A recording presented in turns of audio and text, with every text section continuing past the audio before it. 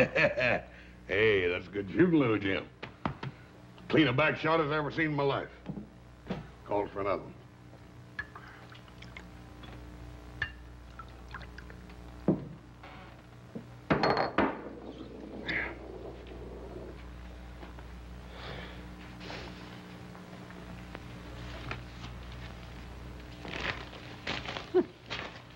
That's a shame. He had a full house. You can't win them all. Drinks on in.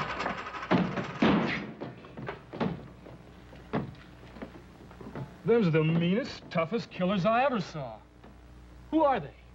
Well, them's the Slade boys. Didn't you know that? No. We're sure lucky they didn't plug us, too.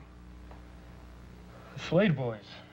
I'm sure glad they're riding on through. Do you know where they're heading? I heard them mention a place called Kiowa Flats. Slade boys. Kiowa Flats. Remind me to ride clear of that place, will you? Come on, give me a drink. Yeah,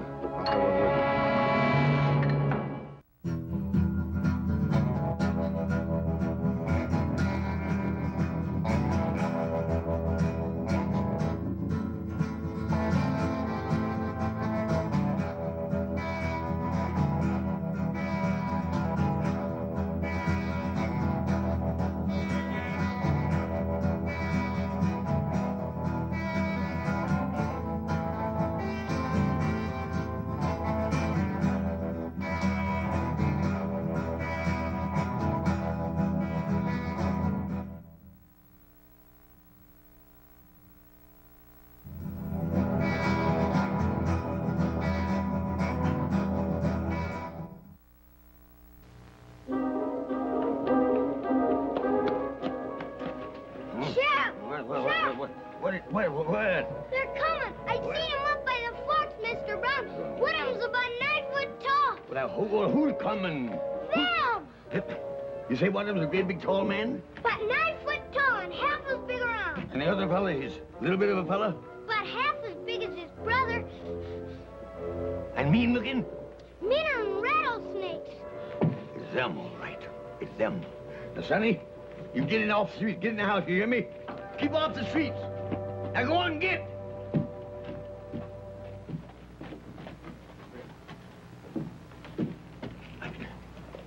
Ain't no sense looking for trouble. Darn thing never was no good nohow. They're coming!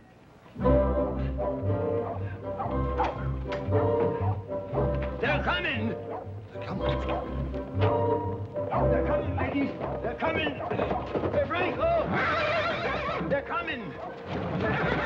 He's showing good sense. They're coming.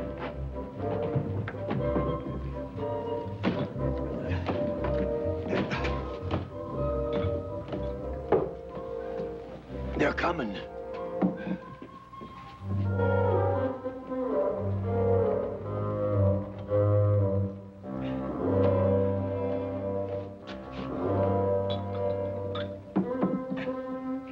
They came.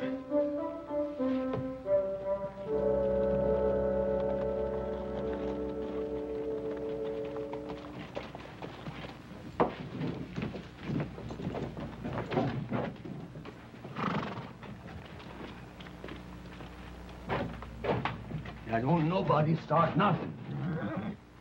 Hey, Oz? Yeah. Let's wash some of the trail list out. It's a good idea, little Joe.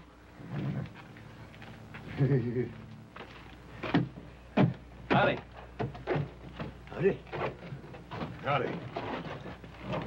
Howdy.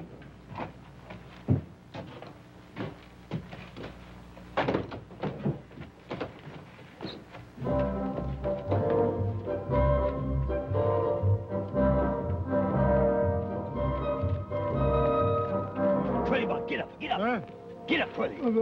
All right. Morning, Sheriff. Morning. Well, don't mind if I do. Who's buying? You're always talking about how well you knew them Slade boys, That's huh? right. Yeah, just how well do you know them? Sheriff, me and them Slade boys was practically weaned together. I am their bosom friend. Yeah. Well, your bosom friends just rode into town.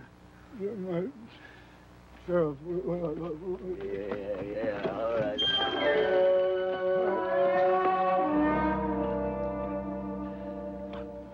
You say that again. Your bosom friends just rode into town. Well, why would those two murderous villains want to come to a miserable hole like Kiowa Flats? Because Alonzo McFadden hired them to kill off all the Hatfield boys, that's why. Oh, that's right. Well, where are they now? In the bar. Oh, no, that's terrible. No, Sheriff, that's the only bar in town. They'll bust that Never place mind. up. What do you mean, never mind? They'll ruin. All right, all right. Go to the livery stable. Get a horse, hire it, charges to me, Right. and ride out and tell old Jubal Hatfield not to come into town for quite a spell. Then when you come back, look me up because I'll need you to identify them two fellas. Right, I'll do it right. Yeah. And look. Look after the bar. Will you look after it? Yeah, I will.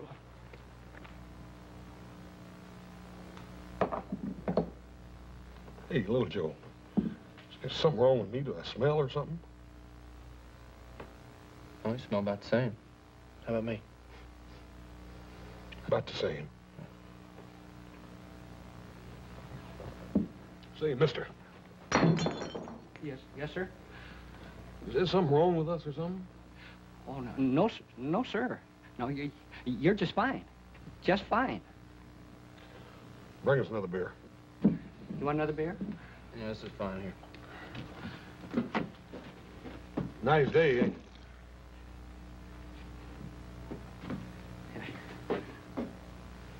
Ain't good enough to drink. Ain't good enough for sheep death. I say it's a nice day, ain't it? Oh, yeah, yes. It's a fine day. I mean, it's a nice day. About as nice a day as we ever had. I can't remember a nicer one. It was, well, maybe back in 47 or 48. I might have had something better. I don't remember. Well, it's kind of warm. Well, it's not too warm. Maybe a little on the chilly side. Well, any kind of weather's all right with me, so long as it don't bother you none. Oh, I guess it's a nice day. I don't know.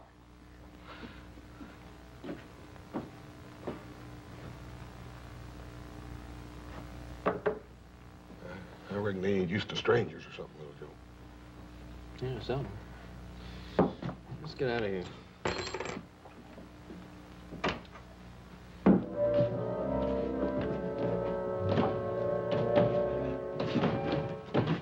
Howdy. Howdy. Howdy.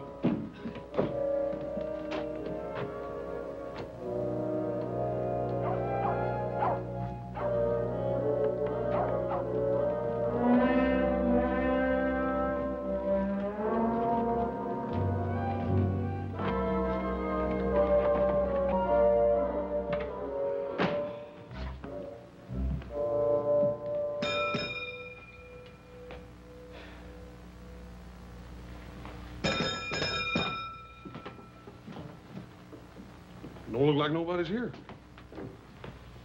You know, I don't like this. Let's get out of here. Oh, no, little Joe. I just don't like it. There's something funny about the people around here. Well, I'm too tired to argue about it. Just sign her name and get a room.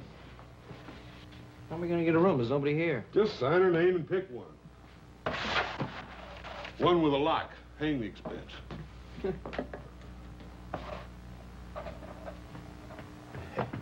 Now they're going upstairs. They're going to stay all right. Oh, did you see the way they looked at me? Oh, gentlemen, there was death in them eyes. Sudden death. Oh, I tell you, when they took that swallow of beer, and that big one made that face, and he looked dissatisfied and uneasy like, oh, I tell you, I could hear them pearly gates a-jarring open. If you gentlemen will excuse me, I feel considerable shook. I'm a mite shook up myself.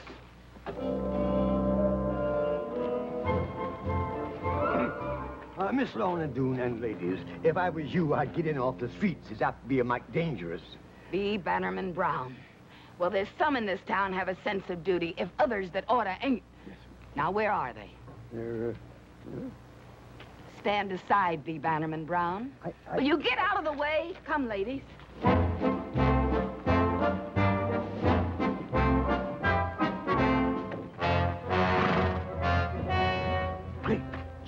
Jehoshaphat.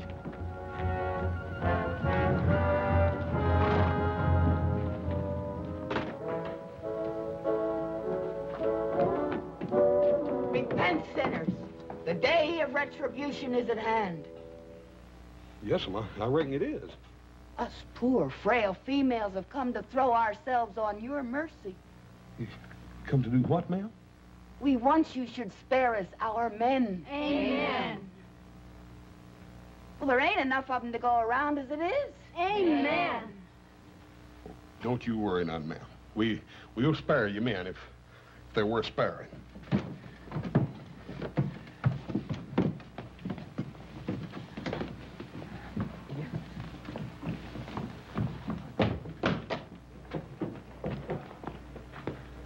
Hey, what do you reckon he meant by all that? Beats the heck out of me.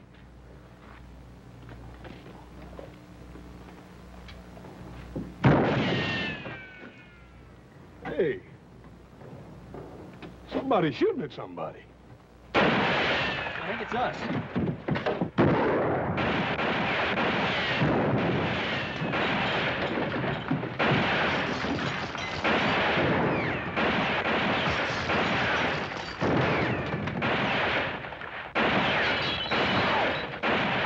What the heck did we do? Dang fine, but I'm gonna find out.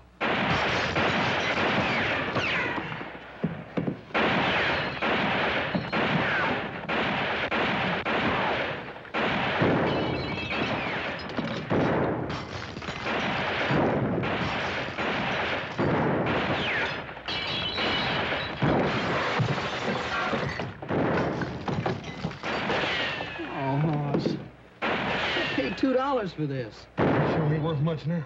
Man, wasn't that good shooting? Well, look, next time we can use your own neckcloth, please. I just hope there's gonna be a next time. Hey, you in there! Huh? We know who you are and what you're here for. You can die now or later. If you want a chance to make your peace, throw out your guns. Hey, they got us mixed up with somebody else. I sure hope so. Well, why else would they be shooting at total innocent strangers if they didn't have us mixed up with somebody? I don't know. This is Texas, though, huh?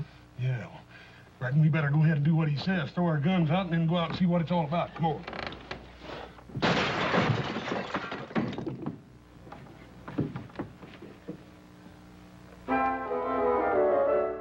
All right, let's try it again. What are your names? And what are you doing here? We done told you that. Our names is Cartwrights, and we're down here to buy cattle. Ants? Go on, boy. Oh! I told you not to lie to me. We ain't lying. Of course you ain't. You just come down here to buy cows. Texas cows. Now, who in his right mind is going to believe anybody'd come down here to buy Texas Longhorns, I ask you? I told you. We're going to take them back up to our ranch in Nevada and cross them with our own herd so as we'll have a hardier breed. And you two are going to drive them cows clean across West Texas, right on up through a hunk of New Mexico, all the way to the Nevada territory, just the two of you? Yeah, that's what we said. It's a fine lie, gents. A fine lie. It's the kind of noble, inspired lying that does credit to the folks that raised you. But it don't wash out here. Now, I'll tell you who you are. You're them two low-down, gun-slinging, murdering, hydrophobic skunks of Slade boys that was hired by old man McFadden to wipe out us Hadfields because he couldn't do it himself. And now look, we never heard of the McFaddens, and we never heard of the Hatfields. And that's the truth. Ain't they the living wonders, though? Ants, take them out and do what has to be done. Come on. Come on.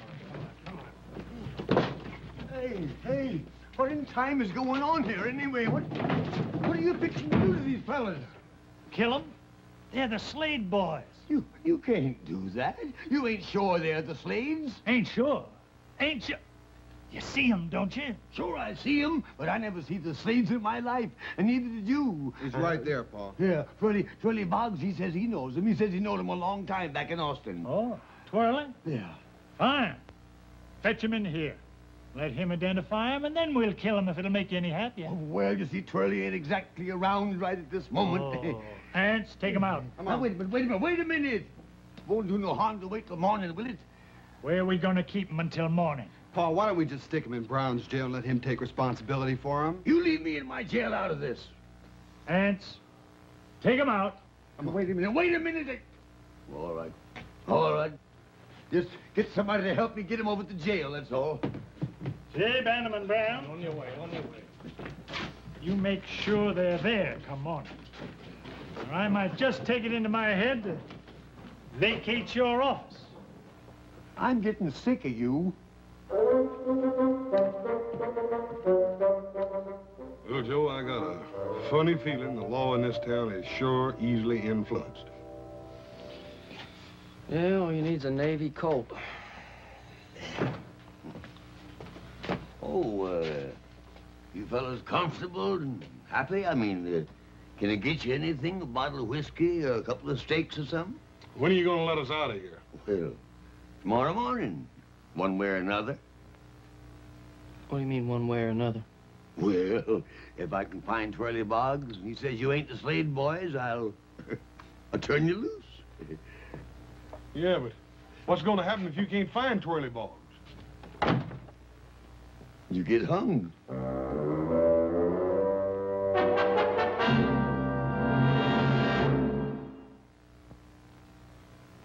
I just about got it figured out. Yeah, what? This whole dang town is touched. Oh, come on. Who ever heard of a whole town being touched? Feller told me one time they got a weed down here and they call it a loco weed. When the horses and cows eat it, they get wilder and all get out. Well, so? People don't eat weeds. Yeah, but they eat beef, don't they? One of them critters gets all filled up on that there loco weed, it'd kind of salt the meat down, wouldn't it? Yeah, that makes sense. Sure does. Well, Joe, you don't reckon they're really gonna hang us, do you? I don't know. If they're joking us, they're sure pushing it pretty far.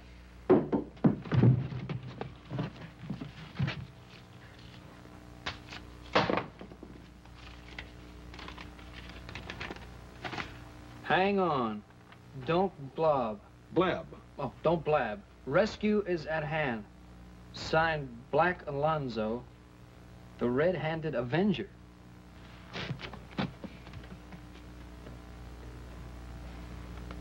Oh, Joe. Even the kids have been affected by that loco beef in this town. Sheriff Brown. Oh, good evening, Miss Lorne Greene. Good evening, ladies. I have fetched my tribute. Yes, I guess as much. Me and the ladies of the town have come to comfort them poor sinners in their final hours. Yeah. Well, the good book says we should forgive our enemies. We are told to bring solace to the afflicted, even though they are a couple of low-down murdering skunks. Yes, here's the keys. You go in and console them low-down murdering them poor lost sheep. Me, I got work to do. Good night, ladies.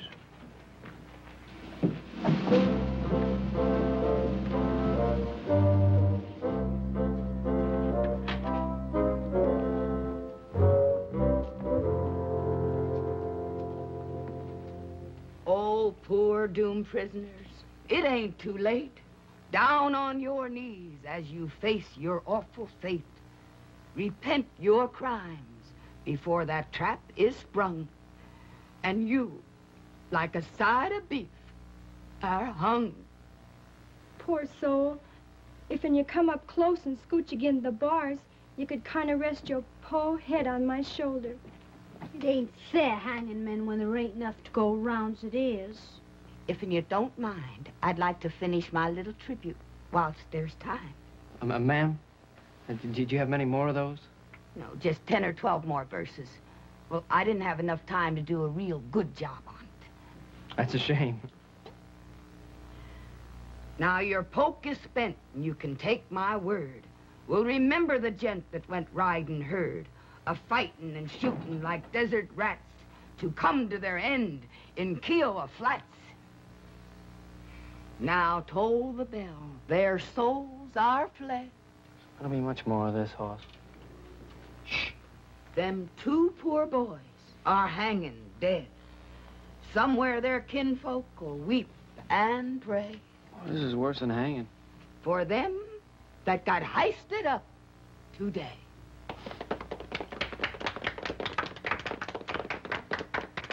Did you really like it? Ma'am, I thought he was prime, just prime. Well, it ain't often I get a chance to recite my tribute to the dear departed before they're departed. No, ma'am, I don't reckon you do. I suppose you'd like to have it buried with you. Most folks do.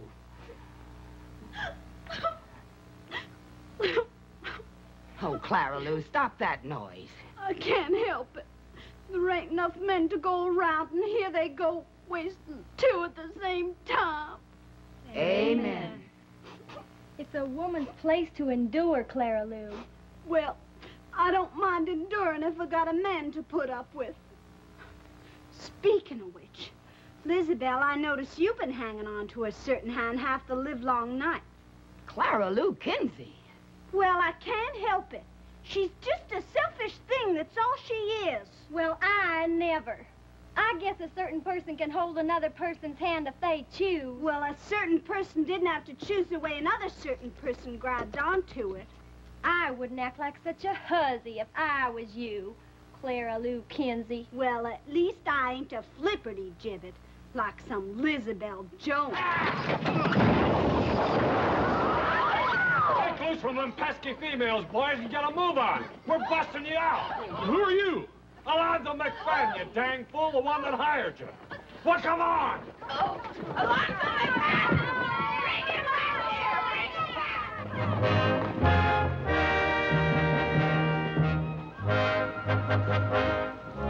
Come on, boys.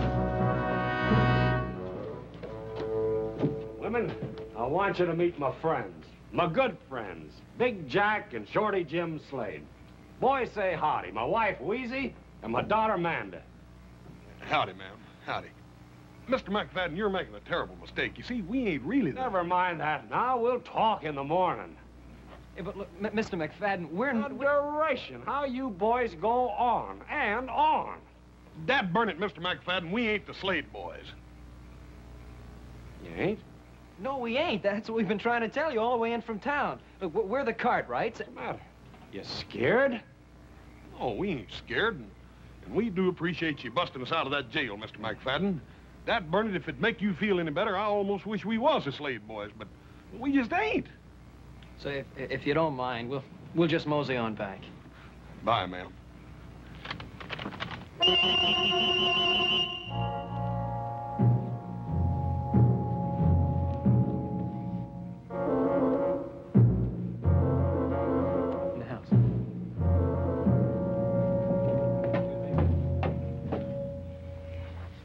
First one side don't believe us, and then the other. Yep.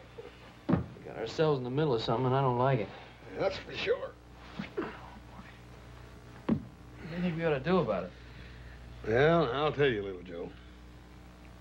I done been hauled up, hauled down, threatened with a hanging, and thrown in jail, and busted out of jail, and poetized at, and shot at, and reared halfway across the state of Texas in the dark. I'm gonna get some sleep. I don't know what you're gonna do. Hey.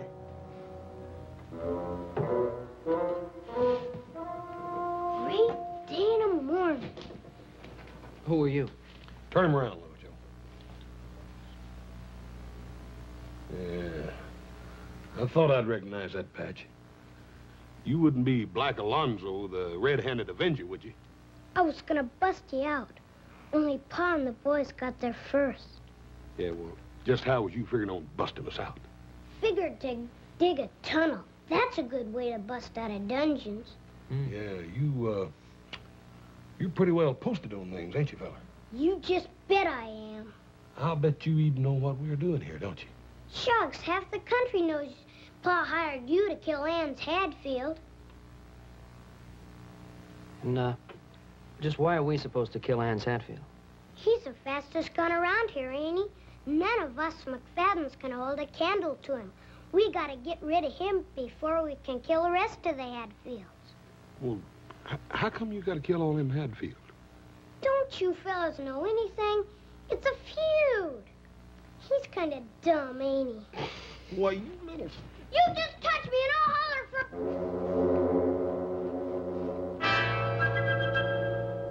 Black Alonzo, you tell your pa that we hate to leave like this, but we just ain't the Slade brothers, you hear? You thank him for busting us out of jail, all right? Let's go.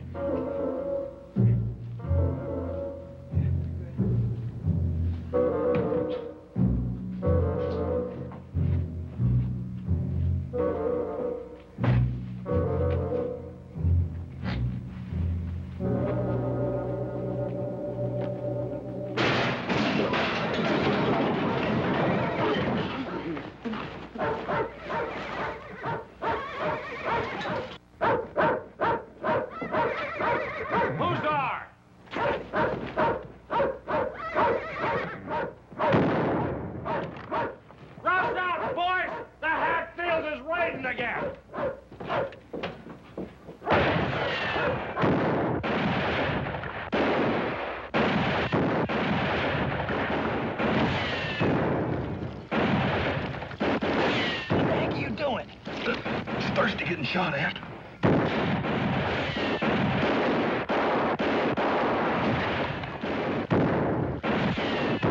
Hold your fire. They ain't shooting back.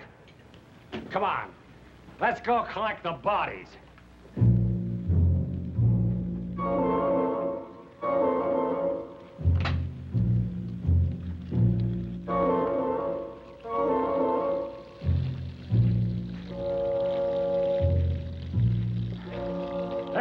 Slade boys, on your feet. Look, we're not this... Never mind.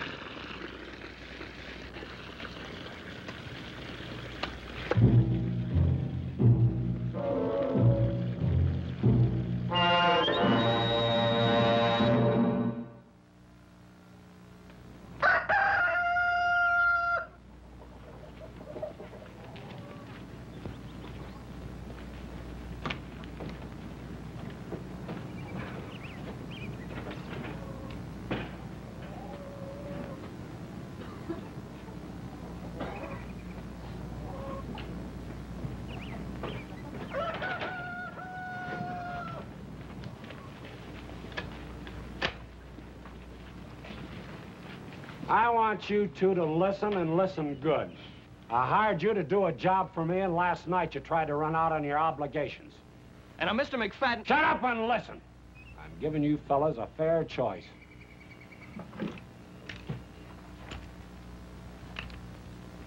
Now, you can take them guns and do the job you're supposed to.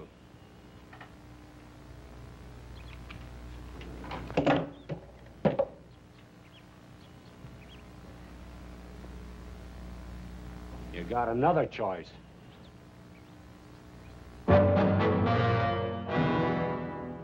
Name your poison, boys. Dad burn it, Mr. McFadden. Don't you folks ever think any other use for a rope around here? First the Hadfields want to hang us for being the Slade brothers. Now you want to do it because we ain't. I'm getting awful tired of hearing that same old tired lie. All right, boys, heist them up. Now, hold on just a minute.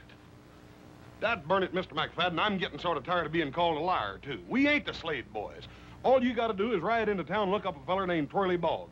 Sheriff Brown told us that he knew the Slade boys, and he can tell you right quick we ain't them. That's right. All right, boys. If it'll make you feel better disposed to do the work you was hired for, we'll all saddle up and ride into town. We'll look up Twirly Boggs. Take the gun, boys.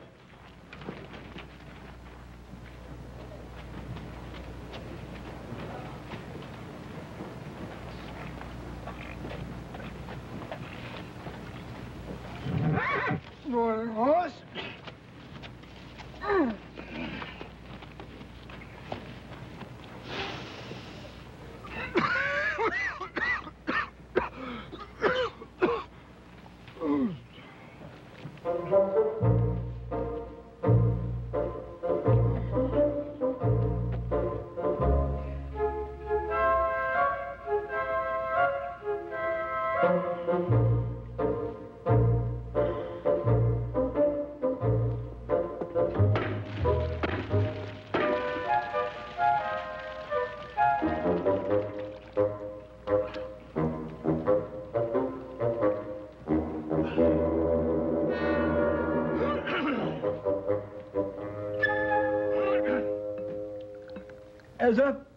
I know there wasn't a jail that could hold them slaves. You see, I know them boys. I know them real good. I went to school with the Aunt Emmeline, see? I tell you, those boys would gouge your eyes out if they thought you looked at them in the wrong way. They would shoot you if they wanted a little target practice. Why, them boys... Who's buying, gents? Them boys, they had a man for breakfast every day of their life from the day that they put on long pants. Yes, sir. They had 2 on Sundays. Never touched me, though. No, sir. They like me. You see, they like me real good. But Oh, come on now. Somebody stole my drink. Let's have a drink here. I tell you, them 2 Slade boys is 2 curly wolves. They are the big wind off in the prairie. They walk in blood, and where they breathe, they leave behind them ruin. Get ready for ruin right now, because here they come.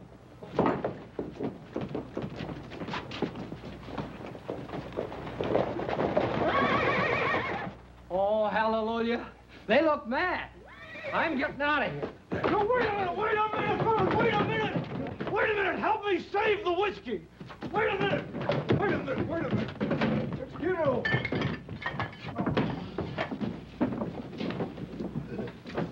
Howdy. Brown, where's Twirly Boggs?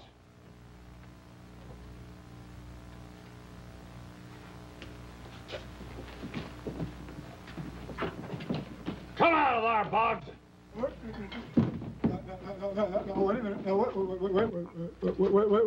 wait a minute. Now, take it easy. Let's not go massacring Twirly Boggs now. I ain't never done no harm to nobody. Come here, Boggs. Yeah, I'm right here. I'm right here. Take a look at these 2. Are they or ain't they the Slade boys? Well, Are they or ain't they? You just go right ahead and answer, Mr. Boggs. Tell him the truth. Ain't nobody gonna hurt you. Correct. Ain't nobody gonna hurt you. That's fine. Well,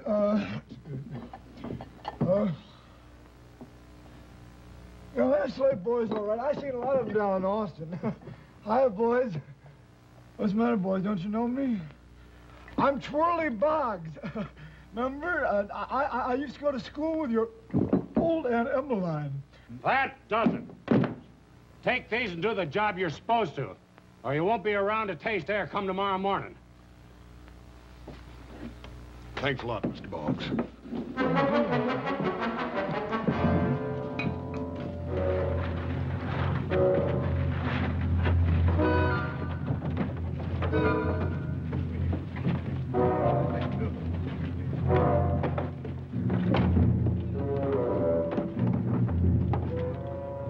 Howdy, boys. Howdy. Howdy, Mr. Brown. Boy, anybody comes riding into this, they're gonna get slaughtered. Yeah, they got guns planted in the windows and up on the roofs and whatnot. Yeah. Well, maybe the Hatfields won't ride into town after all. They'll ride in all right. They got the news. Seems a terrible shame, don't it? All these folks killing each other. How'd a feud like this ever get started, Sheriff? Over a hog. Over a hog? Yep, just a plain common, ornery razorback hog. I'll tell you boys all about it, but first I got to get a little potation to loosen up the vocal cords. I'll tell you the whole sad tale. Come on. Gully.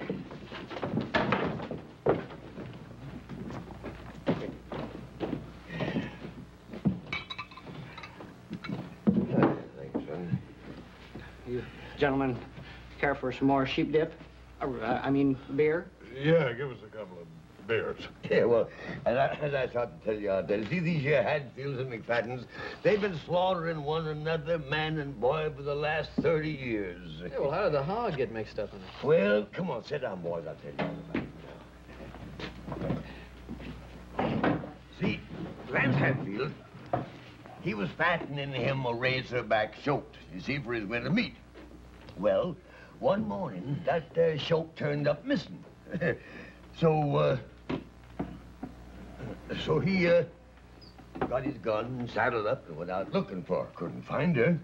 But as he was passing by the McFadden's cabin, he, pork roasting. So he went in, and of course, naturally, they asked him to stay to supper. And lo and behold, they brought on a great big mess of fresh roast pork. He knowed the Hadfield didn't have no pig, so he accused them of stealing his. And then the shooting started, and it's been going on ever since, for 30 years. All that killing over one dad-burned old fattening hog. Now, look here, Mr. Brown, you was sheriff then. Now, how come you didn't stop it? Oh, shucks, I tried 2 or 3 times. It didn't do no good. See, nobody pays much attention to me. I don't know. Maybe it's because I'm getting old, or maybe it's because I'm getting a little cowardly. I don't know. You boys don't look so darned old, and you sure don't look like cowards. Well, Sheriff, you're not suggesting that we do something about the feud. I mean, after all, we're supposed to be the Slade brothers. Ah, shucks. I knowed you want gunmen the minute I laid eyes on you. I can tell a killer a mile off. Besides, that Twirly Boggs is the biggest liar in the whole great state of Texas. And that son's just covering a heap of territory. Yeah, well, if you knew, why didn't you say something? First the McFaddens were going to hang us, and the Hatfields are going to shoot us? Well, I kind of thought maybe I was holding a hand I could draw to. But, oh, never mind. By the way, I snuck your horses out of the livery stable and tied them back in the alley, and your gun is in my office. Sheriff, we sure do appreciate this.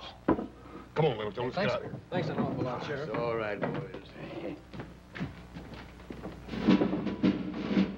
Hey, Buck. Hey, Buck. Come here, boy. Where you going to that rifle? I'm gonna kill me some Hadfields.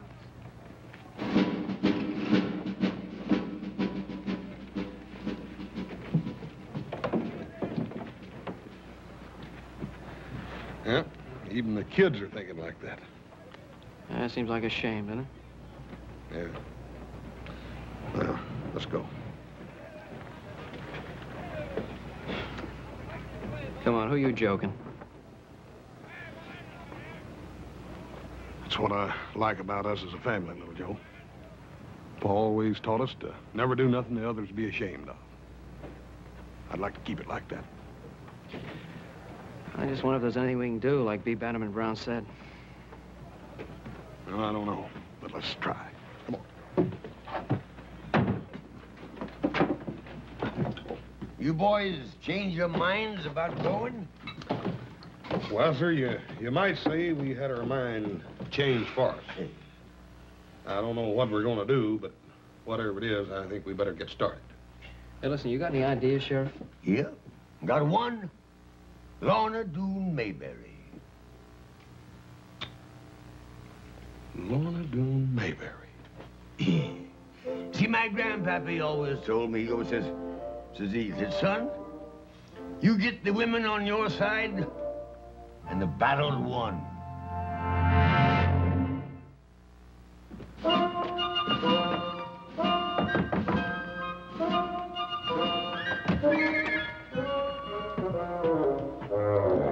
Excuse me, ma'am. Me and my little brother are in a peck of trouble, and, well... Come on. Tell me what it's all about. Come on. Well, first of all, ma'am, there's just about to be a bunch of killing out there in that street. There's always killing in that street. Oh, yes, and that seems to me like it's a terrible waste. I mean, there not being enough men to go around for all you ladies like it is. There ain't a woman living can keep men from fighting. Well, ma'am, I beg to differ with you. You see, sometimes women folk can sort of get around men folk in little ways. And I figured maybe if you ladies tried right hard, you might be able to get around these. You ain't as dumb as you look. What do you want me to do? Well, ma'am, here's our plan. We figured if you...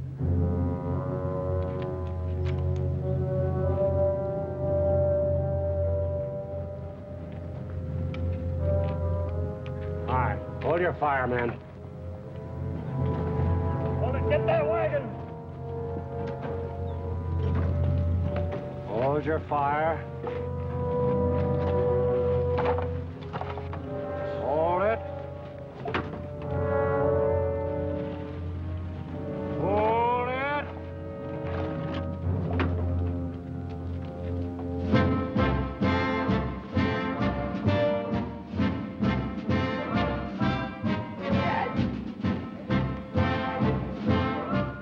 Florida Dune Mayberry. Dag nabbit, you get them women off of this street. We're staying right here. Lorne Dune, have you lost what few wits you ever had? I got my wits, Jubal Hatfield, and that's more than you can say. Us women got a few things to tell you. And you can start your fighting after you hear us out. All right, ladies. Well, they gotta listen to you. I got something to say. You all know me. I'm Wheezy McFadden. My man's Alonzo McFadden. He's over there behind them barrels and things with the rest of the McFaddens. Alonzo, I want you to listen to me. I can't have no more chillin'. But I ain't gonna cook for you, nor wash for you, nor do anything a wife's bound to do for her man till you put down that gun and come out of there. Alonzo, I mean it. I'm Susan Hatfield. I guess you all know who I'm talking to. What Wheezy says goes for me too, Jubal. I won't be the kind of wife I should till you stop this fighting. I'm talking to you, Anse Hatfield. You heard your ma talk, and you heard my ma. You're on one side, and I'm on the other. Here I am, Anse. But don't come after me with a gun in your hand.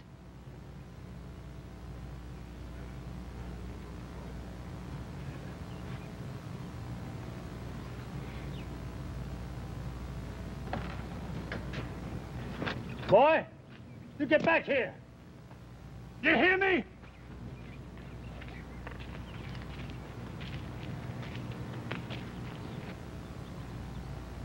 You men want to hear some more?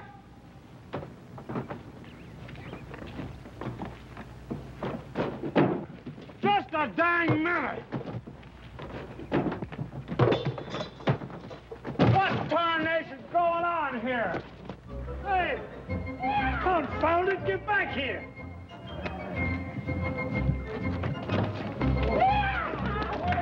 This ain't no way to run a feud.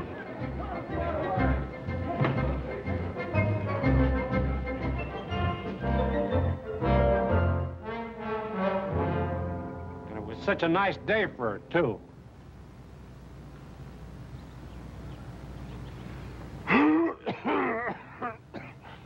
Hatfield, I'll buy a drink. A drink? All right. I'll accept your offer, and I'll buy another. Fair enough.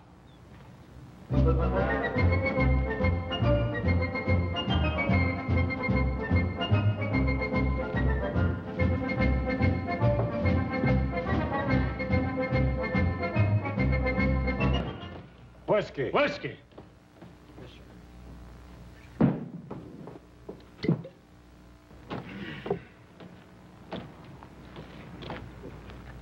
Lorna, that was a mighty fine thing you just done. Lorna, 15 years ago, you said to me that if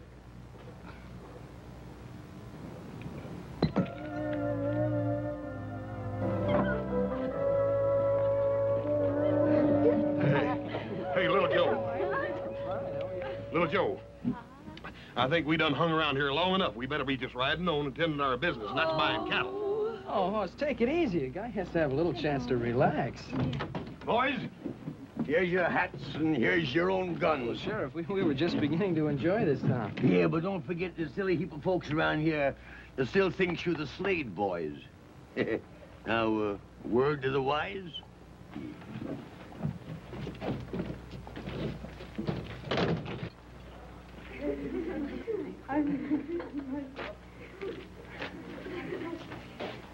You've had plenty for today, little Joe. Come on.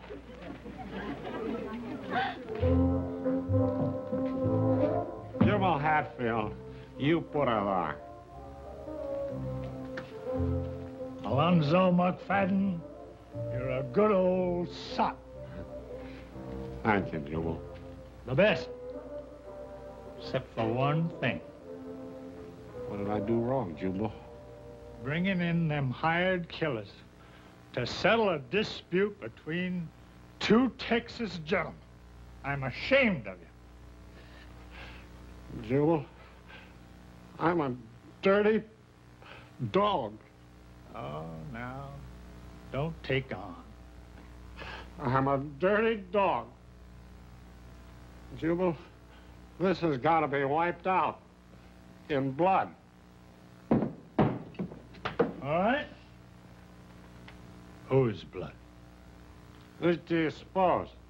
Those two dirty, miserable killers that came along into our peaceful little community trying to stir up trouble between us two peace-loving families. That's what I like about you, Alonzo. You think the same as me. Let's go round up a couple of the boys, just in case.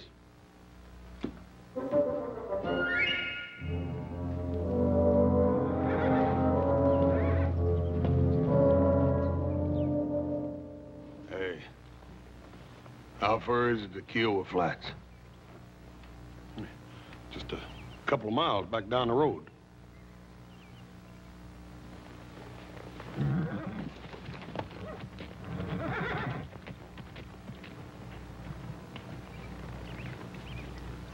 You don't suppose that... I think so. Come on, let's get out of here.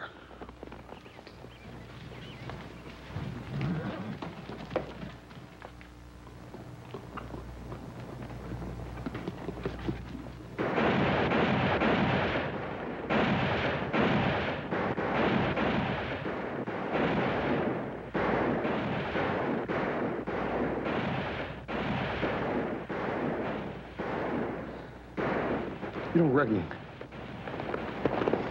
I think so.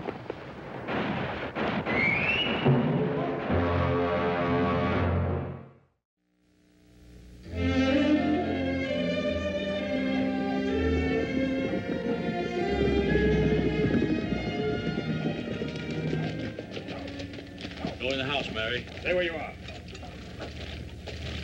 You have been served with a notice of eviction.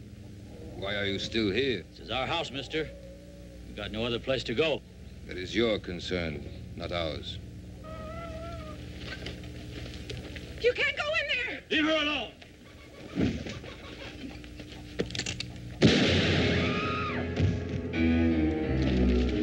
Sounds like coming from the south, Paul. The Logan place. Put up the sign.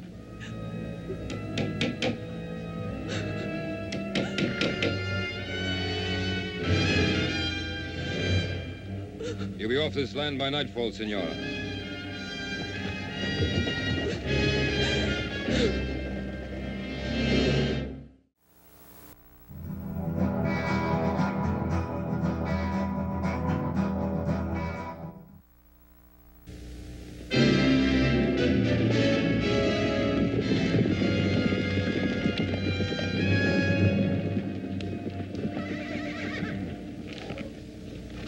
Is he badly hurt? He's dead. They killed him. Mary, what happened? What was the fight about? They said we were trespassing. They said, Senora, be off this land by nightfall. Senora. Sounds like Don Antonio. Let's go. Stay where you are, little Joe. Mary, the law's on their side. Andy and me, we homesteaded this place. 5 years he sweated in these fields. Now we got a family coming. I'm not going. Mary, come with us. We'll be back. I promise. Give me a hand, boys.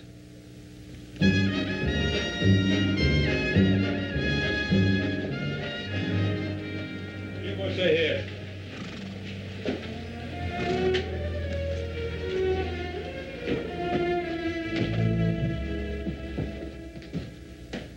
Ben, Adam, I've come to report a killing.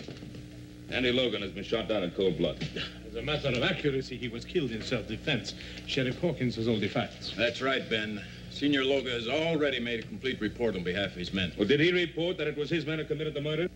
There's a difference, Ben.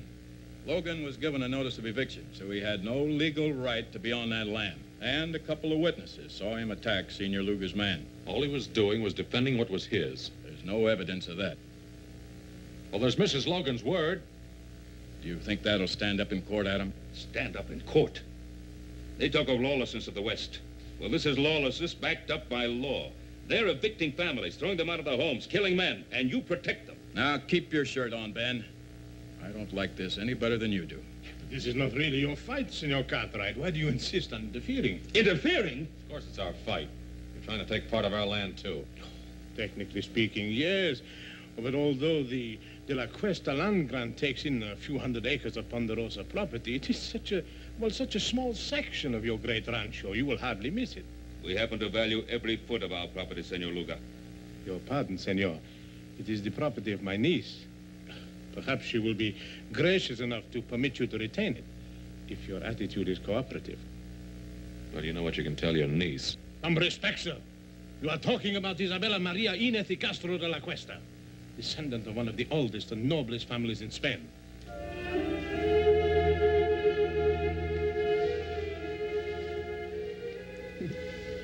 Sanchez, you are becoming quite amorous. For the noble Isabella de la Cuesta, why not?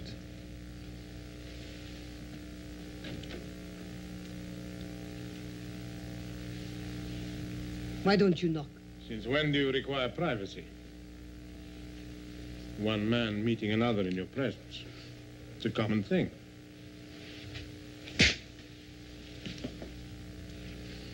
Get out.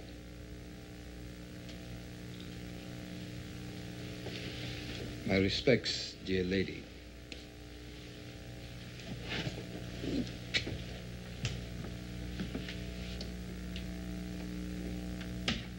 Sanchez, the darling of the barroom girls. Now he has you. Please do not give me one of your lectures. I am tired of being cooped up in this hotel room. But this room is much better than you're used to, my dear. These fine things, these flowers. For entertaining someone like Sanchez, I don't need them. I am Isabella de la Cuesta. Is that not right? Yes, that is right. Then, I refuse to remain a minute longer in this carpeted prison. Just a few more days. Everything is going beautifully. Don't spoil it. How could I spoil it? Everybody is expecting Isabella de la Cuesta to be a great lady. Whatever you are, my dear. Well, you know your weaknesses. When the time comes, I will be as much a lady as anyone. I've spent years of my life on this project, tracing the land grant and then tracing you. I won't let you destroy it now. You understand?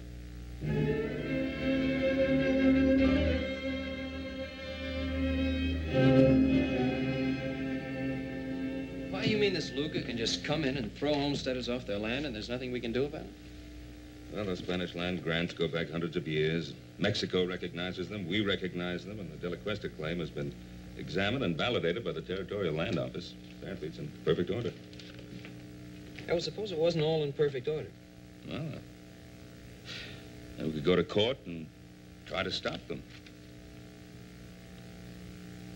The records of the Spanish land grants are kept in Monterey, aren't they? Mm-hmm. That'd be worth looking into. Paul, would you like for us to ride down there and check on it? Yeah. Yeah, you and Joe. First thing in the morning. check everything on file, get a complete history of the De La Cuesta family. Meanwhile, Adam and I will file an action in Judge Blankney's court in the name of the Carson Valley settlers and ourselves. Well, what chance do you think we stand there? Very little, I suppose, if Isabella De La Cuesta is actually the true and rightful heiress. But there's still one more thing we could do. What's that? Talk to the great lady herself. After all, no one's seen or talked to her except Senor Luger. What good will that do? You don't think she's going to help us? Well, how do we know until we find out? Well, here's hoping we can prove that Isabella De La Cuesta is not Isabella De La Cuesta.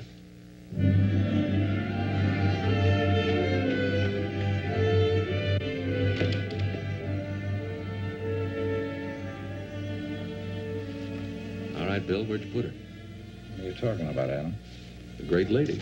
Senorita De La Cuesta, or whatever she calls herself. What room's she in? Can't tell you that, Adam. I've got orders. You also got friends. Room 33. Thanks.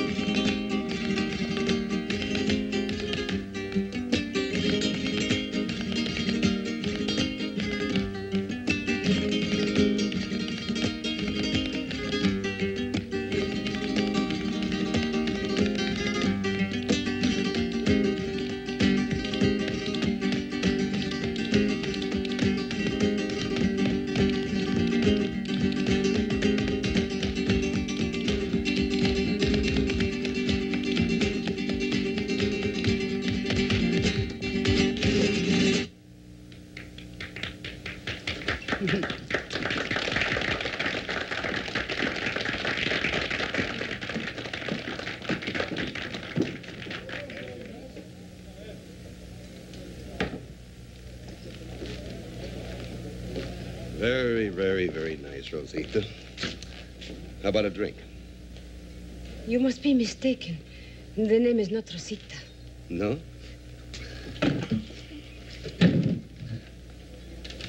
What is it, then? Go away from me. Look, Rosita, you wouldn't happen to be that woman that everybody in town is talking about, would you? The one that's claiming all that land? Let go of me. Come on, just a couple of hundred. Nobody has to know the name is Rosita. You are wasting your time. The name is Isabella de la Cuesta. Go away. Don't get off that easy. All right, let her go. Well, now, you just get out of here, mister. This is none of your business. Well, now, I'm making it my business. Well, you make tracks or I'll cut you. Now, you can leave now.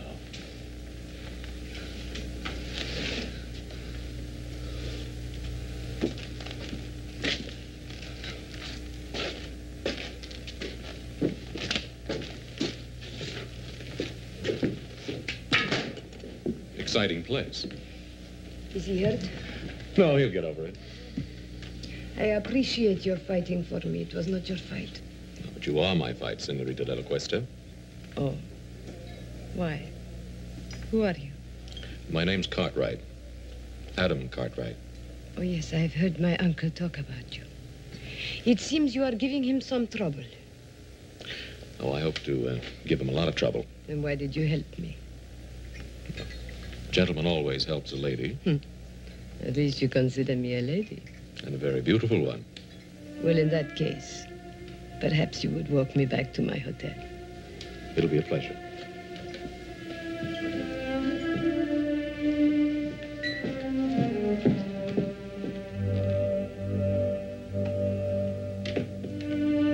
I believe the lady's in room 33. I have the key.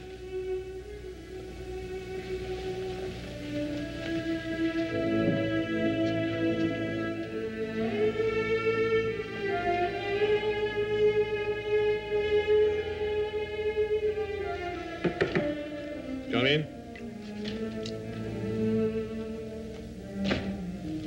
Your lady is full of surprises. Well, at least I know she's not with you, huh? See, but she's not alone. The one they call Adam Cartwright, he's with her. What? You want me to... No. What will we gain? Well, she could be telling him certain things, huh? Is that what worries you, Sanchez? Or are you maybe a little jealous, huh? Don Antonio, I work for you. But if you make fun of me, I'll kill you. Oh, kill for her. Don't be a fool. No, just keep an eye on her.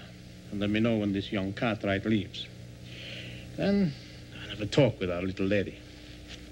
I'm glad that you like the wine of my native country. Let me refresh your glass. Oh, I like your wine very much. Senorita de la Cuesta. Now begins the Inquisition. Call it that if you like. No, I don't like. I think it's a very ugly word. Ugly? Then what do you call throwing people off their land? Is it their land or mine? It's theirs, by the work and sweat they put into it. And do you hold your land by sweat or by a deed of trust? By both. Tell me, Senorita, when did you first discover you were the heiress to the De La Cuesta grant? When my uncle Don Antonio found me and told me. And where did he find you? I only ask because I found you in a cantina. And believe me, no Spanish lady ever behaved the way you did. You were of service to me in the cantina, Mr. Cartwright. But that does not give you the right to pry into my private affairs. You know, we could be friends. Could we? Mm-hmm. No. When a man kisses me, he has to have his mind on love, not on business. Adios. Hasta luego, senorita.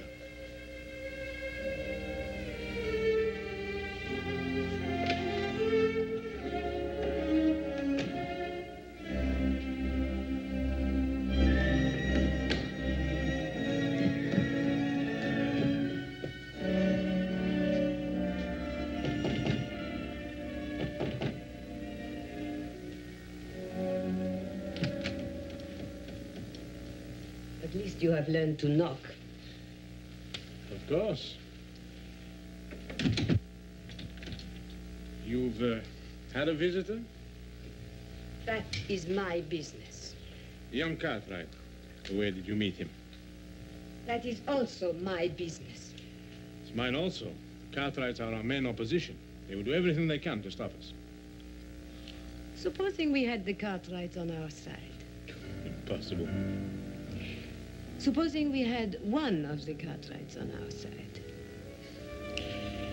Isabella, you have learned to handle men to perfection. Thank you. But then, of course, I didn't have much choice.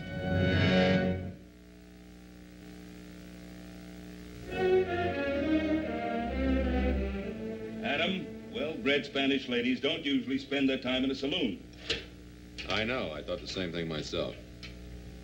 I went back to the hotel with her and had a glass of wine. Oh, good. Did you find out anything? No. One thing, she's quite a beautiful woman. Well, we knew that. What else? She's very sensitive about her past. Uh-huh. Won't talk about it at all. Adam, you may be heading in the right direction. Maybe so, but I don't know how happy I am about it. Why not? It was your idea. Yeah, I guess it was. But she's not exactly the kind of woman I thought she'd be. Adam, this is the woman who's trying to grab all that land. Is she? Or is it Senor Luga? Well, what's the difference? They're both in it together.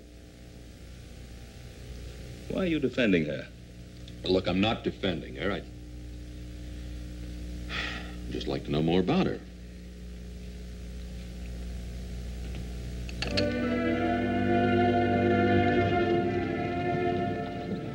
Anything wrong, senorita? I'm tired. I've had enough of riding. I don't like it. Why, I thought all Spanish ladies knew how to ride. Well, I am out of practice. Please let us rest a while.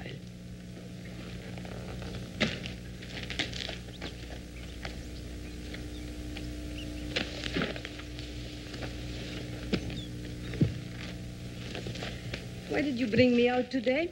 Just to find out if I could ride? Well, there's something about you, Isabella. Is there? What is it? Well, it isn't nobility, I'll tell you that. Then what is it? It's...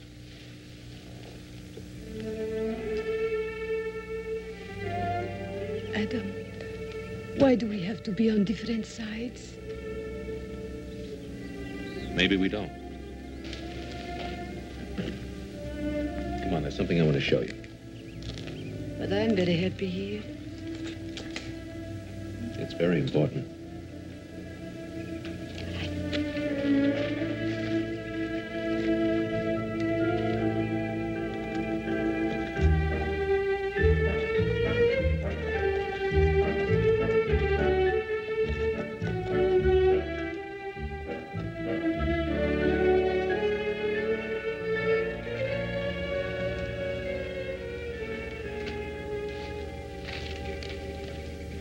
What is this place? That's part of your holdings. I think you ought to get to know it. Is this the time? Why not? You not only have land, you have buildings too, see? Man and woman used to live here. I understand a child was on the way. So they will live somewhere else. The woman and the child, maybe. The man's dead. As a matter of fact, he died exactly where you're standing now.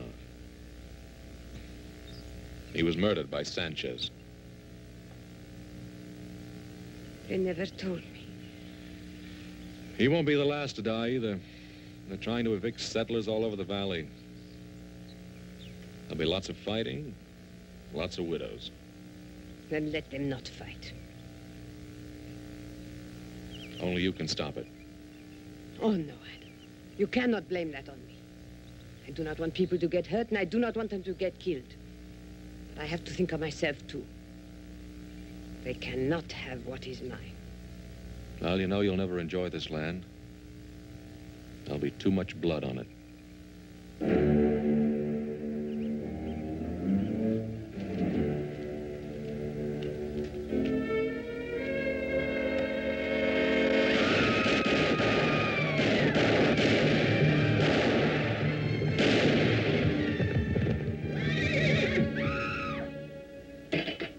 Antonio, the southern section is all clear of settlers. Good, good. Now you can start on the north section.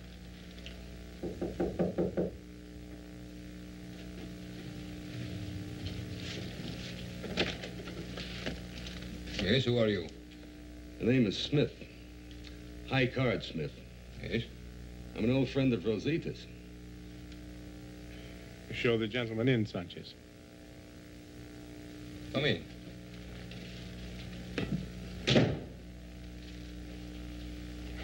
Now, what is this about Rosita? I used to know Rosita in San Francisco. I figured you wouldn't want the news to get around. But we have nothing to hide. Well, that might not go so well in court, senor.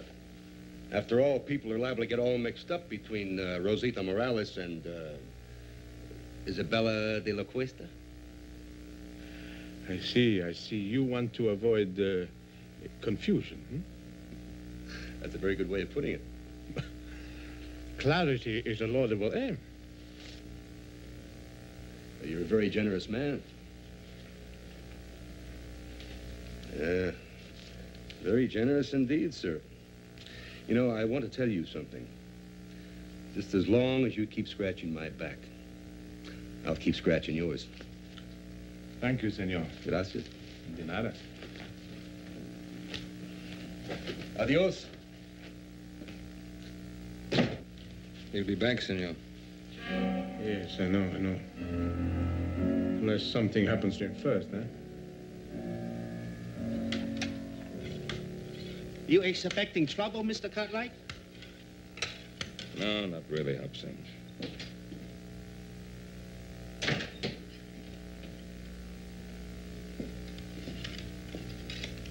What are you doing, Pa?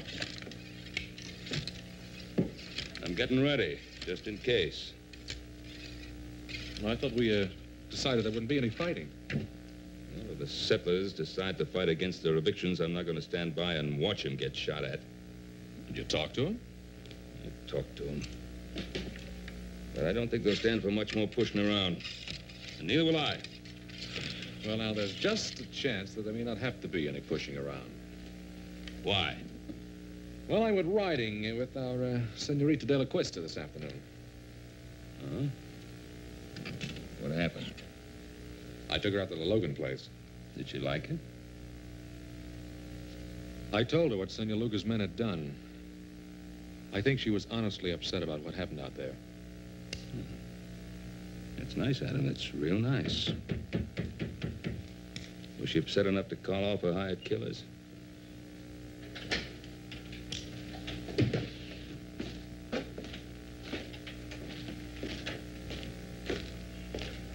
Well, if it ain't the great lady's knight in shining armor. And what do you want here? Just a few words, friend. The name is Smith, High Card Smith. You must be the main Cartwright, huh?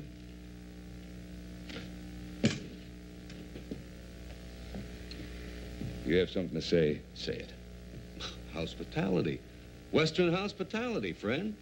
You know, as a matter of fact, everybody in Virginia City has been very inhospitable towards me. Especially at the poker tables. What are you selling? The history of Isabella de la Cuesta.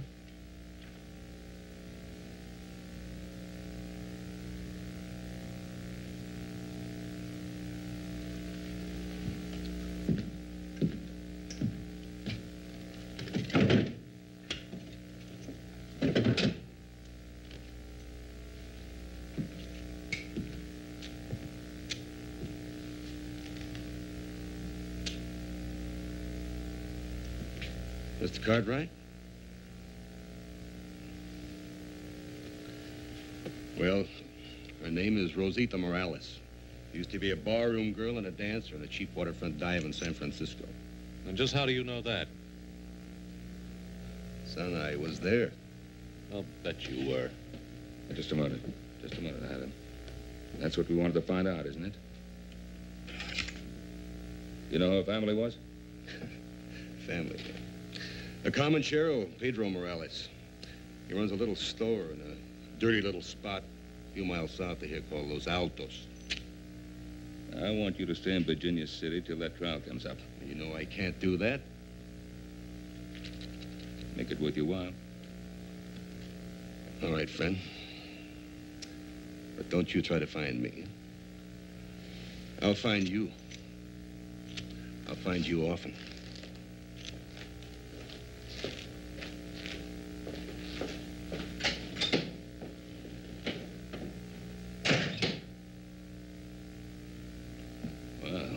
Now we know who our great lady is.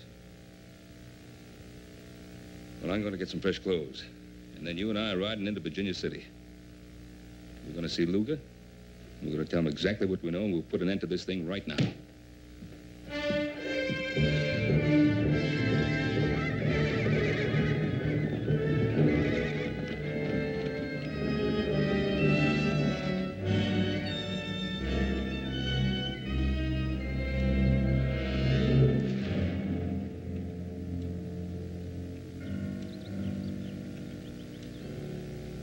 I think we better keep our little appointment with Senor Luger.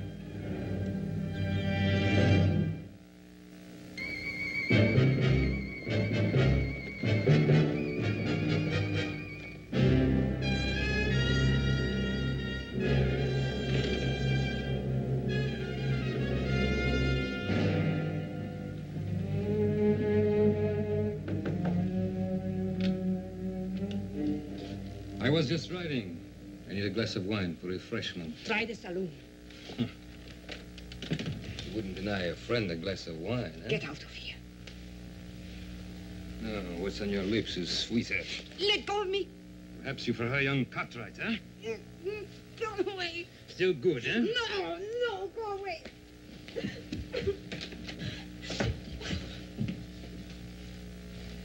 You're surprised, Senor Cartwright, huh? To see your great lady in a lover's quarrel with one of her servants, huh? May we have a moment with you, Senorita? Yes. He forced his way in here. You do believe that, don't you, Adam? I think it's about time this masquerade came to an end. We know who you are. You're Rosita Morales. Maybe I am, but I am also Isabella de la Cuesta. Your father's Pedro Morales. My father is not Pedro Morales. He bought me from some Indians after my family was massacred. I was too little to be killed. But soon I became big enough to chase around the shack. So I ran away to San Francisco. Now, Miss Morales, how can you possibly expect us to believe that kind of story? Because it is the truth. And if you want to believe anything else, you will have to prove it. And while we're proving it, more killing, more bloodshed, is that what you want? I don't know anything about that. You can put an end to it. How? Withdraw your claim to that land. It's the only possible decent thing for you to do. The decent thing to do. Rosita Morales is not decent, is she? Then Isabella de la Cuesta will not be decent either. But she will be rich. And how many lives is that worth to you?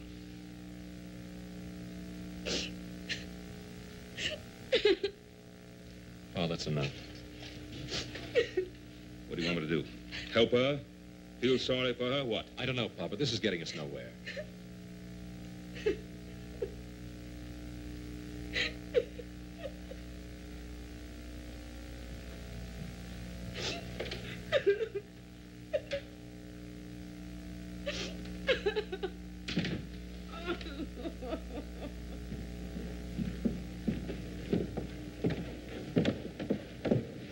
Adam, I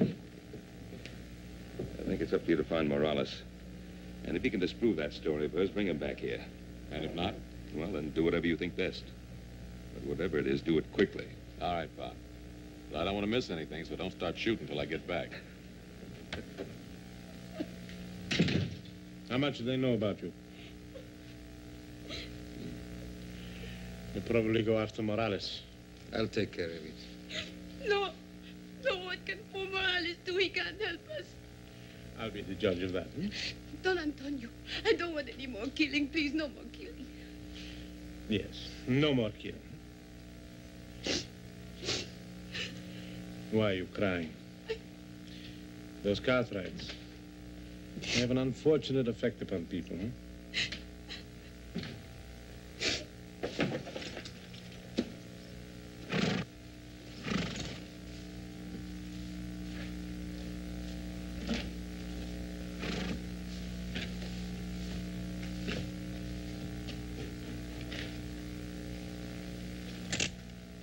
One moment, amigo. Don't turn around. You're not going anyplace. This will get you nowhere, Sanchez. No, it will get me your life. My life? Who sent you, Luger? No, not Luger. Isabella de la Cuesta. You're lying. Why?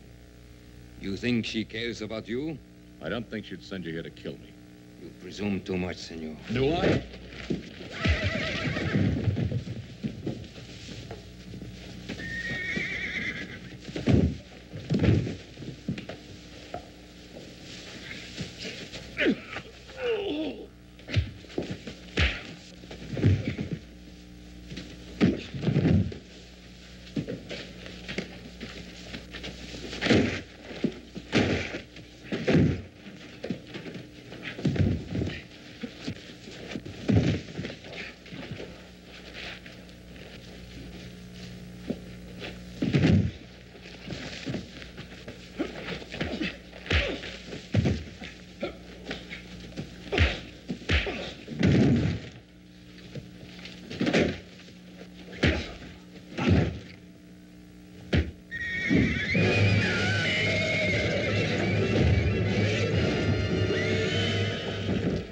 Get him out of there.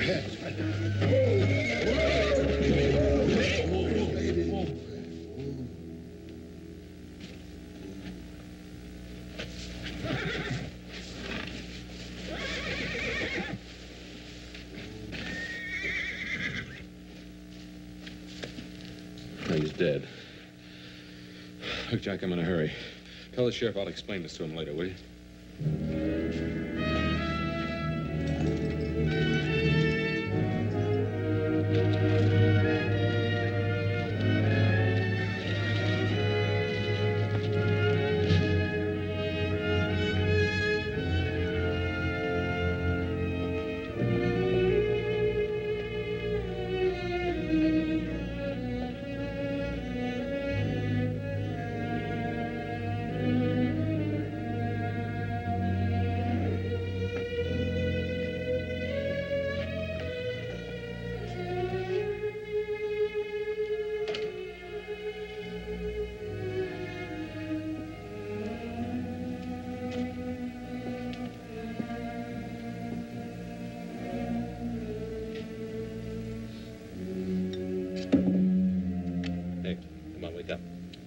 Wake up.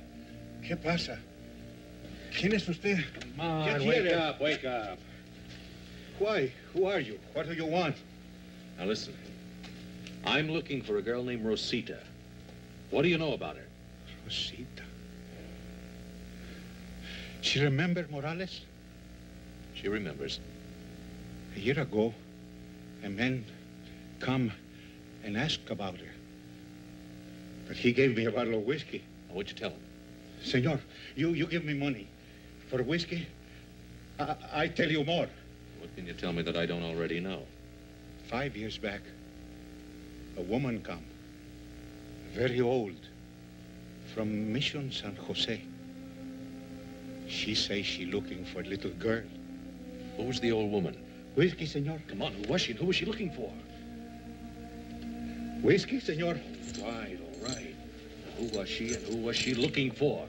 Her name was Doña Teresa Esperanza.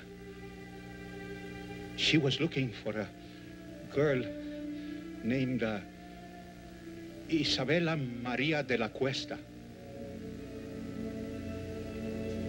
Isabella Maria de la Cuesta.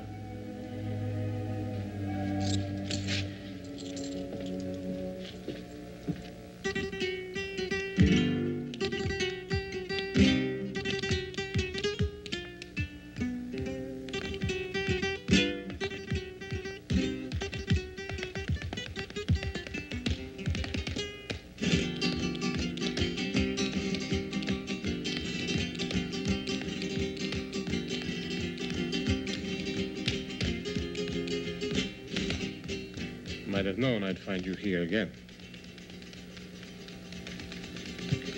I was just sitting here thinking. You mean getting drunk? What's your tongue, senor? I don't want to be hated. Everyone loves the rich. It's good enough for you, isn't it? And not you? How are you falling in love with this young Cartwright? And if I have, what business is that of yours? Must I remind you what we have at stake? Sanchez is dead. And how did he die? Killing again? I told you I didn't want any more bloodshed. Suppose they bring old Morales back, and the Cartwrights bribe him. We'll force a hearing immediately, and anything could happen. But if I am Isabella, what are you afraid of? Justice is nebulous. Everyone is behind the Cartwrights. They love them in this town. Is it so bad to be loved? When we are rich, they will love us too.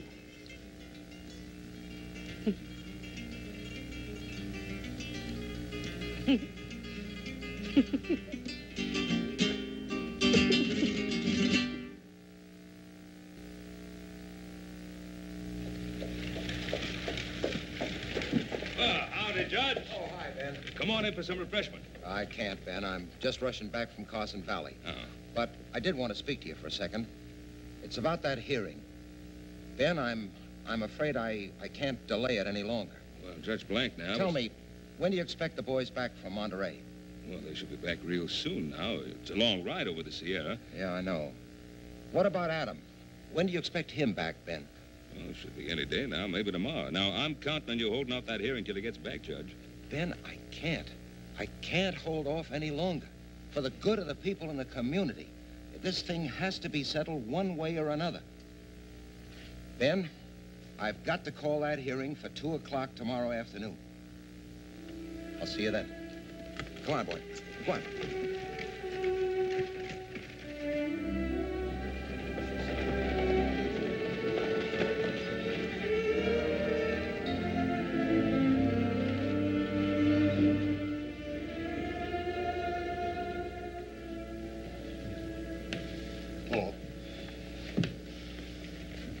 Hello, boys. Glad you got back in time. How much good does it take going? Why, didn't you get the information I sent you for? No, we got it, Paul, but that's just the point. What? It's just as they called it. The De La Cuesta land grant's as solid as a rock. The family was given possession of all that land, and what was that word, little Joe? Perpetuity. Yeah, but the Spanish king himself, that Senor De La Cuesta must have been quite a feller. We'll have to wait for Adam. What good's he gonna do? He's our only chance now. It is now 2 o'clock and time for these proceedings to begin. Your Honor, I would like to make a request. What is it, Ben? I've been waiting for my son, Adam. Something has delayed him. Well, I don't see why that should hold up these proceedings. Your Honor, I think the issue is quite clear. This is obviously a transparent attempt to delay and obstruct justice. Well, surely, Your Honor. A few more days could be spared in a matter of such importance to so many people. A few more days, Your Honor. We've been forced to delay too long already. Your Honor, I am not opposed to the delay if it will help things. I think I know what is best for us, my dear. But if Adam has some information bearing on the case, why should we be afraid to hear it? Evidence can be falsified. Witnesses have been known to lie. Oh, to tell the truth, Senor Luga. This case affects the lives of so many people that I think nothing should be overlooked. Therefore, I hereby adjourn these proceedings until 10 o'clock tomorrow morning.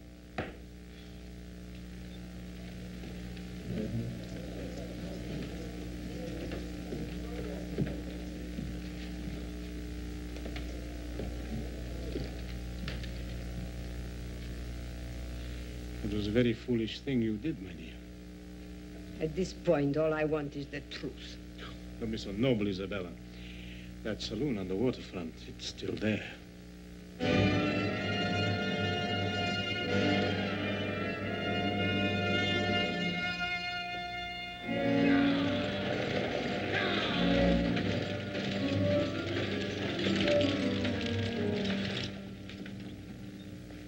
They're here. Well, Adam. Hello, Pa. How's everything? All right, outside of a little shooting. Somebody tried to stop us outside of town. Oh, that's why you couldn't get here yesterday. Nope, I had another reason.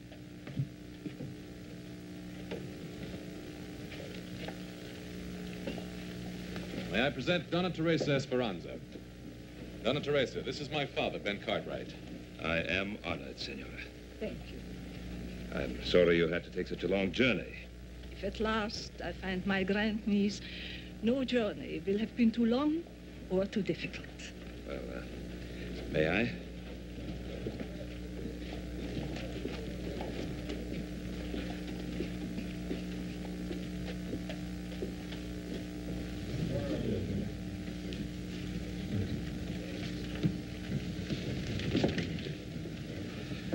I think you will be comfortable here.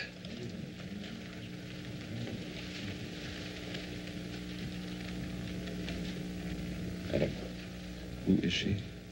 She's the grand aunt and last living relative of Senorita de la Cuesta. What about Senor Luga? Well, he's not her uncle, that's for sure. Doña Teresa. Senor Luga? I did not expect to see you. I'm sure of that. Otherwise, you would not be here. Your Honor, this is the witness for whom we've been waiting. This is Donna Teresa Esperanza. Senora? The great-aunt of Isabella de la Cuesta, the only link to her past, and the sole person able to identify her. Identify her? Oh, Donna Teresa is an old woman. She hasn't seen Isabella for many years. In fact, since a little child. How could she possibly give a valid identification? Who is this adventurer to decide on my qualifications? Not so long ago, he dared to visit me and seek to enlist my aid in his evil and corrupt scheme. What scheme do you refer to, Senora? His plan for me to vouch for the identity of my grandniece, the last of the De La Cuestas. Would you be able to identify the girl if you saw her? Without question. Very well. Your Honor, I protest this entire proceeding. Senor Luga, you are out of order. If you please, Senorita.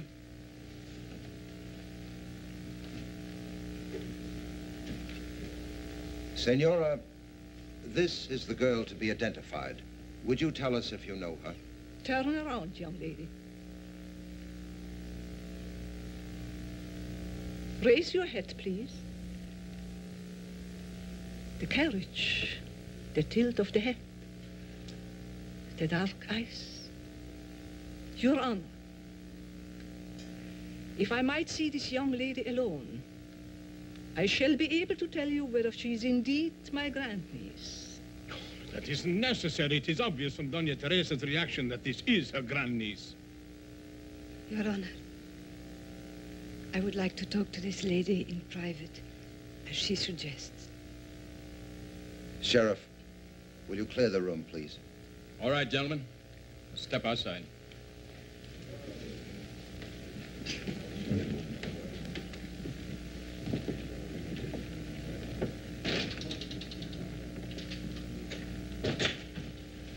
Doña Teresa.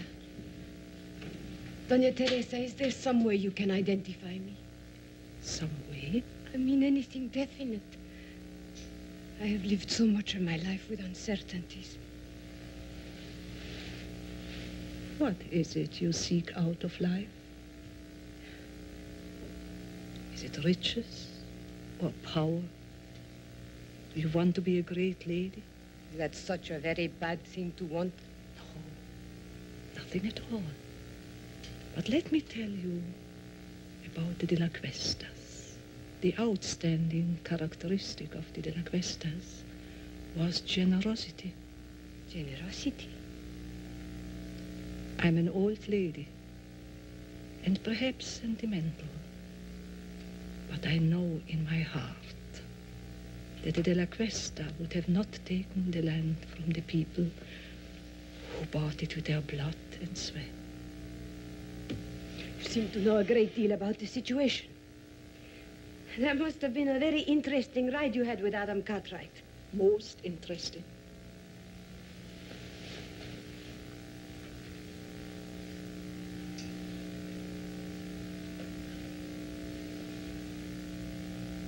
I know who I am now. Thank you, Doña Teresa. Thank you.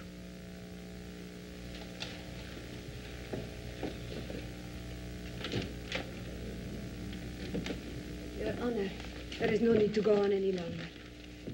I am Rosita Morales. She's lying. What did you do to her? You are Isabella de la Cuesta. Tell her the truth. Senor Luga, you'll have your share of truth-telling. Come with me. You fool. You could have had it all. You could have been the richest woman in this country. Where are you going? I'm going back where I belong. To San Francisco.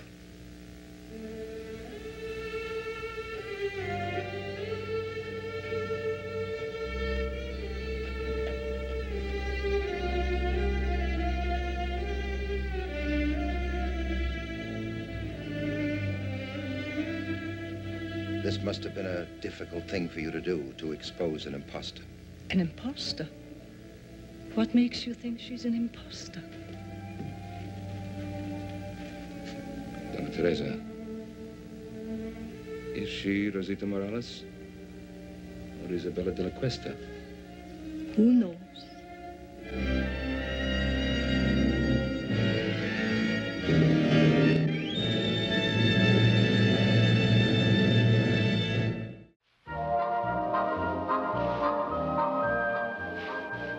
Joe, can't you load no faster than that?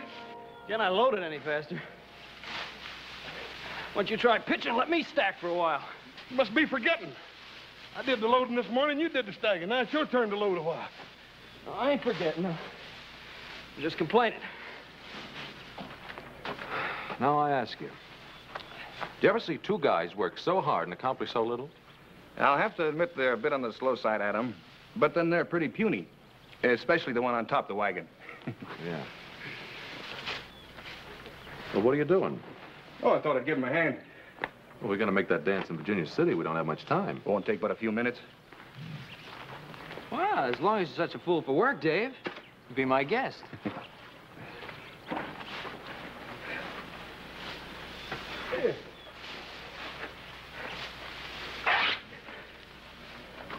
Oh, hey, ain't that shirt you sent all the way to St. Louis for? Yeah?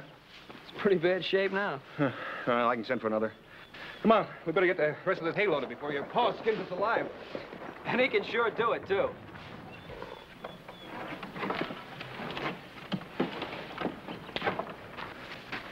Hey, Walker. You stand right where you are, Walker. Oh! Drop your gun, Bob.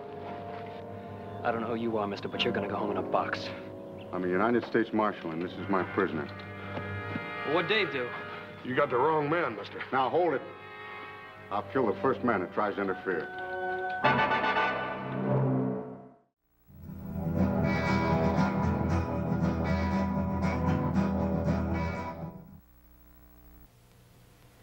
Dave didn't have a chance, Pa. Marshall clubbed him before he knew what was happening.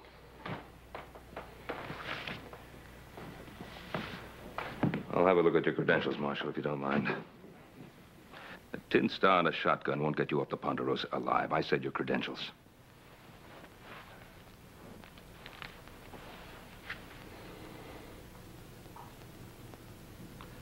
United States Marshal Emmett Dowd, Los Angeles, Office of Southwest Territory. And was it necessary to half kill the boy, Marshal? He had a pitchfork. I don't take any chances. Dave's the one who didn't have a chance, Marshal. Marshal, Dave Walker has been working for me for almost a year now. In all that time, I've never known him to commit an act of violence of any sort. If you have any complaints, you can lodge them with my superiors. Oh, I'll do that. You can count on it. In the meantime, you tell your boys to step aside. I'm going to take my prisoner into Virginia City. On what charge? Murder.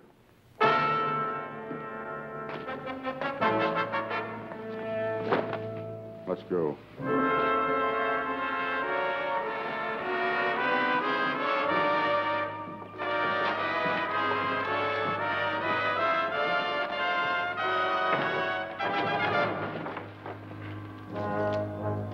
You have to treat him so roughly. Cartwright, I'll handle my prisoner in my own way. Now, look, he's not an animal. Treat him with some consideration. Mr. Cartwright, it's a federal offense, punishable by fine or imprisonment or both, to interfere with the United States Marshal in the execution of his duties. Now, you step aside.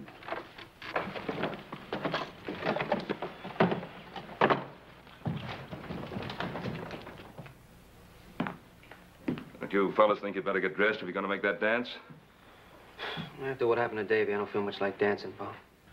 Me neither, Paul. Paul, do you really believe what that feller had to say about Dave being guilty of murder? The question of Dave's innocence or guilt still has to be proved at a trial. Yeah, that is if he gets one. Dowd acted as though he's already been convicted. Yeah. Ain't there some way we can stop him, Paul? Us. He's the United States Marshal. His orders are to take Dave back to Los Angeles to stand trial. Well, maybe some of Dave's friends got together. We could change all that. Now, Joe, whatever we think of Dowd as a man, he still represents the law. Must be a better way to help Dave. We're listening. Well, we can ride into town tomorrow morning, for one thing. Talk to Dowd. The stage for Southern California doesn't leave till noon. Yeah, but how can we help him? I don't know. I do have a lawyer friend in Los Angeles I'd like to telegraph a message to. Yeah, I'd like to buy old Dave a shirt, too. Replace that when he tore up helping us load the hay. Yeah, that'd be a good idea, Hoss. Well, 3 of us will leave in the morning, then. 3 of who?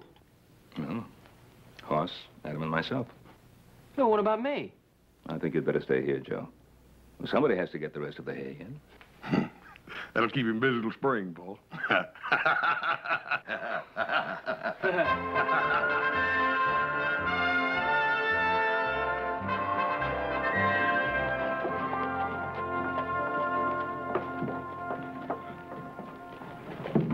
Well, this country's growing up, Pa. It wasn't always you could send $1,000 flying through the air from here to Los Angeles.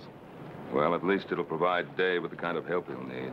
Paul, I'm getting just about ready to kill a man, Paul.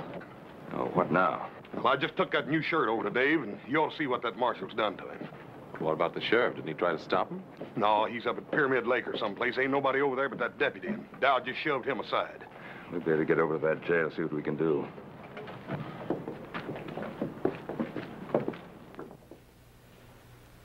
Dave. Let me see your face, boy.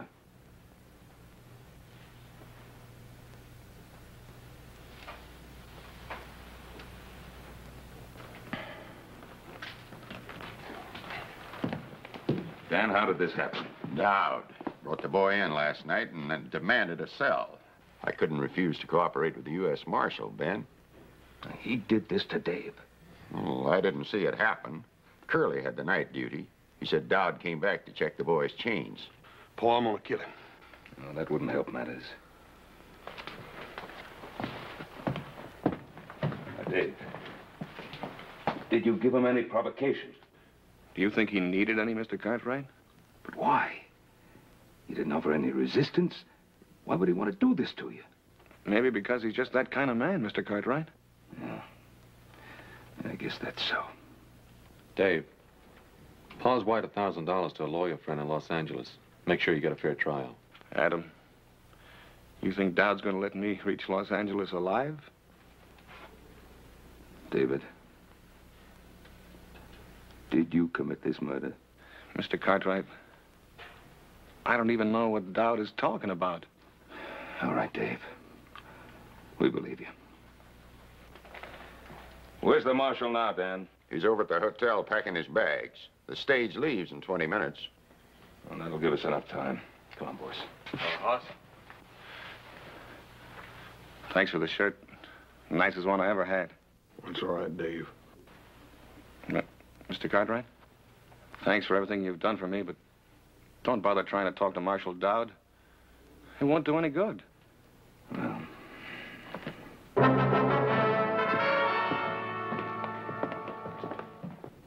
Good morning. Will you please see that our bags are taken out to the stage? You talking about the stage to Los Angeles? Yes, sir. I think that is the name of the little village. You see, my daughter and I are not so familiar with this part of your country. But we like it very much. It's so very beautiful. Isn't it, Father? Indeed, my child, it is. And we are looking forward to the rest of our journey. There's nothing between here and Los Angeles but 500 miles of dry, hot desert. But your desert is most remarkable. We have never seen anything to match its rugged splendor. You'd better wait for the next stage. We aren't taking any passengers on this one. No, we cannot wait. You see, we have made arrangements already at Los Angeles.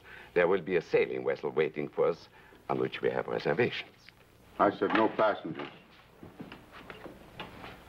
Hello, Marshal. Hello, Cartwright. You're blocking the door. Yes, I know. We've just seen what you did to Dave Walker. He resisted my efforts to shackle him. Was there any need to chain him to that bed? Just the need to make sure he didn't escape from that flea bag jail. What about his face? What'd you hit him with? Cartwright. Get out of my way. Mister, if you weren't a United States Marshal... The point is, I am.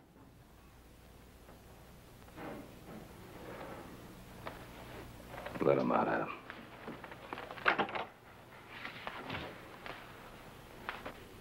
Excuse me, gentlemen. May I present myself? My name is Dr. Anton Strasser. This is my daughter, Andrea. Yeah? Well, I'm Ben Cartwright. These are my sons. Very pleased to meet you, gentlemen. Could you kindly tell me, is there some danger in our taking this particular stage? Danger? No, there's no danger. It might prove to be a bit unpleasant for you and your daughter. Unpleasant? How do you mean? Well, Doctor, you see, they're taking a young man in chains on that stage to Los Angeles. In chains? But why? Is he a criminal? No, ma'am, he's not a criminal. But it might be safer if you did take the stage next week. But, Father, surely he cannot prevent us from taking the stage. Easy, easy, my child. Sir, I don't understand. This gentleman who carries a gun, is he an officer of the law? Well, he's an officer of the law, all right, but you must remember, Doctor, we're a young and rough country.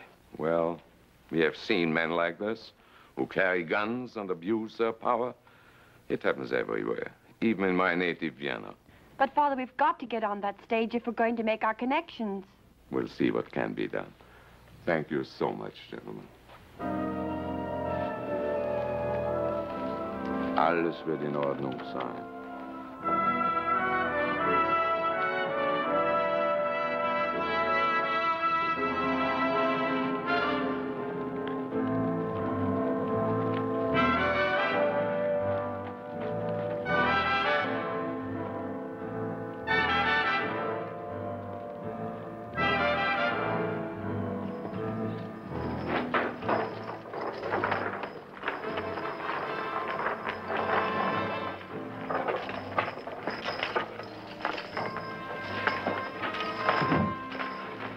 Stand away, mister.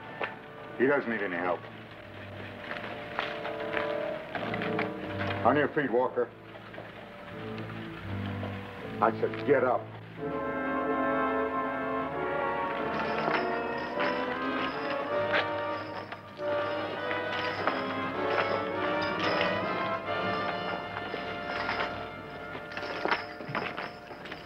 Once before, I've seen that kind of law, man. How do you mean that, Dan? That Dowd doesn't intend for Dave to get to Los Angeles alive. Look, Dan, isn't there someone you can send along to look out for the boy? I'd go myself, but we're 2 men short as it is. We couldn't spare anybody till the sheriff gets back from Pyramid Lake. Think I ought to go along, Pa? Adam, this isn't really our affair. Isn't it? Why'd you wire $1,000 to the lawyer in Los Angeles? I'll make sure the boy gets a fair trial. Well, maybe that's why I want to go along. See that he lasts long enough to get a fair trial. Paul, maybe you ought to send me along, too. Charlie, have you any empty seats? As far as I know, we're not carrying anything but the marshal and his prisoner. See, driver. Please take our luggage aboard. My daughter and I will travel with you. I told you at the hotel. There'll be no other passengers on this trip. Sir, you have no right to do this. This is a public vehicle. Tell your father to step out of the way, miss. I don't want to hurt him. But my father isn't well. And we must make that boat connection. I'm sorry, miss. But we haven't any weapons. Surely we can't endanger you and your prisoner. Marshal? Are you commandeering this stage?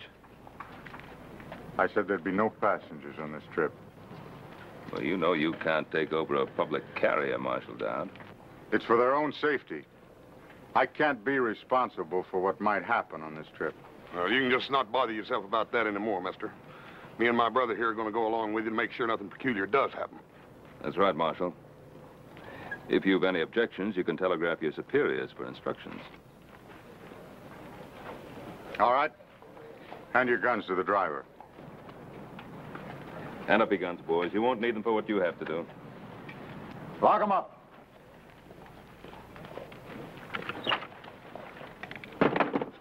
Yours, too.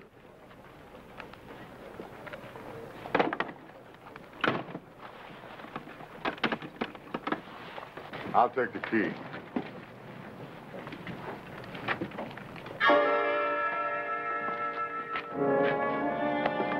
Look out.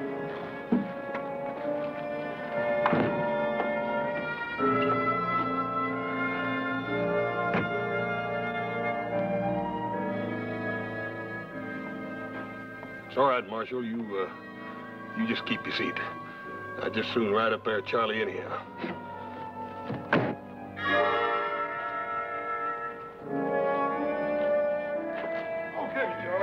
Get up there, Lucius. Take them hips, Maybell.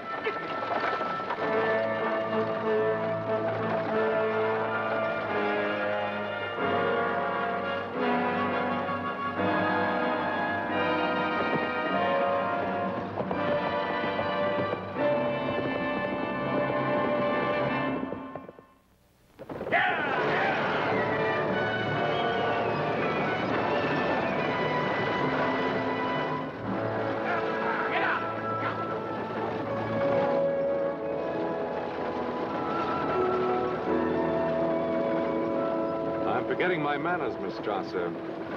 You and your father met the gentleman with the shotgun, United States Deputy Marshal Emmett Dowd. But as for the prisoner, well, I am not certain whether or not the law permits us to recognize him. Perhaps you could advise us, Marshal. We have a long journey, Mr. Cartwright. Let's not make it more difficult than is necessary.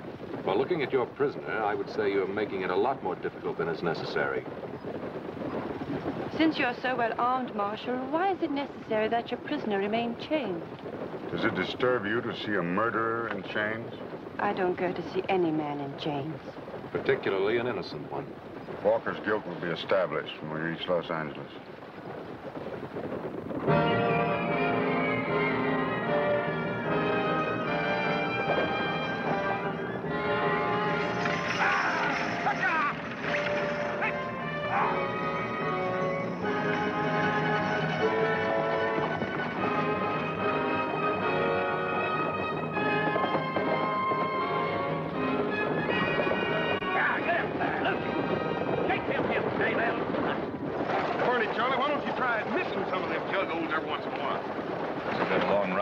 Adam. There's no sense in your getting redneck because of me. I'm finished. You can't say that. If you're innocent, you can't even think it. You mustn't submit to what he stands for. Get out of here! These chains don't encourage a man to fight back, miss.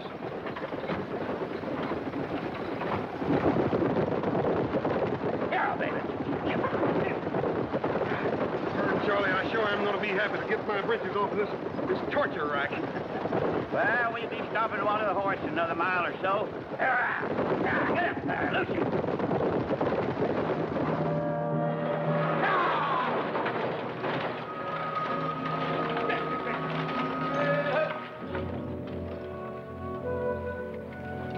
Howdy. Howdy. 10 minutes, folks. You can get out and stretch if you don't mind the snakes. Well, sure, I'm glad you folks came by. What's wrong, mister? Oh, my horse lost a shoe ways back.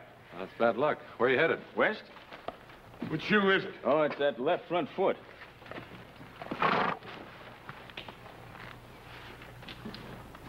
Yeah, it ain't no shoe, mister. You ain't going very far from my old pony. He's got a bad stone bruise. Well, maybe you got room for an extra passenger. I got the fare. Hold it. What's your name, mister? Cutler? Herd Cutler. Where are you from? Up north? I asked you a question, mister. Answer it. Well, that's a good enough answer. Up north. Ranch near the Truckee River. I'm headed for Los Angeles. All the way across the desert with that one canteen? Well, I figured I'd get me another one at the next stage station. Marshal? Well, how about it, driver? You got room for me topside? Yeah, I guess so. We can't just leave him stranded out here. It's better than a week till another stage comes by. Didn't I see you in Virginia City? Oh, I don't reckon so, Marshal. Nearest I ever got to a silver mine was Laredo. The land jobber sold me and my partner a salted claim. Did you get back at him? No, hanging party got to him first. Well, how about it, Marshal? Be grateful to you if you let me ride to the next stage station. I can have my horse shod and be on my way. I'll let the driver keep your gun. The marshal's taking all our guns. He's afraid one of us might lose his head.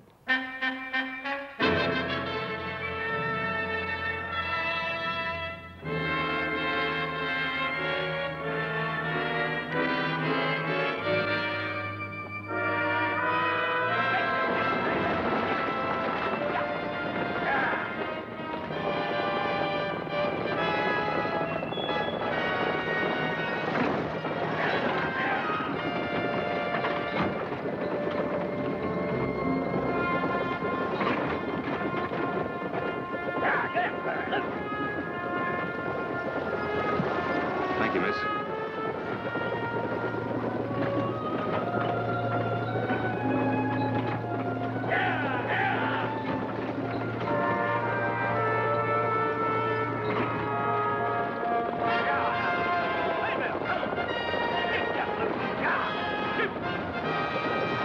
Well, there she is.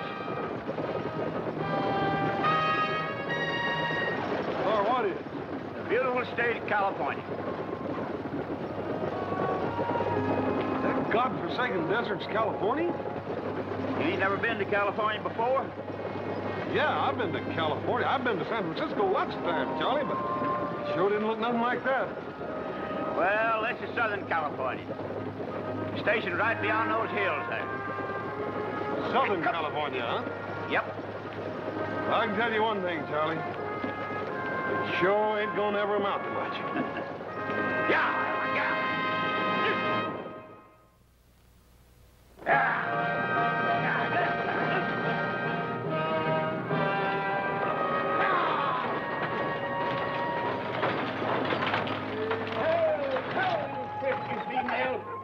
Hi, Charlie. Hi. You're about a half hour late. You run into trouble along the way? Nope, not on the way, Michael, you old highbinder. I brung it with me. Just so's you wouldn't be losing out on your share of the misery. Only 6 for supper, Charlie? Only 6 and 1 in change. But I don't reckon he'll be having much of an appetite. He's on his way to be hanged. Do tell.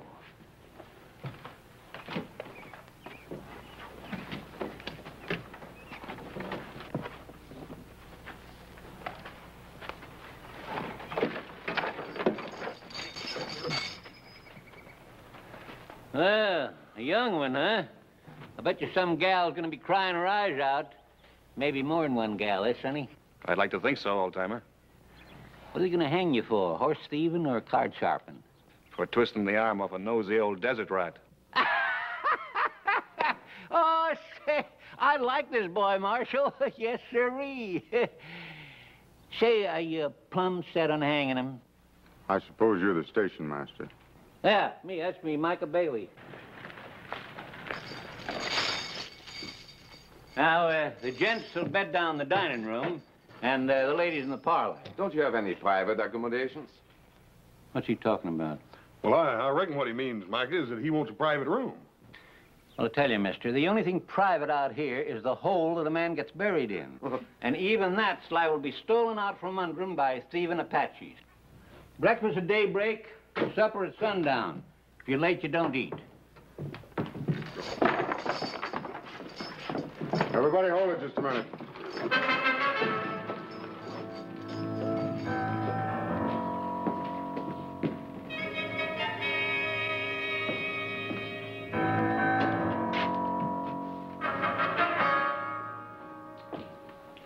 Old man, do these doors lock?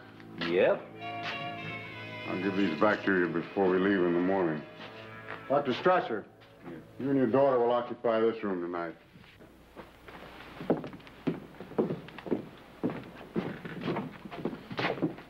Thank you, Marshal. Hey, Bub, you just wait a minute. That's the station master's quarters. Cartwright, you and your brother, Cutler, and the driver will occupy the parlor. My prisoner and I'll take the dining room. Well, ain't you forgetting about me? Sleep in the kitchen. He's being thoughtful again, as usual, Micah. Ain't you leaning kind of heavy on that tin star, Marshal? Now, you listen to me. I'm station master here. Me, Micah Bailey. I'll say who goes where. Mr. Bailey, it is a federal offense, punishable by fine or imprisonment or both, to interfere with the United States Marshal in the execution of his duties. It means he's taking charge, Micah, whether we like it or not.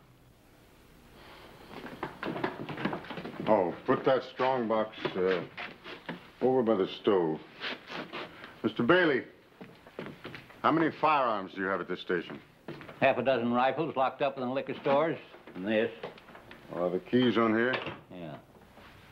Well, until I leave, I will take charge of all firearms. Mister, this is Apache country. I wouldn't let loose of my shooting iron for any man. Especially a blowed-up tin star. Bailey!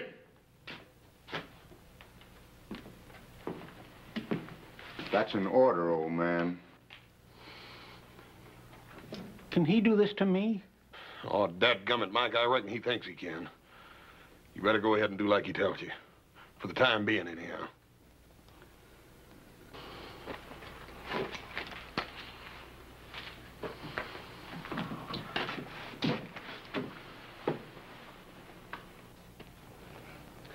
Well, that ought to get you across the desert, Cutler, but I'd sure be careful of that stone bruise if I was you. Well, thanks a lot, Horace. You fellas want supper, you better rustle your shanks. I'm just dishing up beans and side meat. That sounds mighty larvin to me, Micah. Come on, Adam, let's go. What kind of beans? Wild beans. I picked them myself. Mesquite beans. Yeah, little Joe warned me if I went on a trip with you, I'd be eating cow fodder. You talk like I rode ahead and ordered them.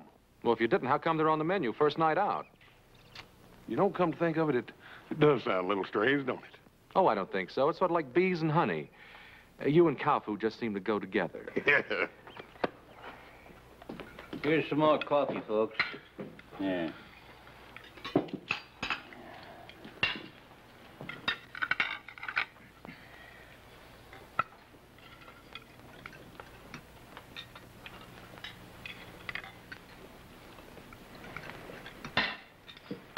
You haven't touched your food. First time I ever remember my appetite deserting me, miss. I can hardly blame you. I wouldn't feel much like eating either. Andrea, please. But you must eat. We still have a long journey, haven't we? Yes, miss. A very long and rough one. You must eat. It will give you strength. I'll get by, miss. When we get to Los Angeles, perhaps my father and I can notify your family. Well, that's thoughtful of you, miss, but there's no one to notify.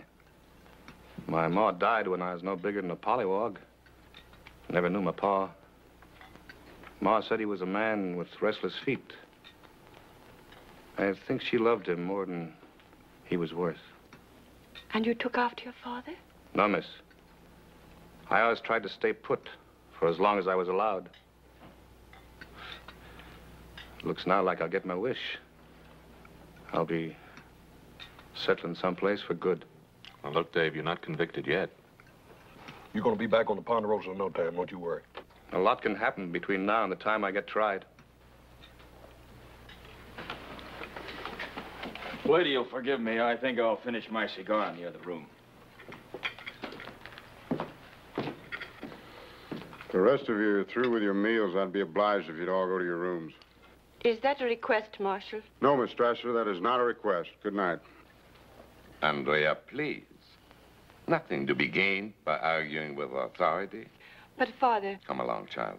We have a long journey tomorrow. Good night. Good night. Good night. Good night.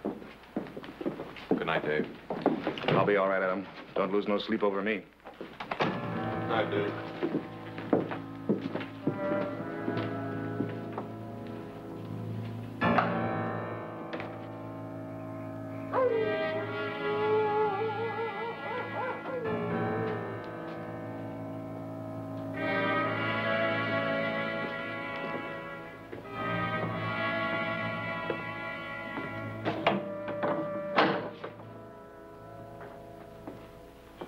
Are you afraid I'll sneak out in this harness, Marshal? Or that one of them will jump you while you're asleep? Adam Cartwright, for instance, or the station master?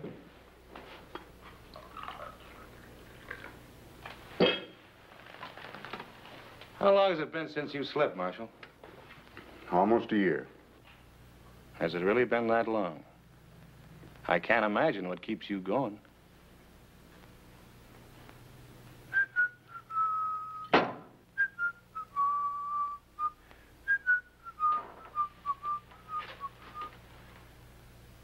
I'm not much at carrying a tune, Marshal, but I can tell you what that song's about. It's about a girl named Corey and the way she died. You shut your filthy mouth, you hear me? You shut your filthy mouth.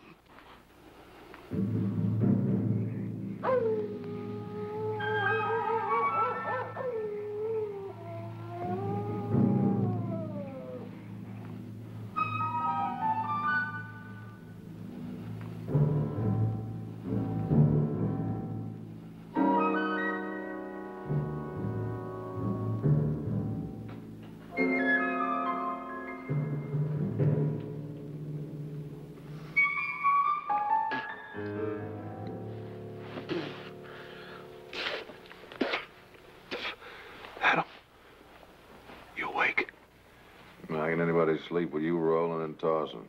Well, Dad Bryant, I can't help it. This confounded couch is plumb alive. Every time I get in another position, it sprouts another hair. Look at that.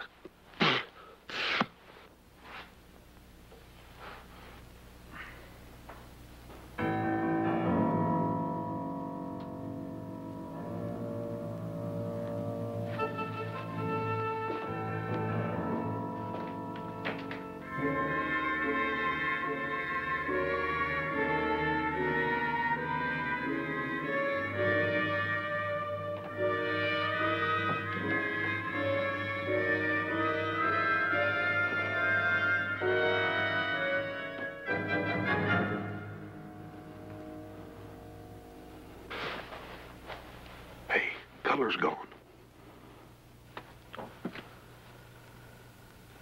I didn't hear him get up. Neither did I.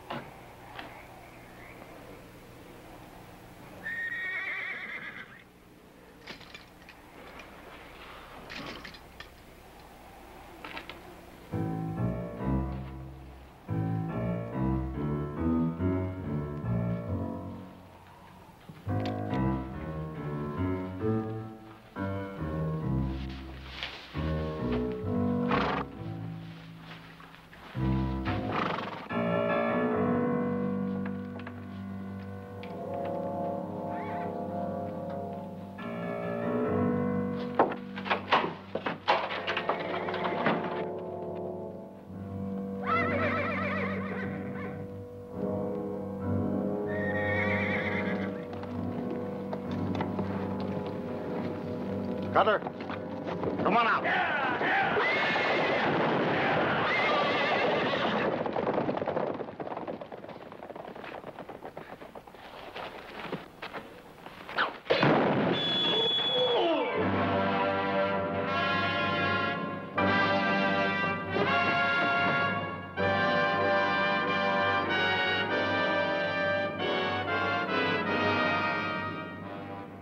You murdered him.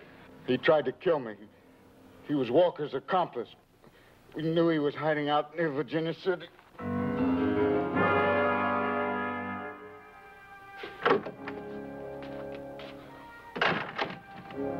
I wouldn't count on catching that boat, Dr. Strasser.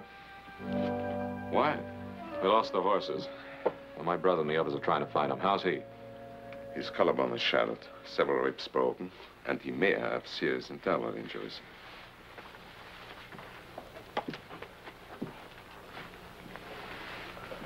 You just had to kill somebody, didn't you?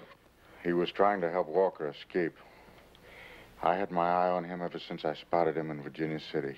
I never knew suspicion could rot a man's mind. You really believe that, huh? All right, have it your way. I killed Cutler in cold blood. Are you satisfied? You want to kill yourself? Lay back. All we ever asked of you was to have a little compassion for the prisoner. Compassion? You mean feel sorry for him? Well, now, is there anything wrong with that? He's used this trick before. On Cora. Cora? My wife. I killed her with that shotgun. Well, now, what's that got to do with Walker? Because he worked his ways on her, too. Before I could get him back to Los Angeles for the murder of a paymaster, she tried to release him. And he deliberately pushed her in my line of fire to save his own rotten skin. Now we know the reason for the chains and the beatings. If you believe it, Doctor. It's not going to work, Dodd. You go from brutality to sentiment, and I don't buy it. Cartwright. Take that. Well, what's that for? I'm deputizing you. You take Walker back to Los Angeles. You mean you want me to take your place? That's what I mean. But you can't deputize somebody like this. Can I? The United States Marshal has the authority to deputize any citizen. And if I refuse? You can't refuse. It's your duty to take that badge. And you are bound by law to accept and carry out any reasonable commission.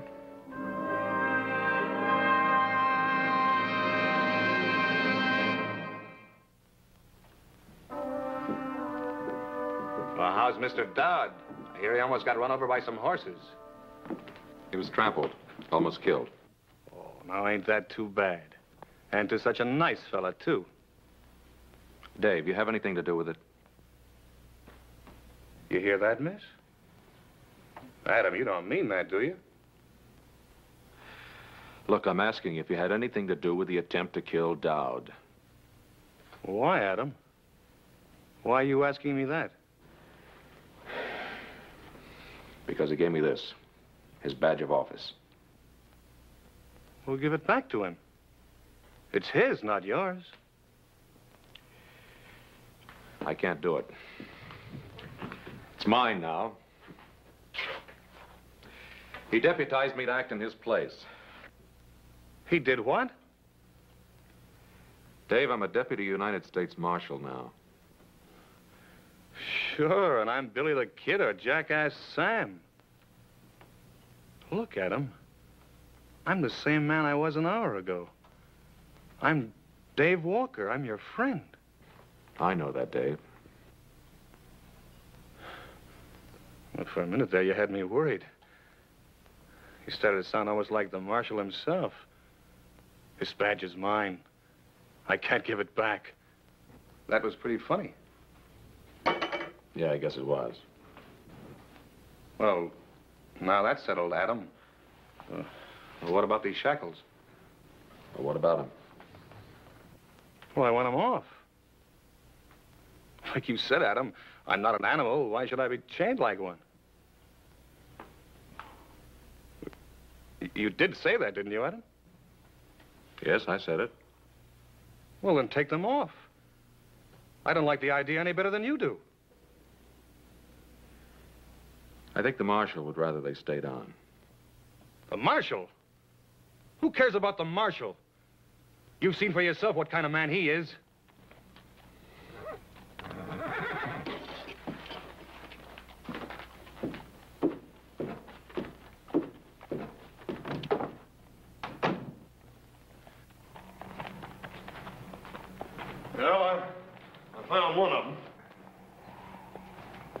Where are the others? Which others you talking about, horses or men? I mean Mike and Charlie. Hey, what's the matter with you anyhow? Nothing's the matter with me. Now, where's Mike and Charlie? Well, if I know Micah, he's probably fallen in the chug hole someplace. Don't worry about him. I'll find him.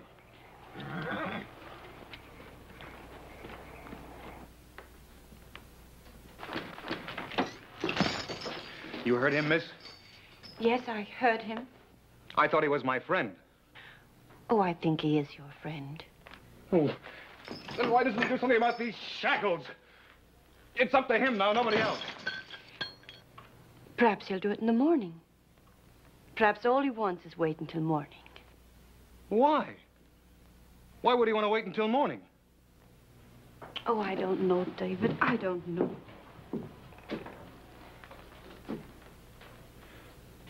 You know something? You called me David. Yes, I'm dreadfully sorry. I didn't mean... Why not? It's my name, isn't it? Yes, it's your name. Sure it is. David. I like the way you say it. Say it again. What? My name. Go on, say it again. David? Yeah, David. Only you say it better. You say it better than I've ever heard it before in my life. You're not going anyplace. Sit down.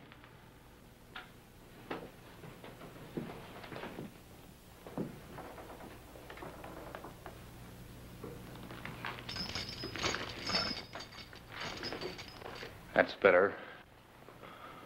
Andrea. That's your name, isn't it? Yes? Andrea Strasser. It isn't true what the marshal said, is it? Of course not. You don't believe that, do you? No, I don't believe that. I'm innocent, Andrea. I swear I'm innocent. I know. I know that.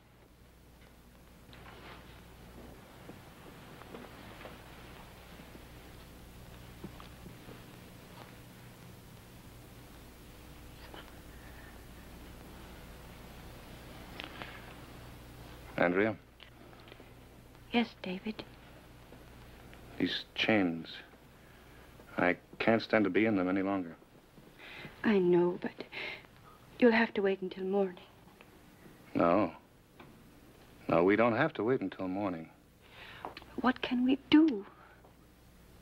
The marshal, he's got the keys. You can get them, and he won't be able to stop you. But what about Mr. Cartwright? Well, you heard him. He's pinned on that star. He's just like the marshal now. Oh, I don't believe that.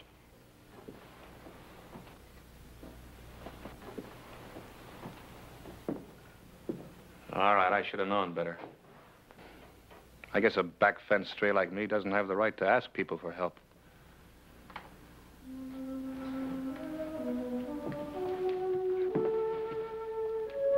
I'll help you, David.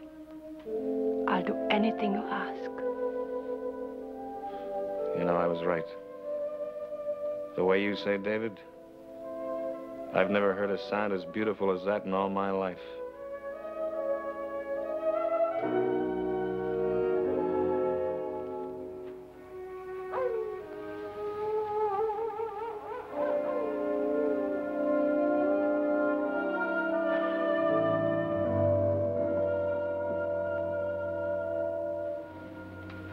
How is he, Father?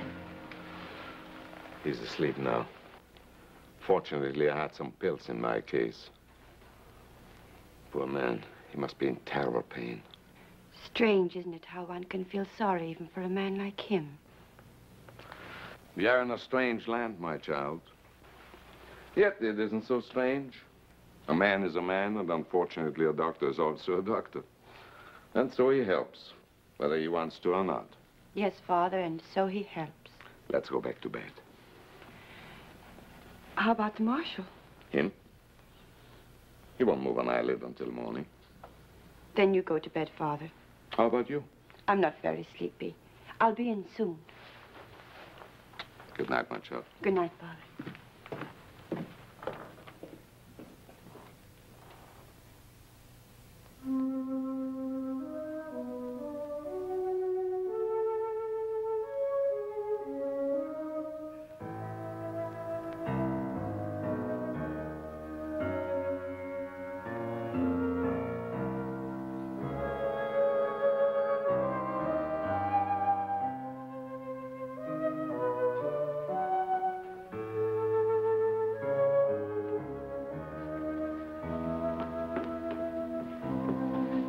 You got them?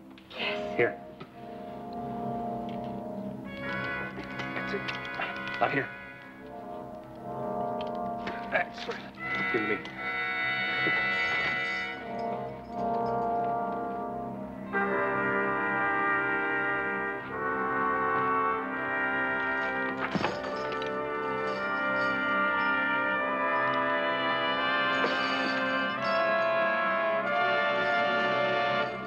Andrea, I'll never be able to thank you enough.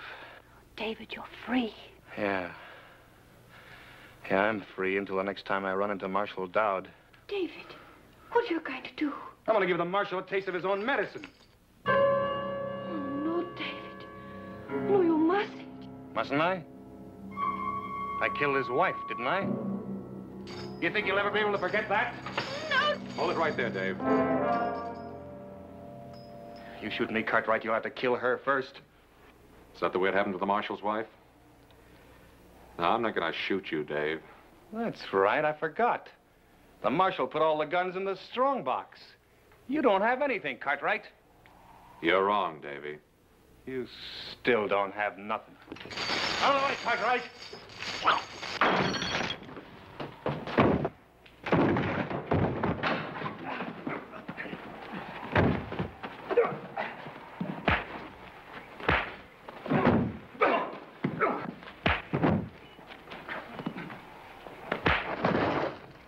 Cartwright, that's enough. Hit him once more and I'll kill you. What, you worried about him? Yeah. He's got a trial to go to. If we hadn't been along, you'd have killed him long before he ever got there. Maybe. For almost a year now, I've lived for nothing else. But you just made me realize what I was turning into.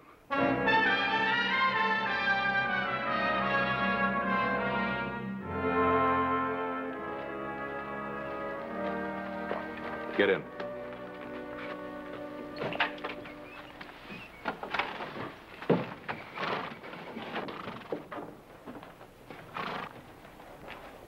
Reckon you're going to be mighty happy to get aboard that ship, aren't you, ma'am? I'm not certain I will, Horse. After what you've been through? You Americans have a way of making things happen so quickly. In Europe, it sometimes takes a generation to put things right. Well, ma'am, I reckon you could sort of chalk it up to our weather. Weather? Yes'm. You see, we got so dang much weather out here and so burn much land we got to whip that, well, we just ain't got time to be putting things straight with each other. You're a born philosopher, Horse. Me?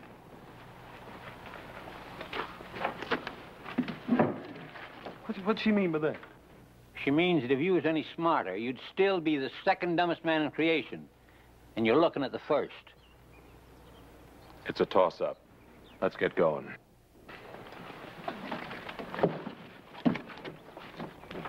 Charlie, get him out of my station before anything else happens.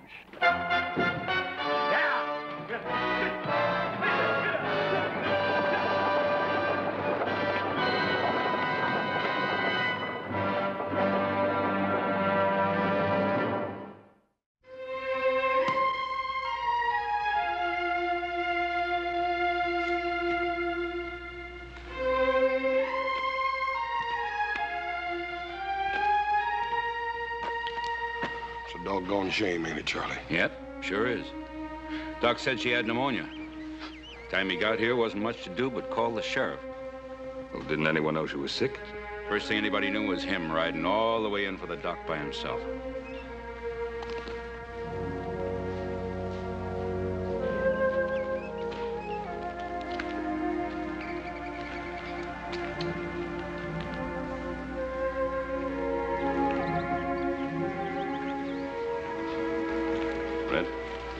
Boy have any relatives? Not a soul, Ben, except an uncle back east, and the boy's father, of course. Well, where's the little fella gonna stay?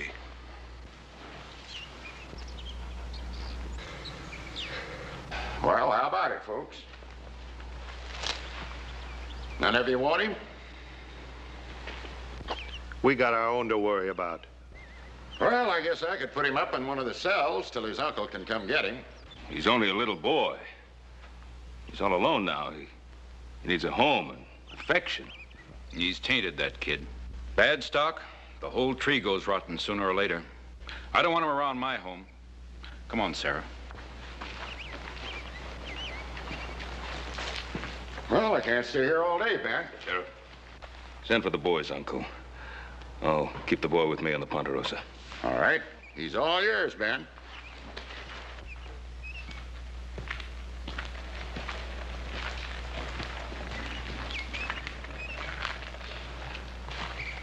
It's a pretty flower. Weeds will choke it out before it takes root. Son, you'll be staying at my ranch till your uncle can come for you. Pa said he'd come back for me. And I'm gonna be waiting right here until he does.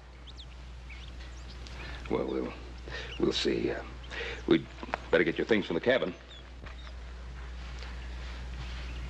I'll go myself.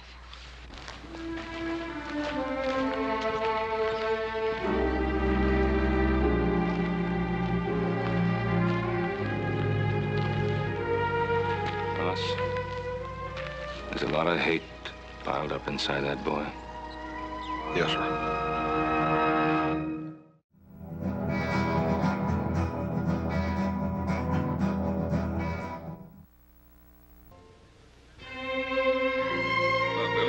There. It's nothing. What is it, a secret? It's nothing. Well, you don't have to show it to me if you don't want it.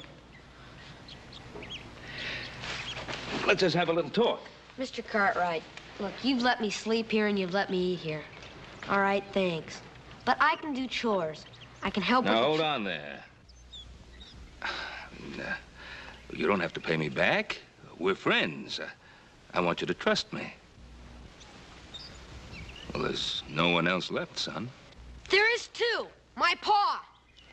Do you know where your pa is? Why he went away? He had to go away. My ma said so. My pa promised he'd be coming back, though.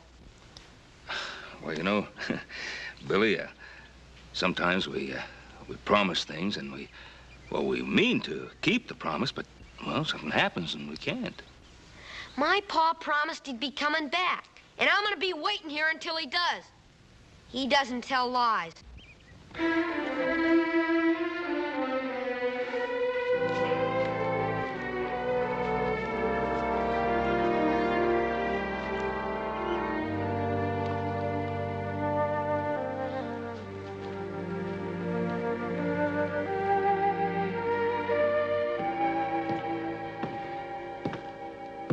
Why is he so touchy, Pa? You want to get close enough to reach him with a 10-foot pole. Well, how should I know why he's so touchy? If I knew that, I'd be so dang worried. Take your feet off the table. Hey, Hoss, how do you suppose you and I grew up to be so sweet-tempered with such a grouch for a pa? Oh, no, little Joe. I reckon he must have been a mite more mellower when he was younger. I guess I had that coming. That boy has me so worried. When's his uncle coming? Sheriff hasn't heard yet. Well, look, he's got to know about his father sooner or later. Maybe you should just tell him. Mr. Cartwright! Mr. Cartwright, come quick! Hopsing's having trouble again. Mr. Cartwright! What is it? What's wrong? Him bad. Him very bad boy. Oh, what did he do? He take Hopsing knife, the big knife. What, the butcher knife? I see him. I say, you give back. He say no. Very sharp. You better get back quick. All right, Hopsing, all right. Well, I've just got to discipline that boy somehow. Wait a minute, Paul. Let me talk to him. Well, don't you think I'm capable of talking to him? Well, yes, sir, you are, but maybe you've been talking to us roughnecks so long you done forgot how to talk to a little feller. No. Maybe you're right. Go ahead. Hoss. Yes, sir? Be careful of that knife.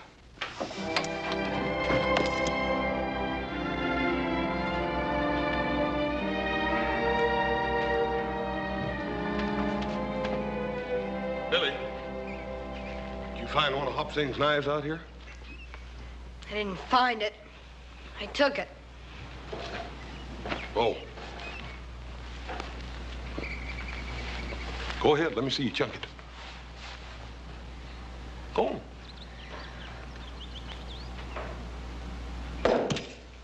Hey, that ain't bad. It's hard to throw. Well, I don't wonder. Come here, let me show you something. See, this here knife's got a thick edge here on the back and a thin edge here on the front. Sure. That's the cutting edge. That's right. You see, this knife here was made for carving up meat, not throwing, not like an Injun's knife. I didn't want it to throw. I wanted it to whittle. Hey, how'd you like to have this one?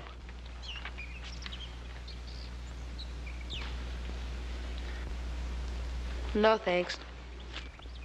Well, Billy, I wasn't going to give it to you. You got to earn it. How? Well, by doing some chores for me tomorrow. Well, all right. Here, go ahead and take it. You just hold on to it sort of as a loan till you can do them chores for me. Thanks, Mr. Cartwright. It's just one other thing. Son,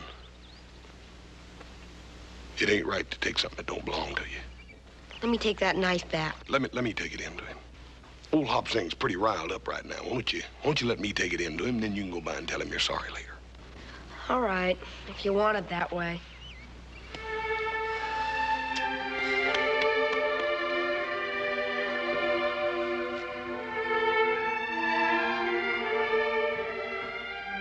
Hop Sing.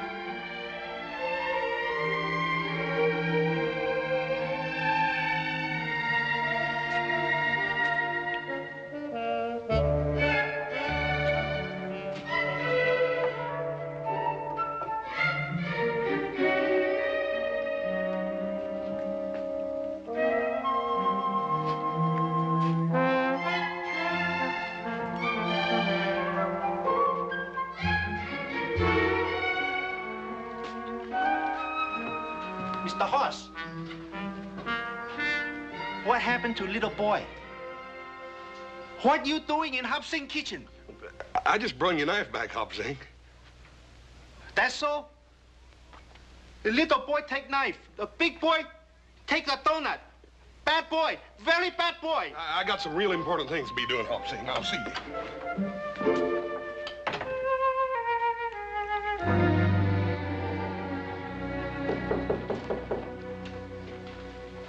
Who's there? Me, Hoss. Just a minute.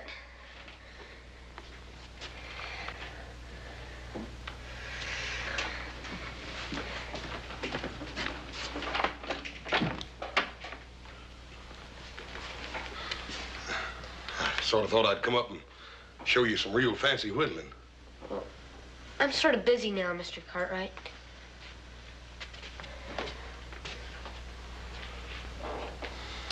Billy.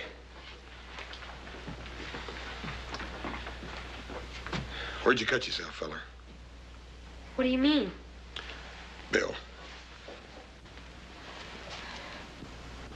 Don't you think it's about time me and you quit playing around like a couple of puppy dogs?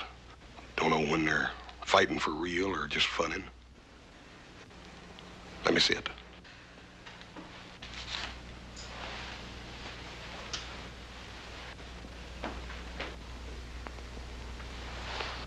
I knew you'd cut yourself when I first come up here. I should have come right on out and said it in the first place.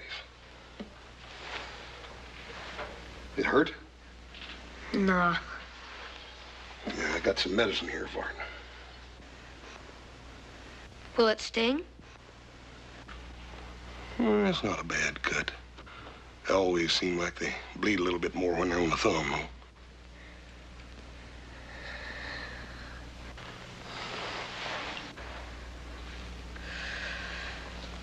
Here's your knife back, Mr. Cartwright.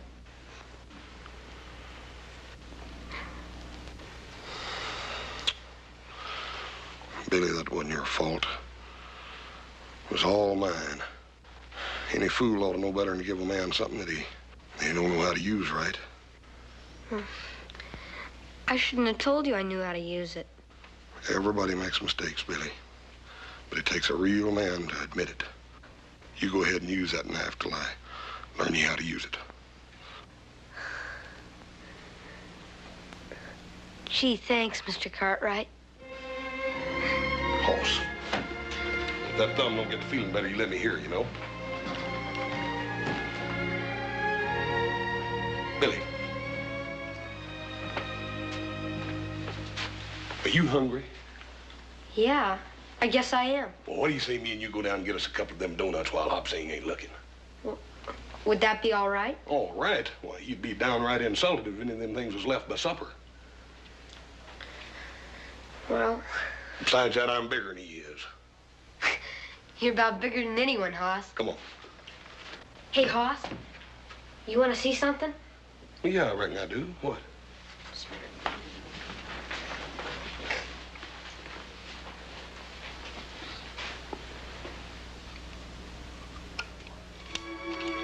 It's a picture of my ma and pa. Has Ellen and Vance on the back.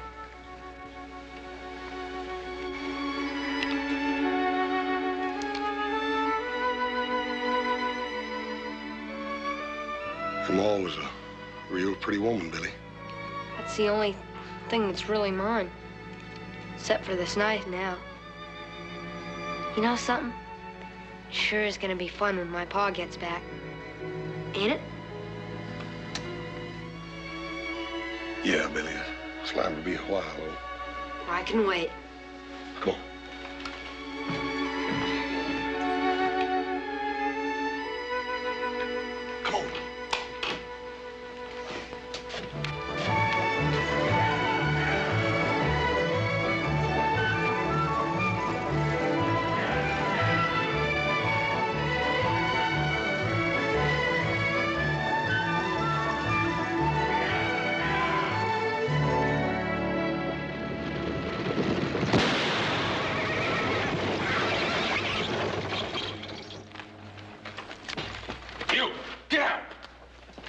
Come on out, Vance. It's safe now. I said get out! See if he's got something I can use on this iron. I can barely walk.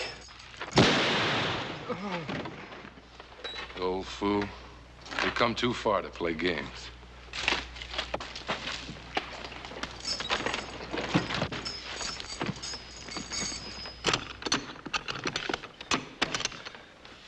Here, stone chisel. That ought to do it. Yeah.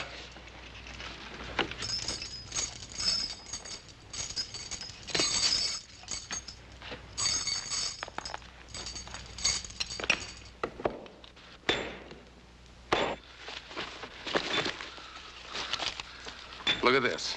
Plenty of paper money. That's luck. We can get straight to Sacramento now. No, Pike. We agreed. I go for the boy first. I ain't getting killed for no kid. We need him, Pike. He can get food for us. It's a long way through those mountains.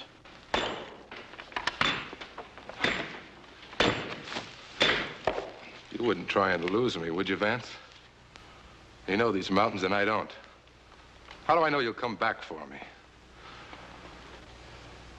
You keep the money here with you. All right. I'll give you 48 hours. If you're not back, I go on without you. No money goes with me. I'll be back. Sure you will. Now, you better get that thing off your leg while I get us a change of clothes. Then you and me will find me a place to wait for 48 hours.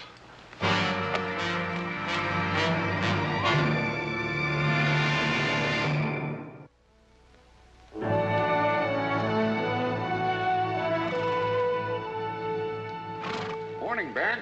What brings you out our way, Fred? It's not election time again, is it, Sheriff? Where's the boy, Ben? Oh, Billy? Oh, he's off fishing with Hoss. Say, did you hear from his uncle? Nope, but we sure heard from his father. Him and a killer named Pike broke out of the penitentiary. When? 3 days ago. And yesterday, I got word a stagecoach was held up about 30 miles from here. The driver and guard both killed. You think it was Vance? I don't know, but there ain't been no trace of him since they killed a farmer right next to the prison. Probably on their way to California. They'd be safe there. That's what I figured. Vance knows this country well enough to slip right past us into the mountains. Yes, he does. And there are 3 passes into the mountains from the Ponderosa. I was hoping you and your boys would point him out for us. Oh, well, we'll be right with you. Thanks, Ben. We'll wait for you. I'll take some men to the truckee. Adam, you and Joe will have to take the sheriff all the way to the Donner Gap. I'll take a couple of days. No. Huss better look after the boy. I'll get back here as fast as I can. Tell Hopsing to rustle up some food. Right, Pa.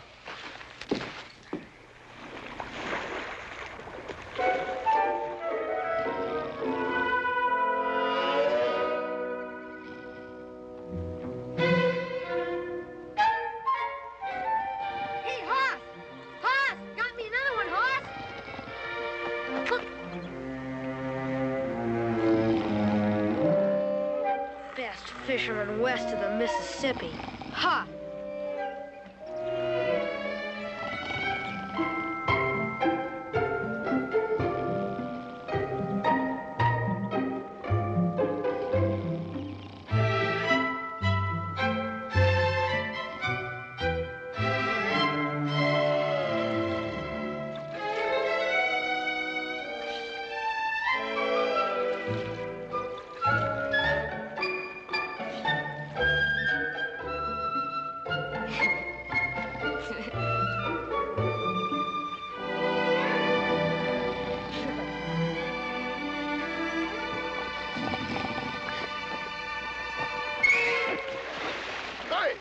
Hey, Billy! Billy, I done caught the biggest dang fish in the world. Hey, what are you laughing about? I got a real fish here. Not one of them puny little outfits like you got over there. Ow. Hear what I done caught.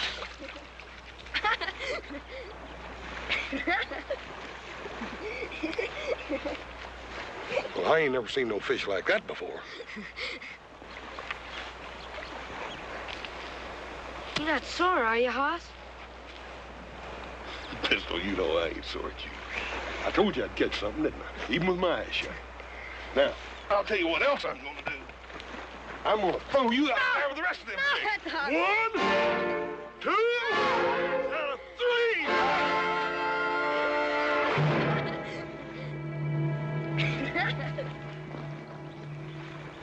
If I ever hear anything about this from Little Joe or Adam, I know a little boy that's gonna have a mighty sore bottom. Oh, I wouldn't tell on you. Well, I wouldn't spank you either, Billy. I was just teasing. Hoss, I wish I were this happy all the time. I do too, Billy.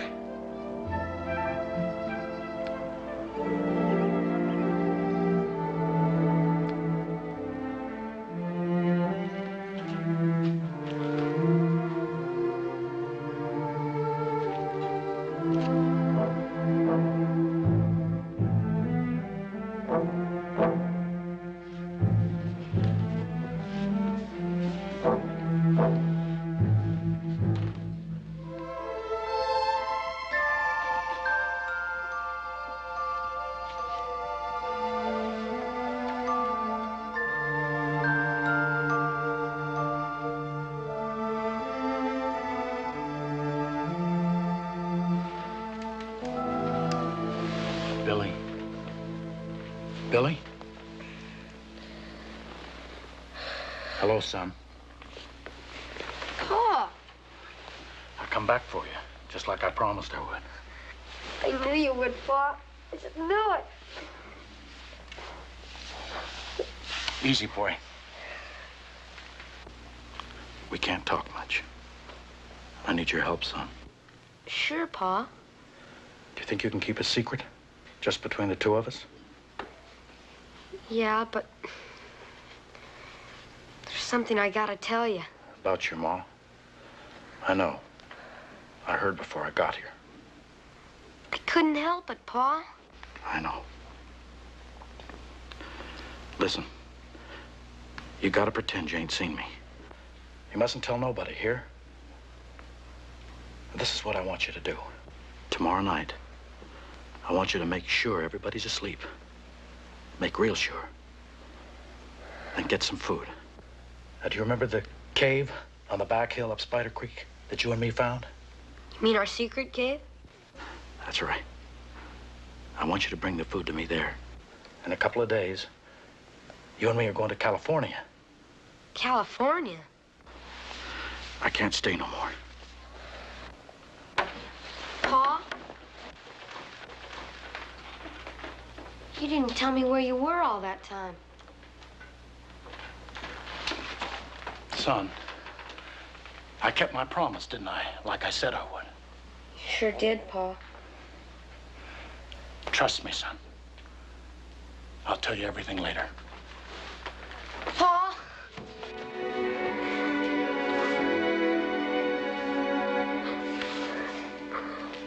I'll be waiting. And remember, son, this is our secret.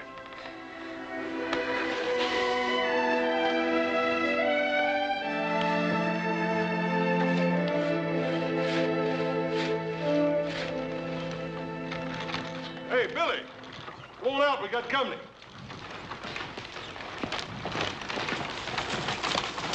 Hello, Hoss. Howdy, Mr. Sherman. How are you, sir? Fine. Orville? Hello, Hoss. Paul's got the contracts ready for you, Mr. Sherman. Come on in. Good. Well, how's the lumber business? Well, don't reckon it can be any better, Mr. Sherman. These dang trees keep growing as fast as we can cut them. That's good. Keep building in the city, and I'll make you Cartwrights the richest men in Nevada. Orville, wait outside here. Daddy won't be long. Oh, boy. I'm Orville Sherman. Who are you?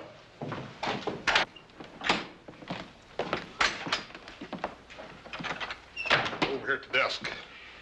Sheriff must have sworn in a dozen extra deputies just to help find that boy's father. Yeah, I reckon folks will be blaming them two convicts with everything that happens within a 100-mile radius of here. Probably so. How's the boy taking it? Well, sir, he just lost his maw.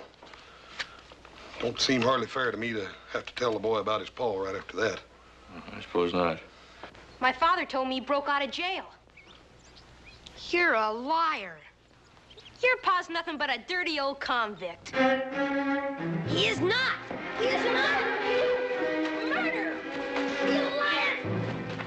You liar. Say it. Say he's a murderer or eat dirt. No. Say it. Say he's a murderer or eat dirt. No. Say it. I'll break your arm. Say it. Say he's a murderer. You're gonna eat dirt. Say it. Orville. He called me a liar, Pa. I'm going to have to take a switch to you, rolling around in the dirt like a barroom brawler. Now get in that buggy. Go on. Billy, you all right? He said my pa was a convict. Are you hurt? It's all right, Mr. Sherman. I'll take care of it. You go ahead. Children can be very cruel sometimes. Yes, sir. Get up. He said my pa was a murderer. And that he had escaped from prison. Billy, it's true. I should have told you a long time ago. They think he might be coming this way.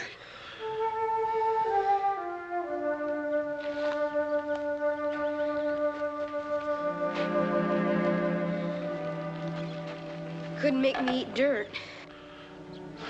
You're proud of that, ain't you? No one's gonna say anything about my pa. Billy, I ain't saying they should. The thing is that it don't matter what your ma or pa was, son, 'cause you ain't them. Now, my ma was a real pretty woman, but that don't mean that folks have got to enjoy looking at a big ugly cuss like me, does it?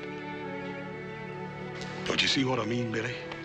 It's more important what you are than what your ma and pa was, or what people might say about them, good or bad. But Hoss, my pa promised he was gonna come back for me. When he does, he's gonna explain everything to everybody.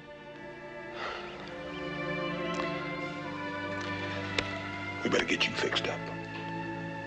I hate to lose a hand with just me and you running this ranch by ourselves, wouldn't you?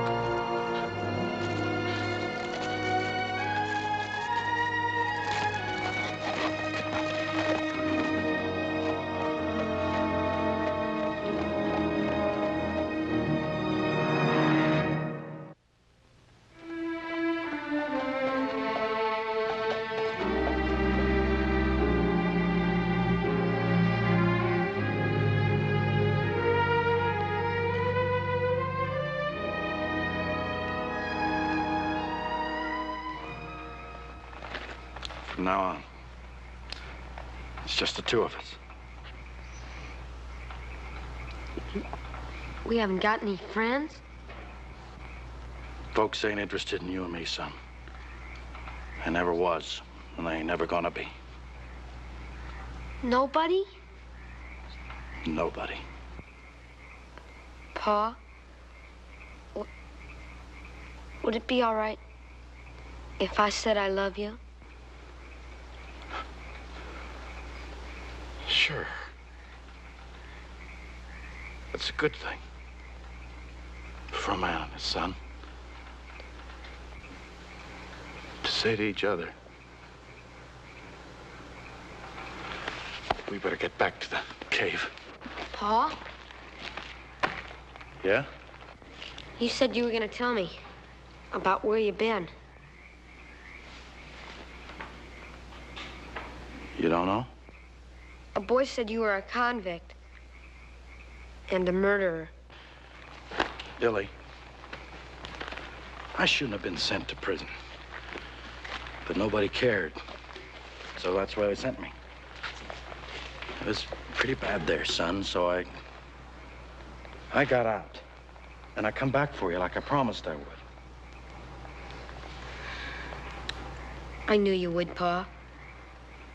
You'd have done the same for me, wouldn't you, son? Sure. No matter what. No matter what. You better get going.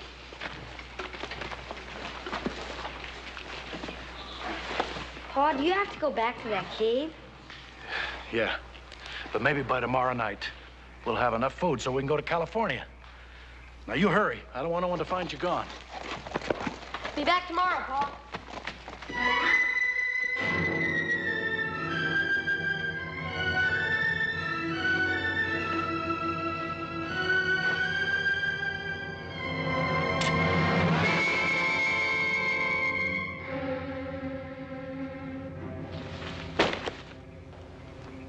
Let me go, Hoss. I ain't aiming on pulling this trigger unless you make me.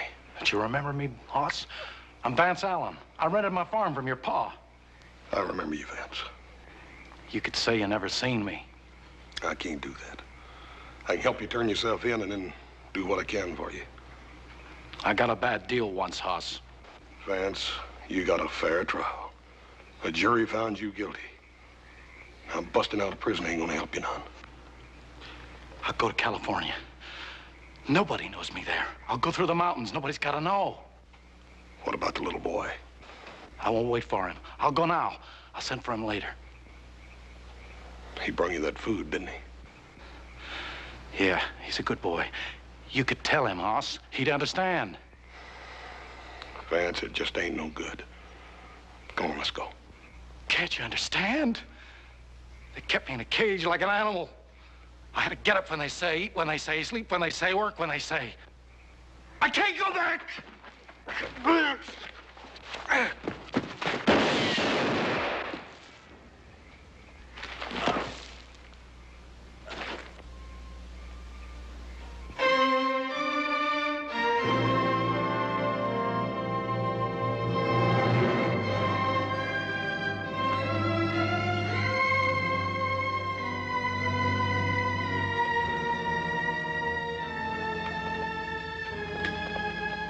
Lance.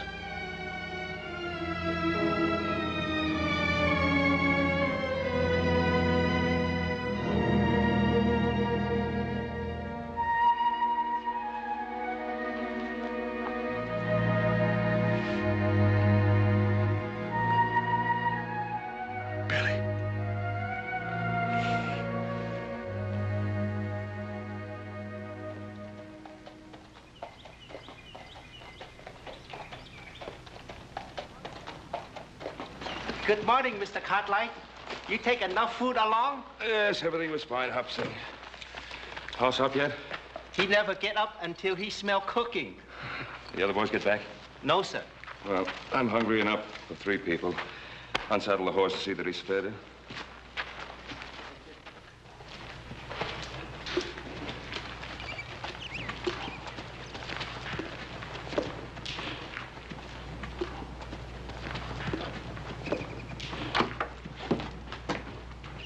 Boss, I thought you were upstairs asleep. What are you doing up?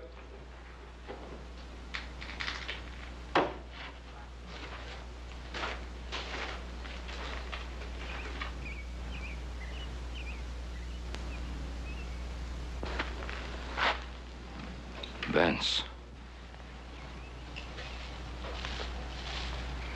Paul, I couldn't help it. He pulled a gun on me, Paul. I didn't even have time to aim. Sure, son. He came back for Billy just like he said he was. Better tell the boy. And Paul, I'll tell him. Ain't nobody can do it for me.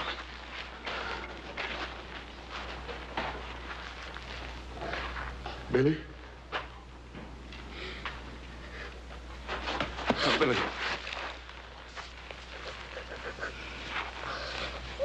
He's dead, son.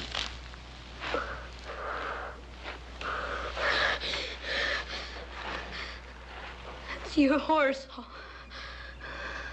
sorry, Billy. I'm terrible sorry.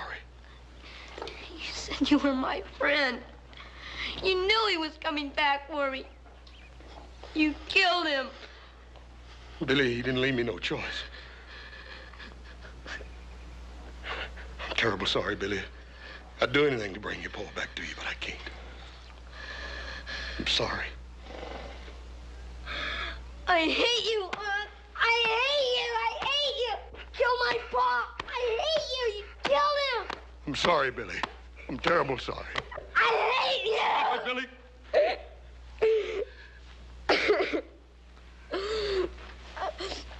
I wish I were big enough. I wish I were big enough to kill you, Aunt.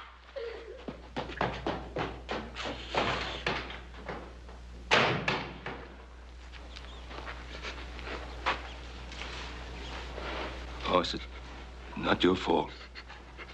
Leave me alone, Paul.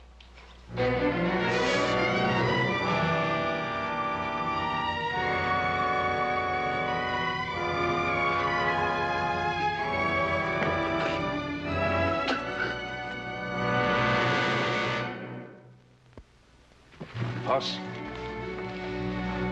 that boy was not responsible for what he said. You did what you had to do. Paul, I ain't never had to do anything like that.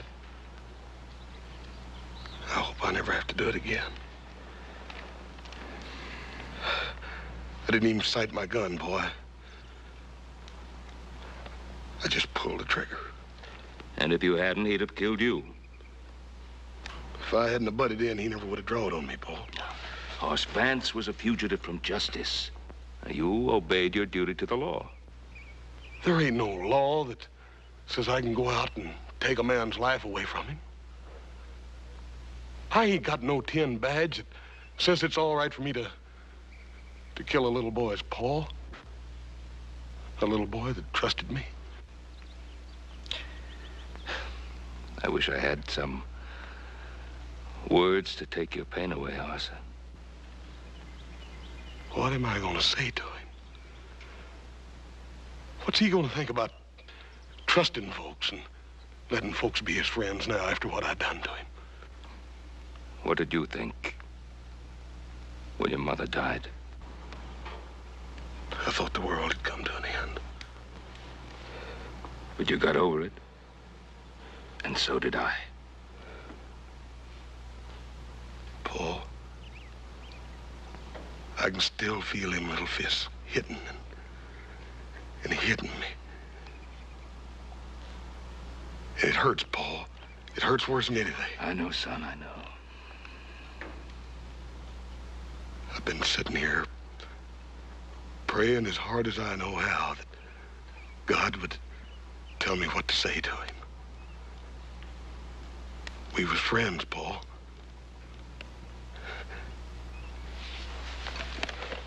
I killed his papa with that.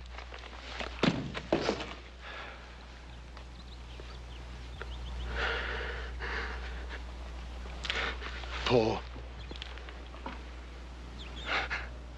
I got these big hands, Pa, and I can lift a heifer clean off in the ground.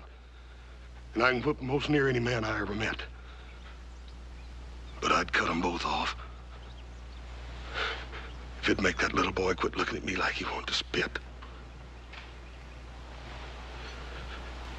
Why don't God help me, Pa? Why don't he tell me what to say? Why do I have to just be a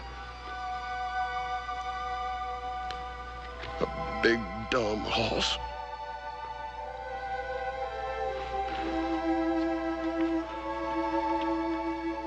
There's nothing you can say. He'll have to understand by himself.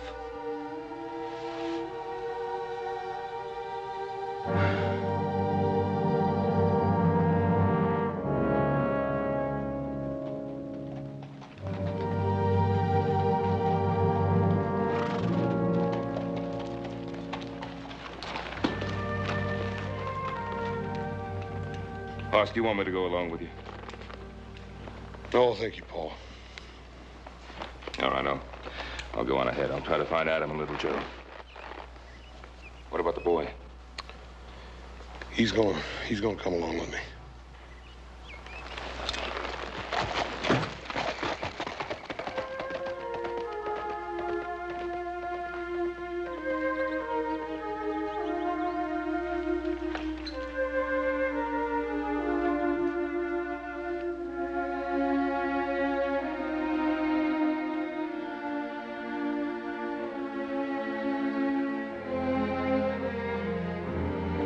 Billy, we better get going.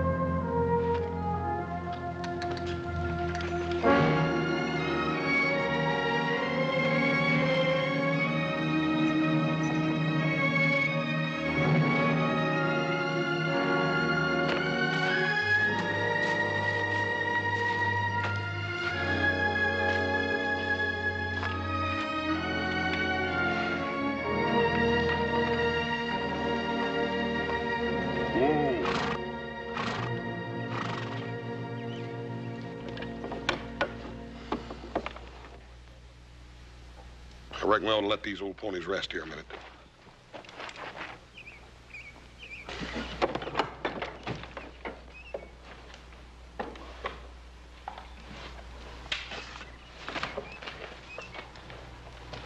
Still cool.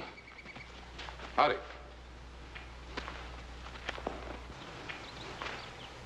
Sure, I'm glad to find you, mister. Near dying of thirst. What happened? My horse broke his leg last night. I must have got lost.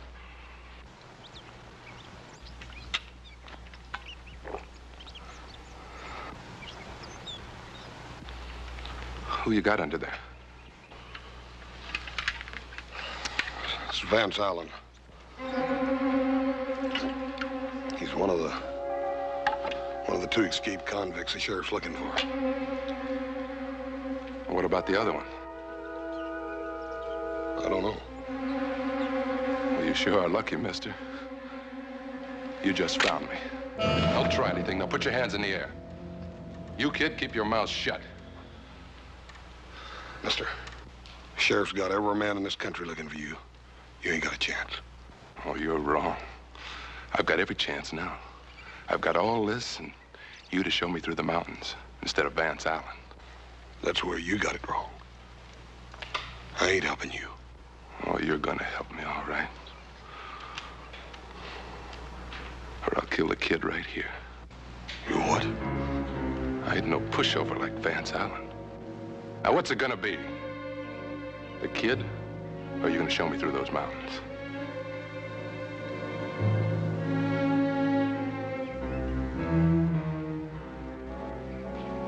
Run, Billy!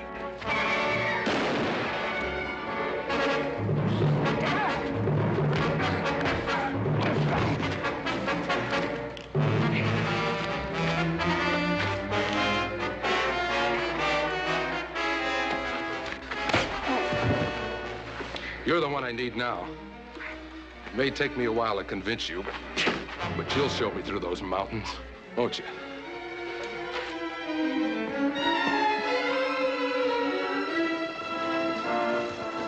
It's Billy.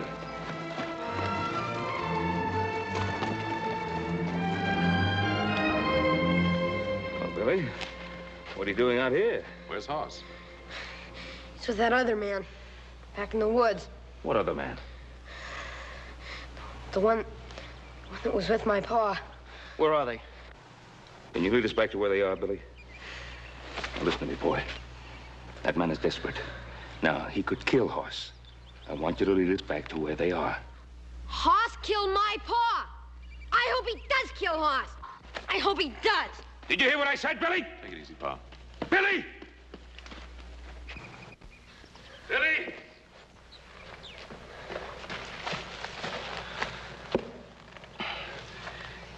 Billy Hoss is my son. And to you, he's big and tough. But he's my boy. Now, I know how you felt about your father. You loved him, no matter what he did. And he loved you. And that's a good thing between a father and a son. Now, Billy, that's the way it is between me and my boy.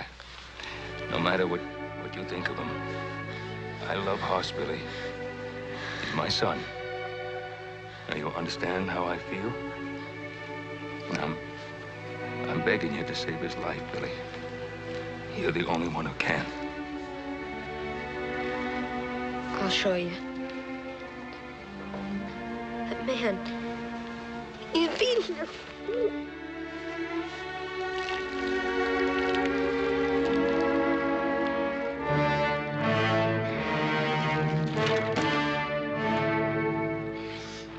Well, big boy, did you have enough?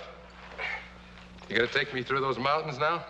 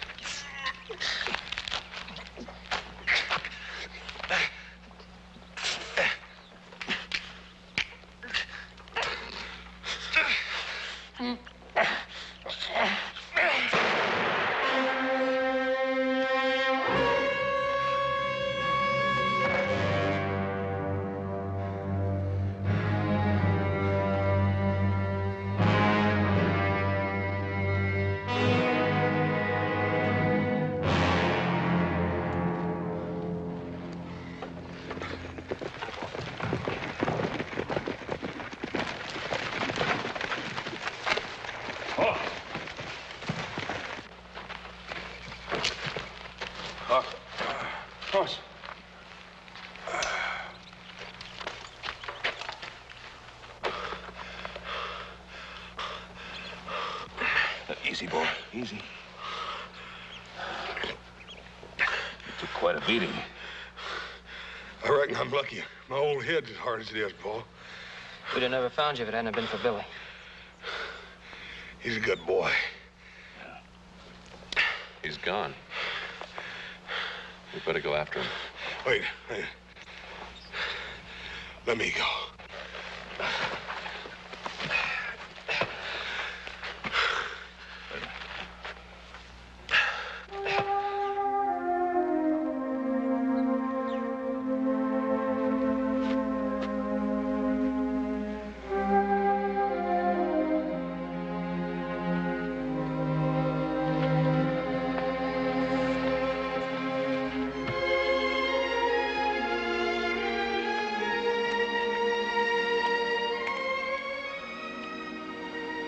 Billy, you can't catch many fish without a pole, can you? You're alive. Yep, I'm alive, Bill. My father. He was like that man, wasn't he? Boy, I reckon he had a little mean streak in him, Billy, but lots of folks do. Billy, your papa loved you, son. But he did come back for me, didn't he? You bet he did. Can I go back to the ranch? Until my uncle comes? Come on.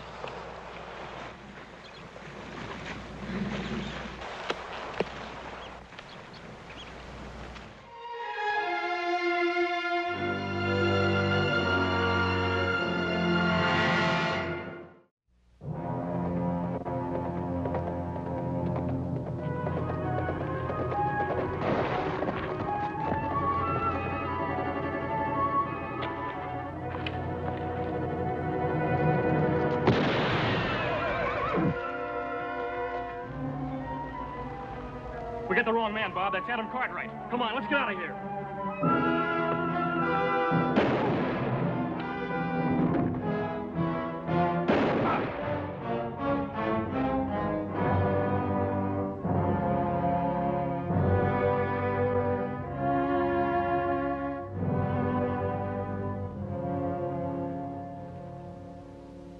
Who are you?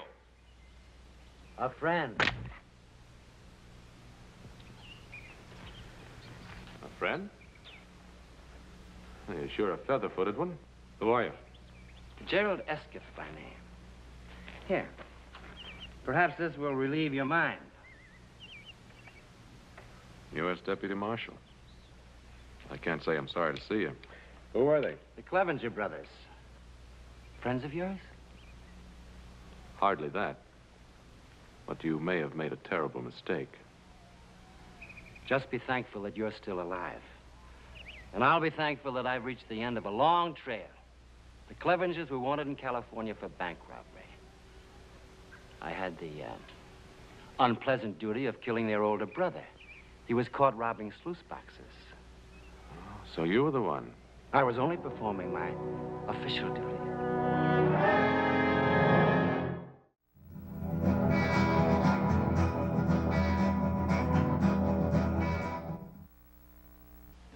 Mr. Escott, welcome to the Butleros. From what Adam tells me, we're greatly in your debt. Well, I'm happy that I was fortunate enough to be in the right place at the right time. We'll try to make your stay here a very comfortable one. Please. Thank you. We appreciate a great deal what you did for Adam, Mr. Escott. For all of us.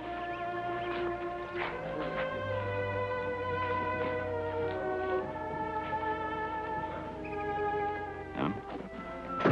Anything else you want to tell me? Oh, I still can't believe it, Pa. I mean, I'm not selling the Clevengers short. Toughest bunch of renegades I've ever known, but I just can't imagine them taking a shot at me. Well, you never know with that bunch. Old Gid Clevenger and his boys have made their own laws for so long, you never know when they might step over the line. And you did have the ranch payroll with you. They must have thought it was somebody else. Now, believe me, Adam, I know how you feel, but the marshal did have a warrant for them. Well, there's one thing for certain, he isn't too upset about it. Now, come on, we've got a guest to take care of. We'll decide later what to tell Gid Clevenger. If he gives us a chance to talk. Yeah. The bucolic life is not for Gerald Escott. Well, I put Mr. Escott's bag in the upstairs room. Thanks, son. Well, one would scarcely expect to encounter the épée out here in the wilderness. Well, little Joe's mother was Louisiana French. He likes to play around with them. You mean you actually use this? Oh, I fool around with it just for fun. He's faster than greased lightning, Mr. Escott. Come on, Joe, let's show him.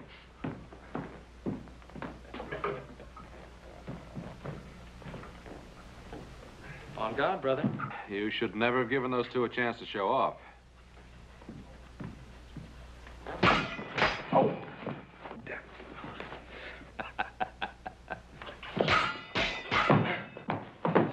You know, they really have no intention of killing each other. He has an admirable skill.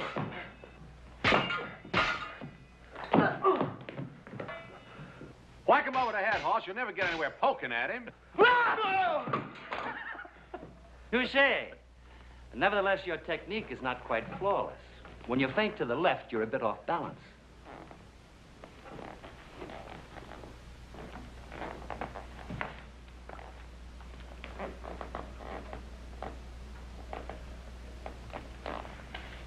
On guard. On guard.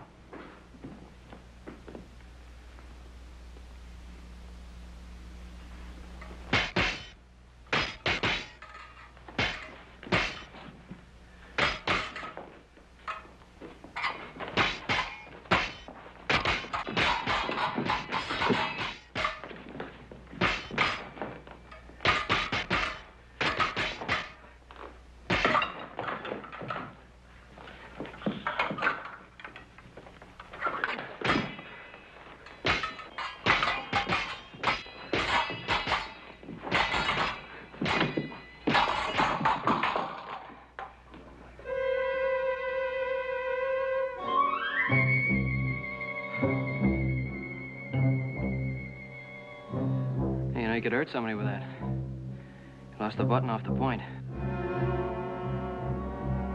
So I did. This might have been fatal. Violence as such is vulgar. Any man who in anger takes a human life becomes a brother of the apes.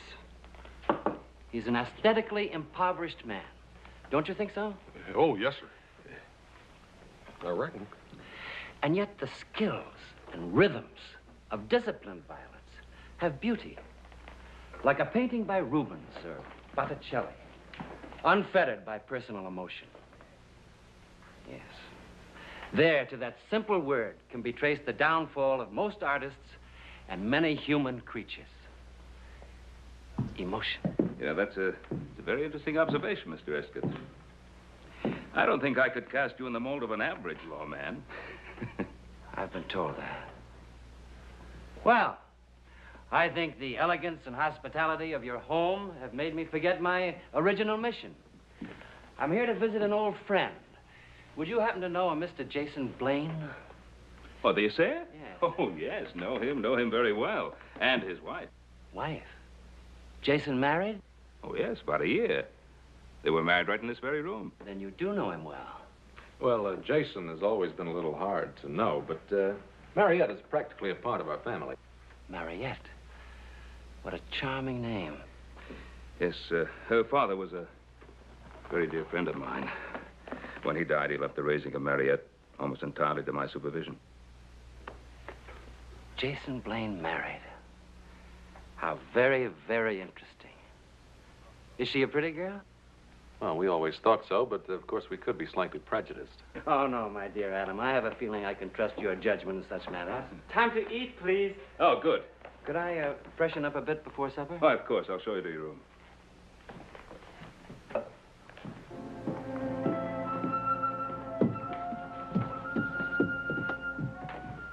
Adam, what are you staring at? Oh, I didn't realize I was. Look, I know you feel bad about the Clevengers, but it's like Escott told Hoss and me. Bob and Bill had a bead right on your back. He had to shoot fast in any way he could. You gotta just be thankful he was there. Yeah, I'll try to remember that. Come on, let's have some supper. Right. And so, under the circumstances, there was little I could do. And that, gentlemen, is the way I shot my first tiger in India.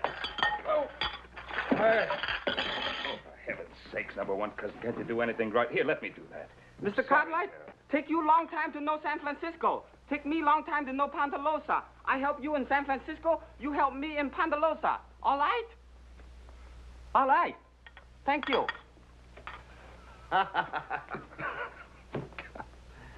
You know, for years we had the most wonderful cook, Hop Singh. So he went back to Hong Kong and talked me into hiring his number one cousin. I don't know. Number one cousin, doesn't he have a name? If he's got one, he hasn't told us about it.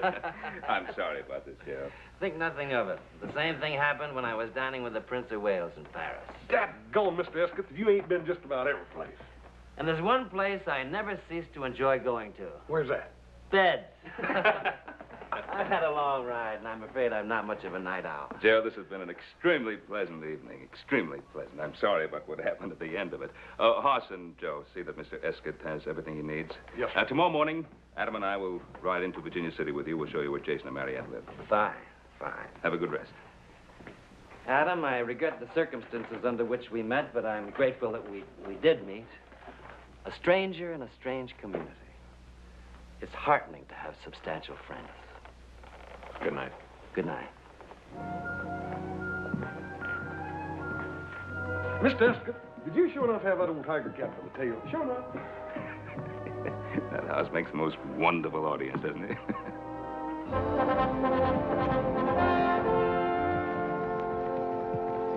I hope you'll go along with my little whimsy in wanting to surprise Jason. We were such close friends, and it's been such a long time since I've seen him. Are you sure you can find the house? My dear Adam, your directions are most explicit. Don't forget, we want you to spend at least a few days with us at the ranch house. I know Adam and the boys will want to take you on that cougar hunt. Ben, I can't tell you how much I appreciate your hospitality. And as I told you before, there's nothing in life I find as exciting as a hunt. Thank you again, both of you.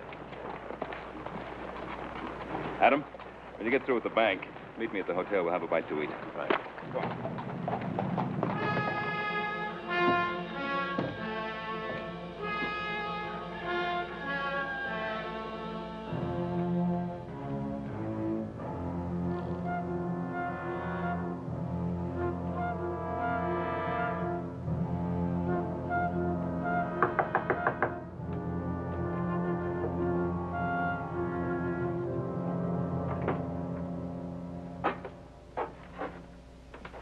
Pardon me, dear lady, if I startled you. But I had wrongly assumed that no one was home and had started to leave. I'm glad that I was in error. You're Mrs. Blaine? Yes, I am. The Cartwrights told me all about you. Are you a friend of the Cartwrights? And an old and dear friend of your good husband. Gerald Esketh is my name. Surely, Jason has mentioned me.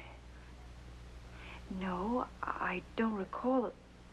Well, that is, I've never met any of Jason's friends. Did you meet him in California? I did indeed.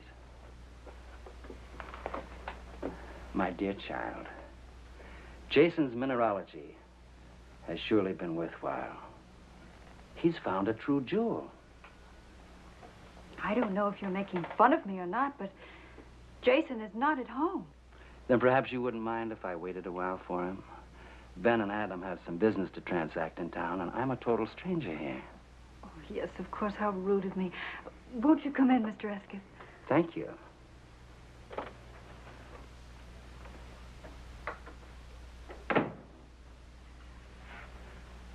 Oh, won't you sit down, Mr. Esketh?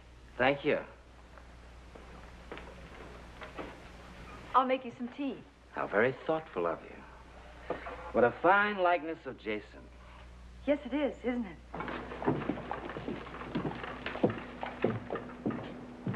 Jason, good morning. How are you, Adam? Fine. Did your friend find you? Well, who's that? Your friend from California, Gerald Esketh. No. Is there anything wrong? No, everything's all right. Esketh, is he here in town? Well, he stopped over at our ranch last night, and he rode into town this morning with us. Went to your house. He wanted to surprise you.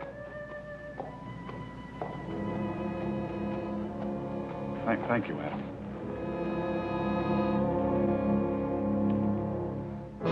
You have some very interesting things, Mariette. I couldn't help but notice this jewel box. Oh, Jason took that for saying some ore. I'm afraid he isn't very practical. But he is sweet. We've been so happy here. I'm sure you have. We thought most highly of Jason in San Francisco. Oh, how elegant these must look on you. Oh, well, they're not real pearls.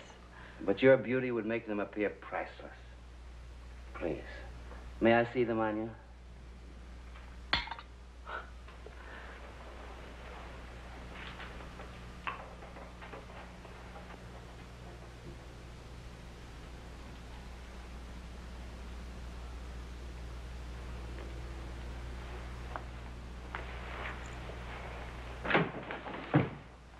Oh, Jason, darling, there you are. Look who's here. My dear Jason, after all of these years, Esketh? they're reviving the old case in Sacramento, Jason. And they couldn't very well proceed without the chief prosecution witness, you. Is this something you two gentlemen would rather discuss privately? No, not at all. My business as a law enforcement officer is public business, and I'm sure that you and your husband have no secrets from each other. I'll fix you some tea, Jason.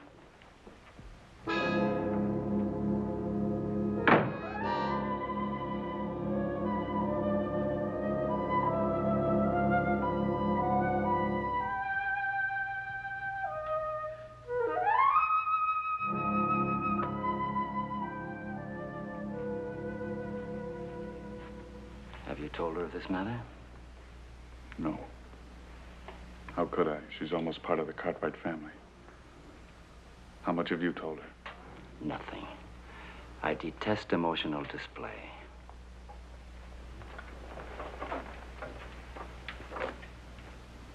What's the matter, Jason? nothing, Marriott.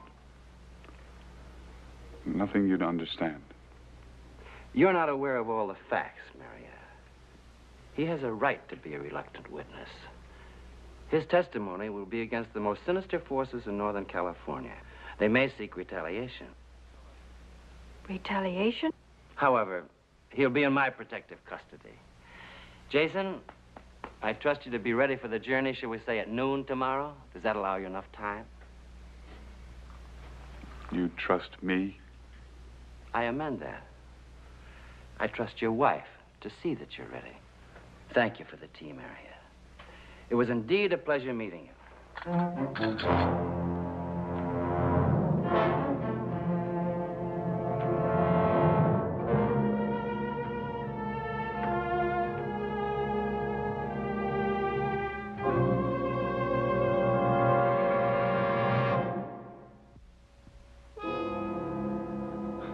I should never have tried to run away from it. Jason, what do you mean? I loved you so much. I thought I had a right to a little happiness. But you did have, and you still have. I won't let you go back. We can leave, and we can make another start. Don't you see that that's what I tried to do, and this is the result of it? Nothing will change. I've got to go back with him. But he said that it would be dangerous. I don't intend to lose you, Jason. I love you much too much.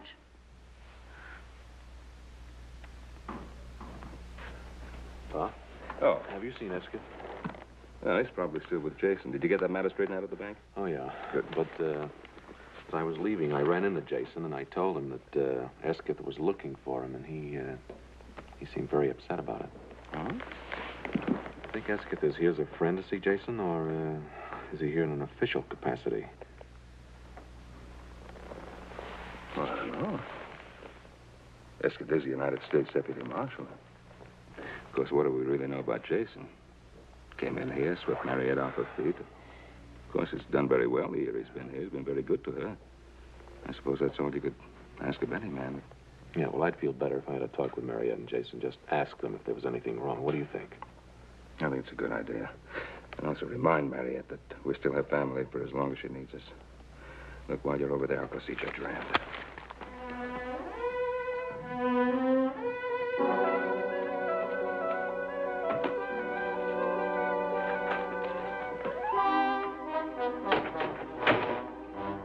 Going someplace, my dear Jason?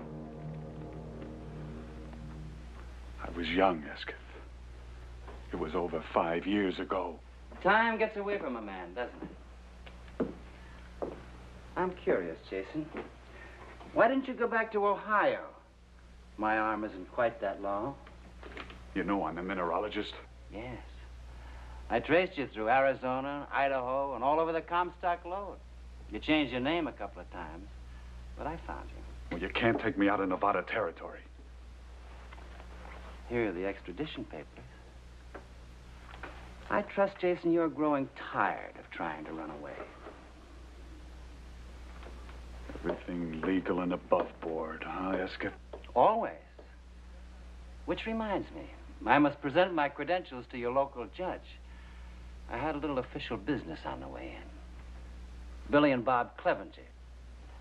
You saw the Clevengers? Briefly, through my sights. They're both dead.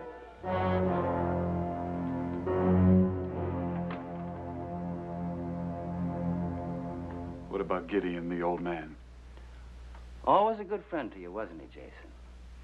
No, I haven't seen him yet, but I'll plan to see him before he sees me. You, seem to have built up a nice little business here. Oh, why don't you get it over with? Why don't you kill me and have done with it? No, Jason. I'll kill you because that's what I came here for. But I'll pick my own time and my own place. Besides, I intend to get much better acquainted with your wife. She's lovely, Jason, completely lovely.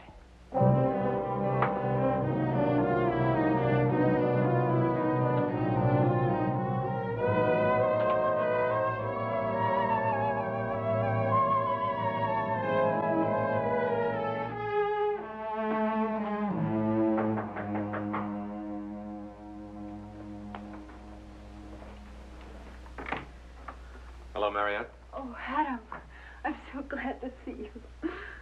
What's the matter? Is there something wrong? Oh, no, nothing.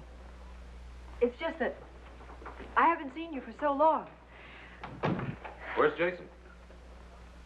Oh, he went to the office to pick up some things. Mariette, you're just about as close to being a sister as I'll ever have. Now, a big part of that pleasure is being able to help you. Tell me, what happened when Gerald Esketh came here? Oh, nothing happened. I think Mr. Esketh is a very charming person. We even had tea. Oh, Adam, I just can't lie to you. I've tried, but I just can't. That's more like it. Now, tell me about it.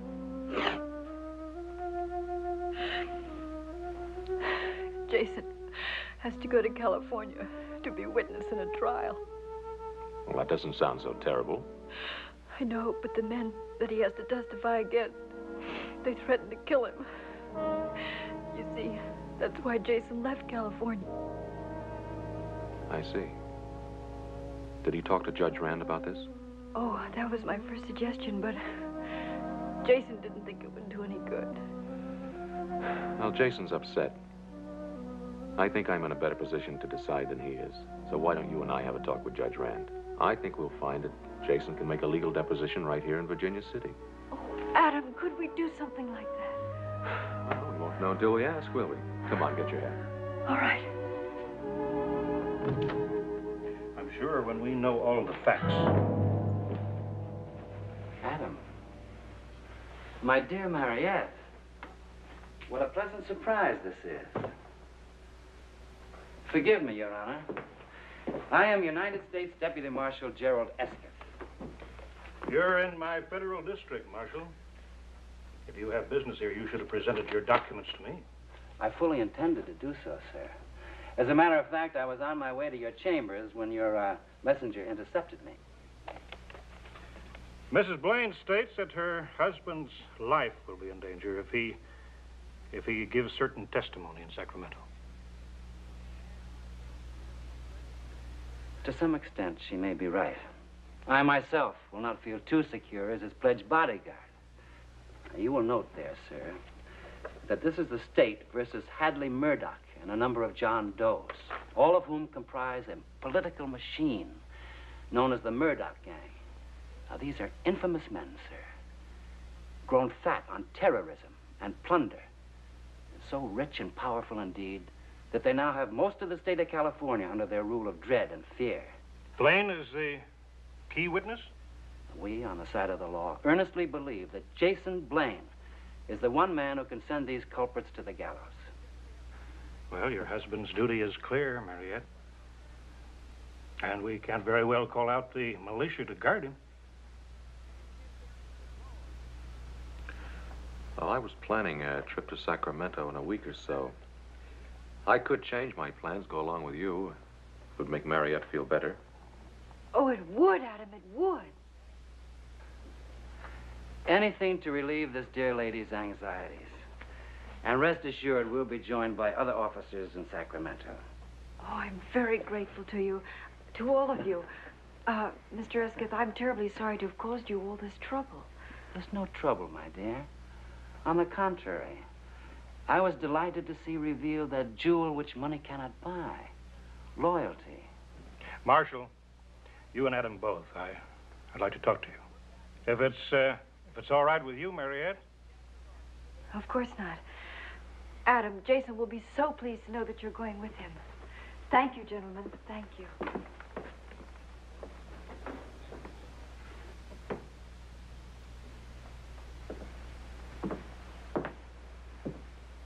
It's about the killing of the Clevenger brothers. Ah, yes. Distasteful duty, I assure you. But there is a warrant out in California for their arrest. I was talking to your father, Adam. He was telling me that Gideon Clevenger came to see him. Yeah, but he didn't seem to want to make any trouble. Strange man, Gideon Clevenger. He'll brood about the death of his sons. Then he'll decide to take the law into his own hands. He can be very dangerous if he makes up his mind to it. Well, the thought of any further bloodshed is completely repelling to me. I'll rest a whole lot easier when you're out of town, on your way back to Sacramento. Then you think that this Gideon Clevenger will make the death of his two sons a personal issue between himself and me? I think that precisely. I see.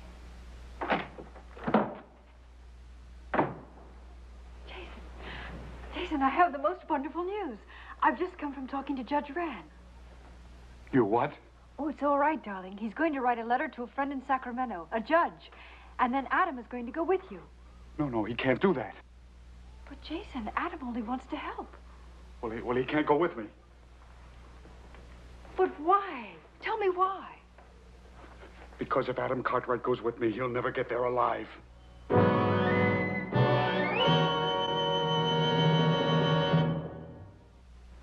Jason, what are you trying to tell me? Can't we make one move in our life without the Cartwrights getting mixed up in it? But the Cartwrights are my best friends, and they're the best friends you ever had. I don't want to talk about it. Jason, now come on, this isn't like us. I'm your wife, and I have a right to know the truth. Well, I have told you the truth. Tell me something. Why did you say that if Adam went with you, he would be killed? Because that is the truth, too.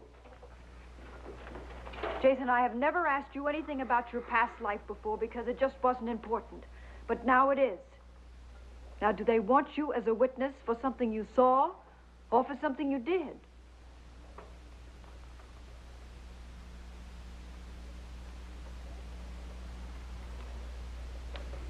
What difference does it make? Escus told you about the Murdoch gang, didn't he? Yes. Well, that gang isn't going to let me get to Sacramento alive. Not even with Mr. Escus and Adam to protect you? Don't you realize that Escus was sent here to kill me? Once I leave here, I'll be dead before I can get as far as the Ponderosa. But why would anybody want to kill you? Because that's why he came here. He is a hired, paid killer. Now try to understand that. Jason, there must be something we can do. There must be. You want me to get a gun? Go up against him? He would love that. Self-defense, everything above board, legal. Then why don't you go to Judge Rand, tell him the truth, and he'll protect you? You saw his papers. He is a marshal. He has every right in the world to take me in. And you're going to stand there and let him do it. Oh, what else can I do? We can go away. We can go east. Jason, please, please, they can't reach that far. Even if we have to spend the rest of our lives hiding, I don't care. I'd much rather have you that way than not have you at all. Please. Oh, if we only could. If we only could. It would be like starting from the beginning. No west, no past tense.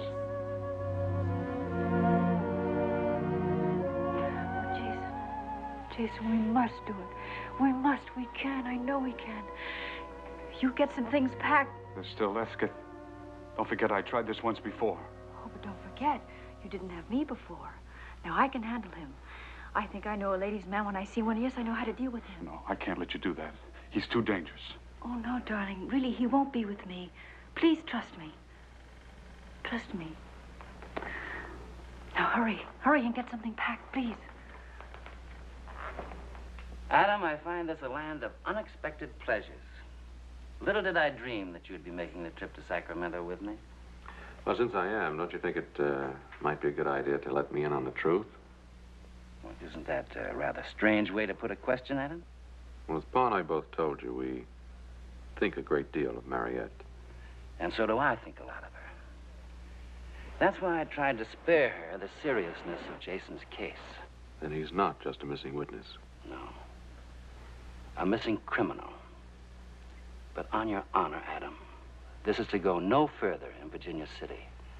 By turning state's evidence, he'll be able to return here with no damage to his so-called reputation. And I appreciate whatever protection you can give Mariette. You know, I believe we think alike. I even had him listed in the documents as a witness, not as one of the accused. Thank you for telling me. Pa, I'd like to get the best lawyer you can find. Adam, I don't want you to think it rude of me. But under the circumstances, I think it best not to return to the Ponderosa. I'll take a room here at the hotel, and if it's convenient for you, we'll leave, shall we say, first thing in the morning? Fine with me. I'll bring your luggage in with me. And bring along your best suit, Adam. I know some pretty girls in Sacramento, and perhaps we can forget some of the more unpleasant aspects of a marshal's duties. Very good. If I seemed a little cool towards you, it was only because of my concern for Mariette. Well, I better let Pa know what's happened. See you in the morning.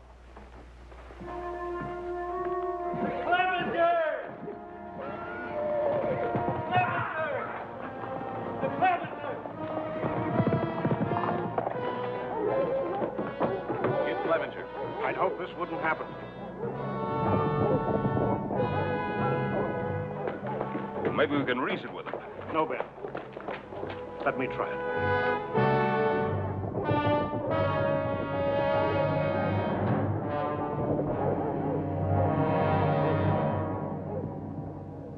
Hello, Gideon.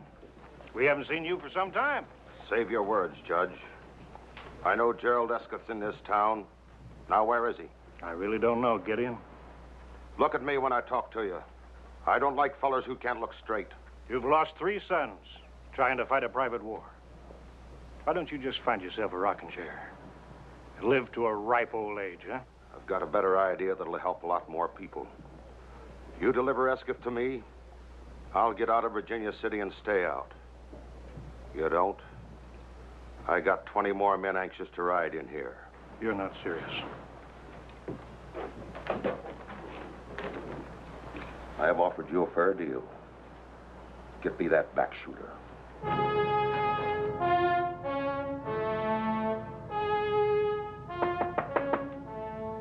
Come in. Oh, my dear Adam. They tell me Gideon Clevenger's looking for me. He's threatening to tear the whole town apart unless you're handed over to him. He seems a truly dedicated scoundrel. Faithful to his purpose, honest to a fault. I want you to know that Pa and I'll be backing you up. Thank you kindly, Adam.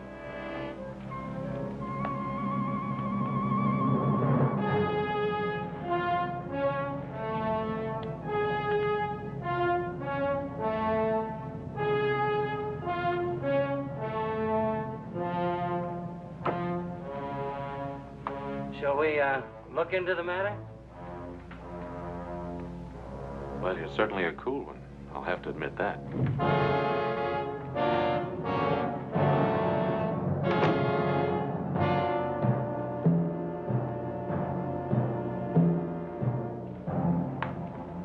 What are you going to do?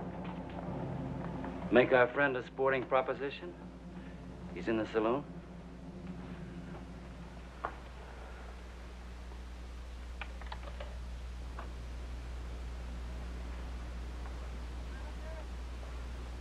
Clevenger?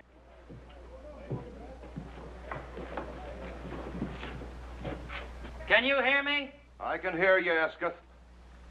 It's a voice I'm not likely to forget. You made this personal, Clevenger, so let's keep it that way. There's no sense in harming innocent people. You've made yourself a deal. But if the Cartwrights or anyone else tries to get into it, I'm cutting my boys loose.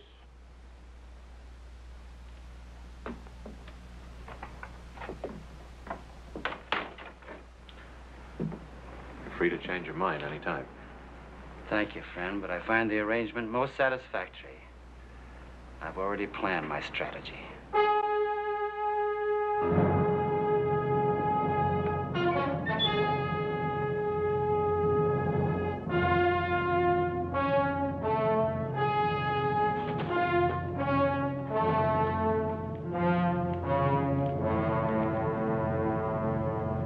I don't like this, Adam.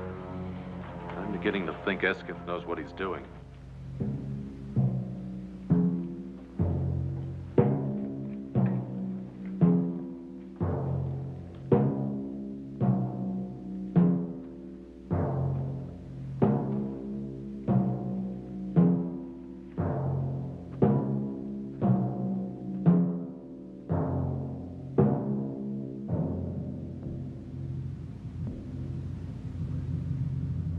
Make your play, you filthy little back shooter. You first, my dear Clevenger.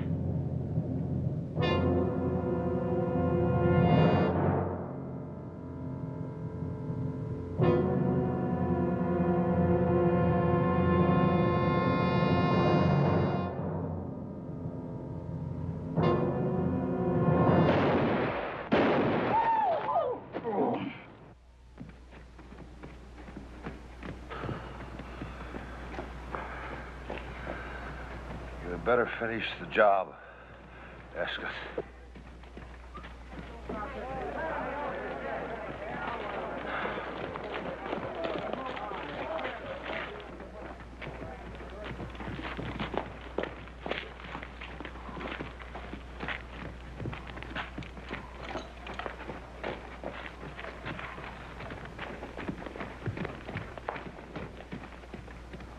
Hattie, we better get the doctor, see what we can do for Clevenger.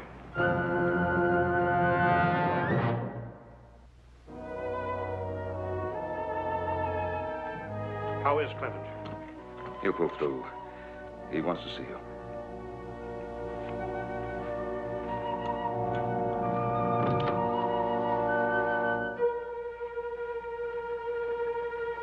I took the liberty of dropping in without knocking. Well, I was sure the door was locked. You grow lovelier each time I see you.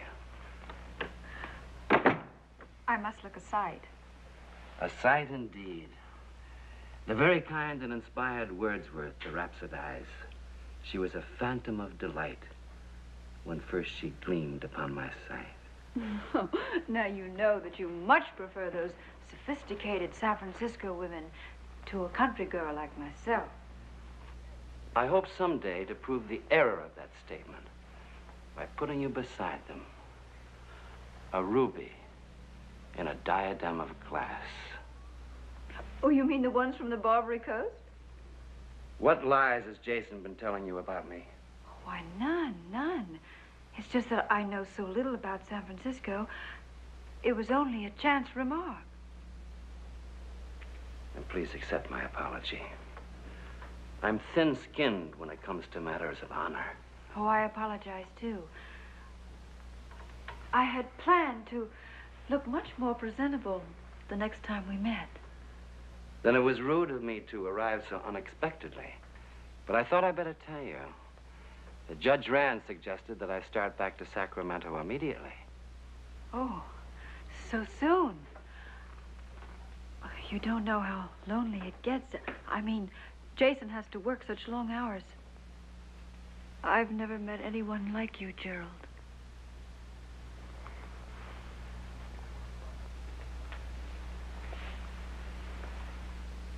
A little more time. Won't matter. Could you come to the hotel to let me know when Jason is ready? Just as long as you aren't too impatient. Now, let us not misunderstand my honorable intentions. I understand your intentions perfectly.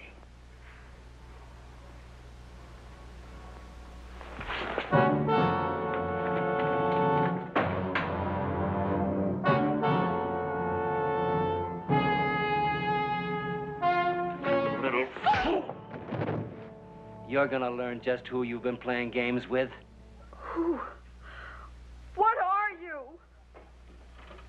He's Murdoch's hatchet man.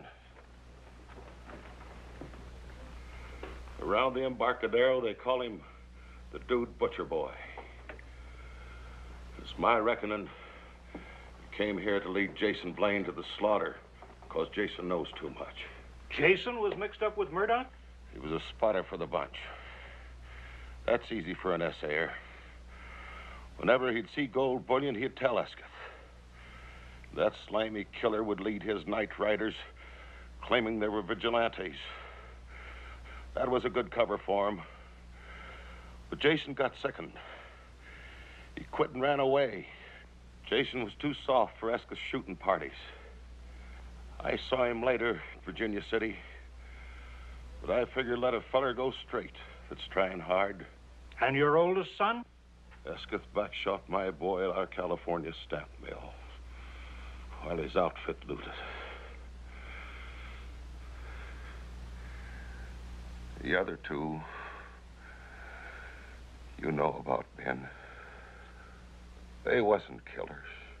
They heard Esketh was headed this way. They mistook Adam for him.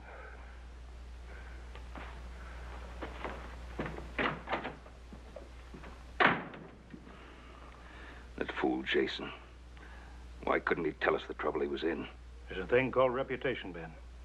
Especially if you're married to a woman like Mariette. I'd swear she never knew that Jason had a record.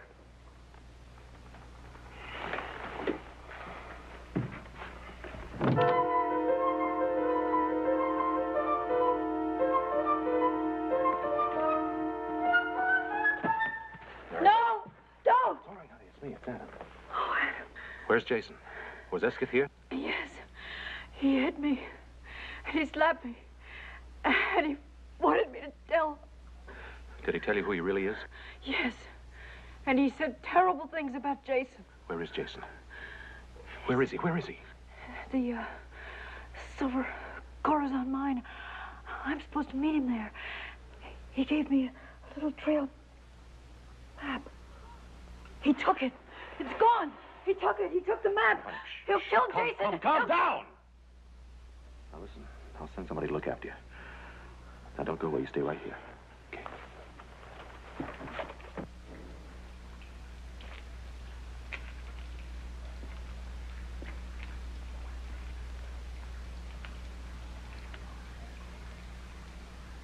Jason!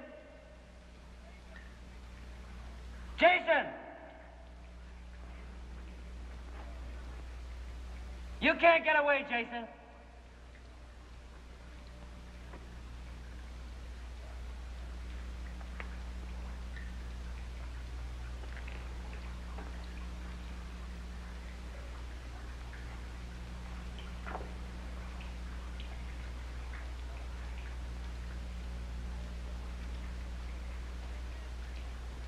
Can you hear me?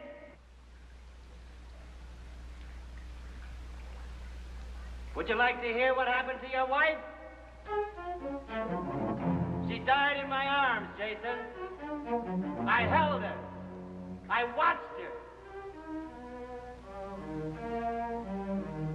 Can you take that and run away with it?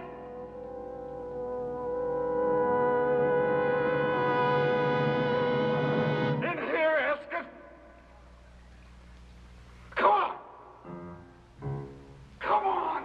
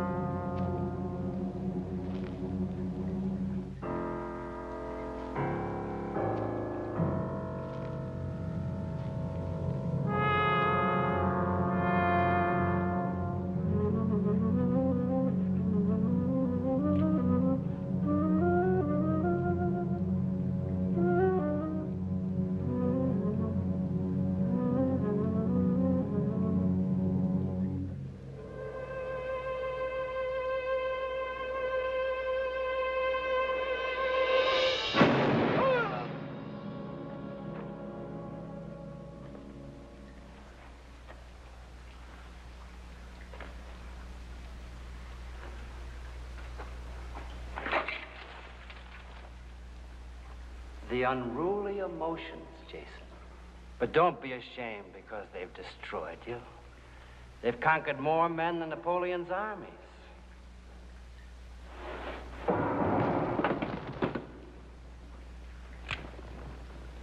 Go ahead. Go ahead and shoot.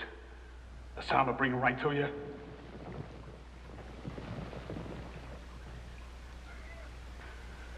I'm here! We're in here! We're in here!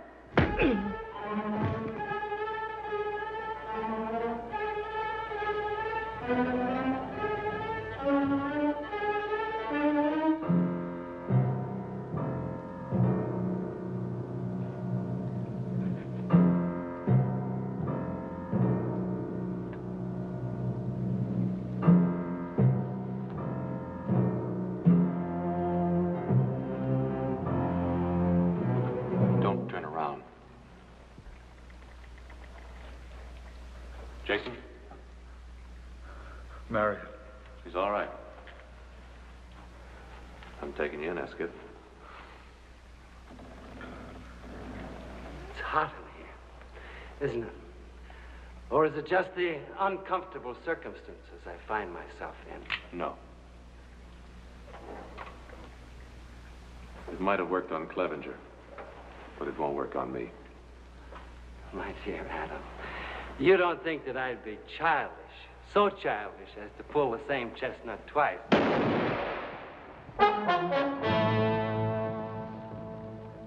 I wish you hadn't tried it, Escott.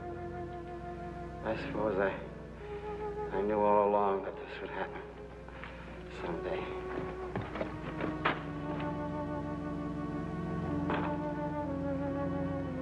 Thank you for your hospitality. I never dreamed that Gerald Escott would be defeated by emotions. I can't believe you ever had any. Oh, yes, I did. I was in love, you know. I was in love with Gerald Escott.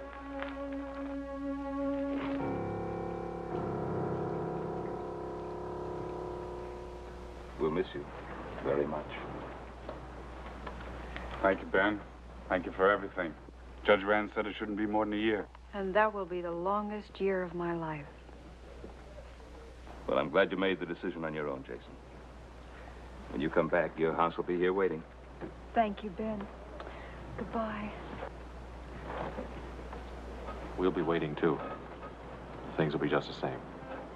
Thank you, Adam.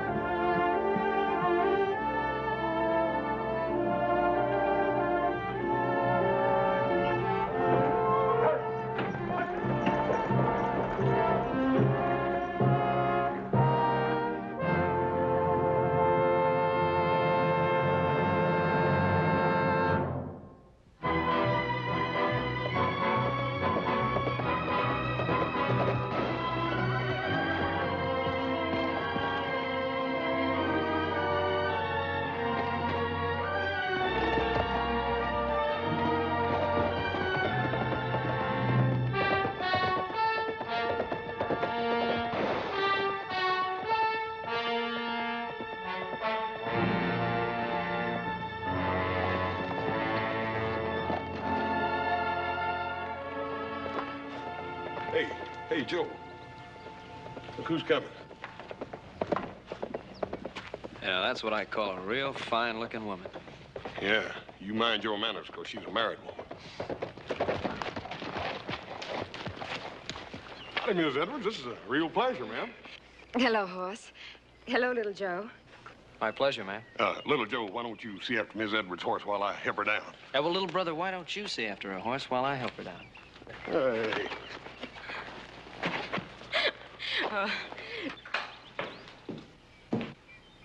Joyce. Ben. Oh. Oh, Ben.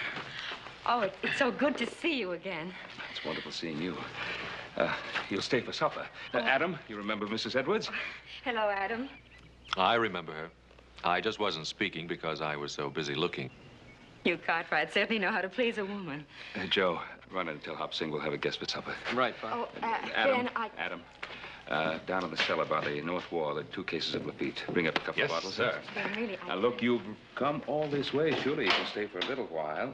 Now, we need a lady in this house. You know, I've got these 3 grown sons, and somebody has to teach them manners. Now, please, come in. All right. But just for a little while.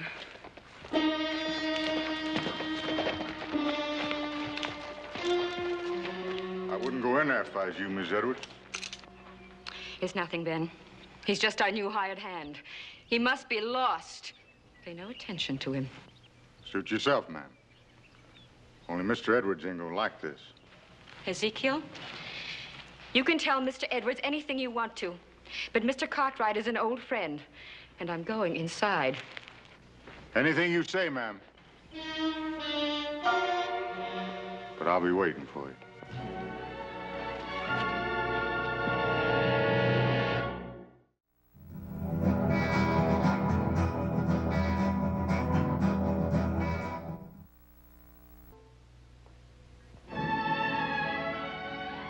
Your house is so attractive, Ben. It gets nicer with the years. It's been years since you've been in this house, Joyce. Yes, I know. I've missed seeing it. I've missed seeing you. All of us have. How's Tom? Oh, all right. Just all right?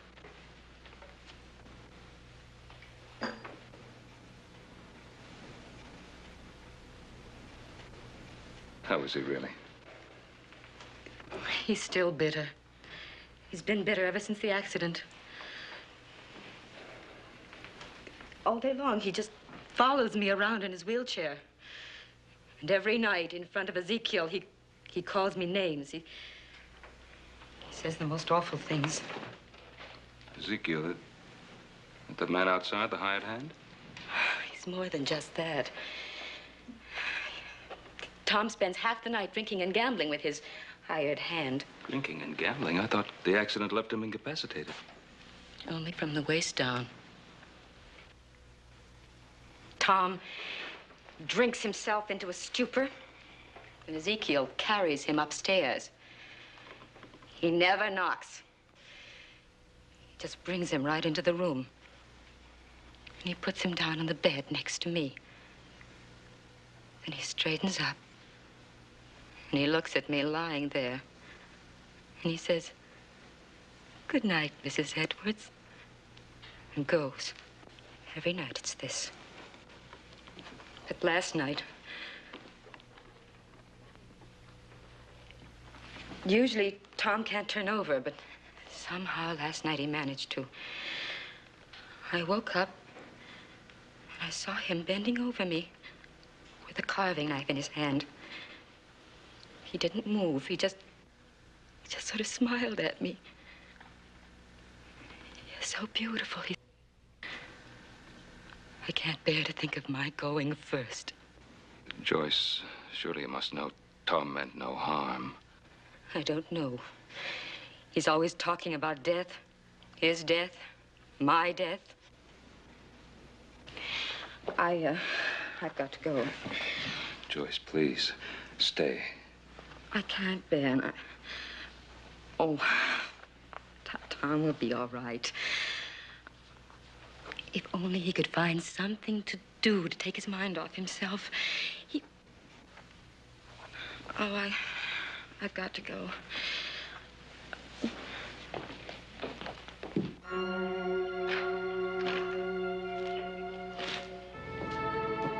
Oh, Hoss, would you get Mrs. Edwards' horse, please? Right, Paul. Joyce, I don't like the idea of his following you. Oh, it's all right, Ben. He'll keep his distance. I'll ride along partway with you. All right. Thank you. Here you are, Miss Edwards. Oh, thank you, Horace.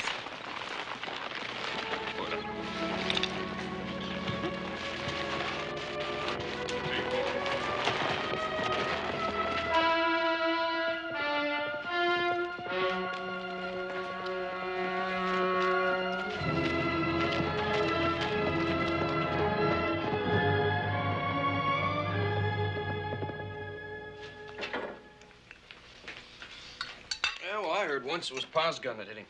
Well, that's a lie. Eat your supper, both of you, and stop talking about it. Oh, look, I didn't mean he hit him on purpose. I meant he hit him accidental. Well, that's two lies. No, that's not what they say in town. Well, that's Mr. Edwards, Joe. Sure, he blames Paul. He claims he crippled him. Well, did he or didn't he? He did not. Hey, well, how do you know? You weren't even there. I was there an hour later. They were out after wild mountain sheep. Mr. Edwards slipped and fell to a ledge, and Paul risked his life trying to save him. Ain't that right, Adam? They were climbing up off that ledge when they fell to another ledge, and that's when the gun went off, getting him in the spine. Whose gun? Mr. Edwards' gun. All right, then why does he blame Pa? Eat your supper. It's getting cold.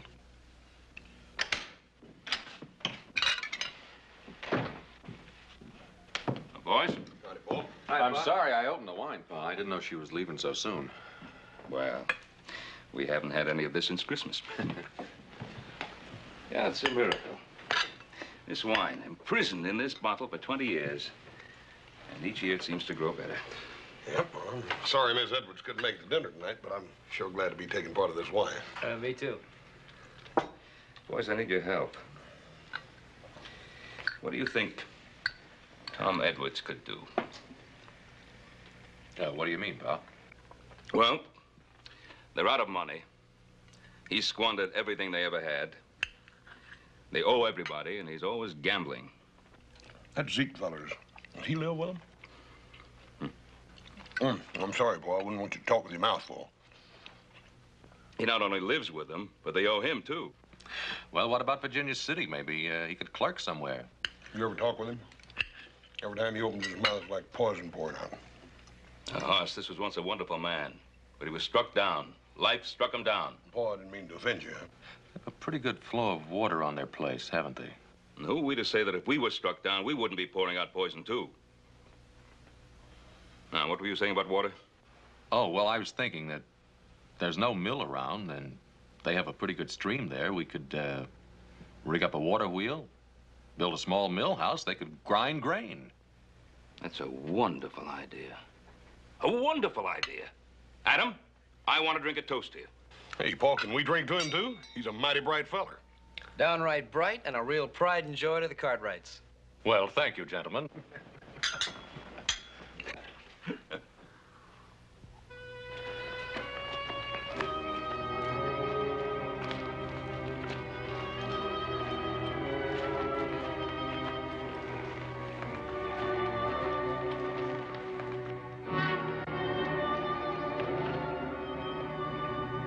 Take care of my horse.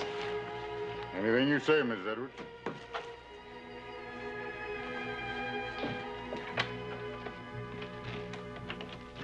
Well, did you have a pleasant ride? Yes. I hope so.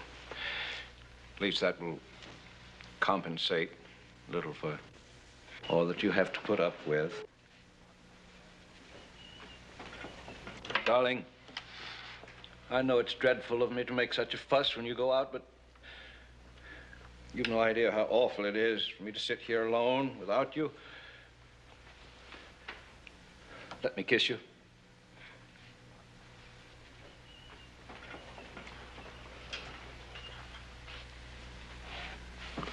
Your skin is so lovely. Your cheeks are pink. Kiss? I'm awfully tired. I think I'll go up to bed. You told me where you've been. I went to see the Cartwrights. Why? To complain about your husband? Tom, please don't start that again. I love you. I'll never leave you. You know that. I expect Ben received you very warmly, didn't he? Did you get any money out of him? Tom, please. He's very rich.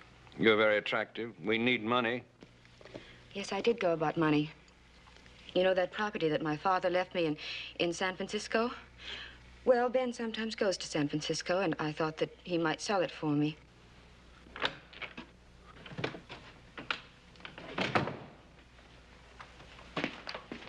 Darling, what about that property your father left you in San Francisco? What do you mean? 5 acres? That should be worth quite a lot, wouldn't it, Ezekiel? Now, Mr. Edwards, you don't want to go gambling your wife's good land. Oh, no. I'm doing it for her. How's that, Mr. Edwards? Well, she hates you. This way she could get rid of you. Now, Miss Edwards, you don't want to get rid of me, close as I've been to your husband. How would that get rid of him? I'd bet the whole 5 acres against all we owe Ezekiel. If he loses, then we don't owe him anything, and he clears out. Go ahead. Bet the land. You surprise me, Mr. Edwards. You think I stay with you just for money? You think I take care of you? You think I carry you up them stairs night after night and put you to bed just for money? Now, believe you me, Mr. Edwards, I know I ain't fit to tie your shoe. But just living with you, sir, and Miss Edwards here, I've grown to you two like it was home almost. No, son. No offense, man, but I can't take that bet. All right. Play for $5. Will you lend me $5?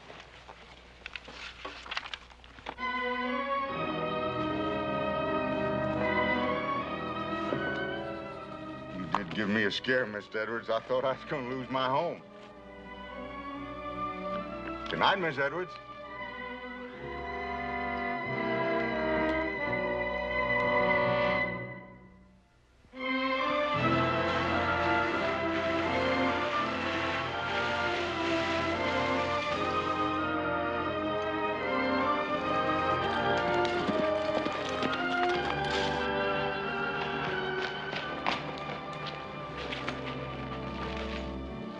Morning, Tom.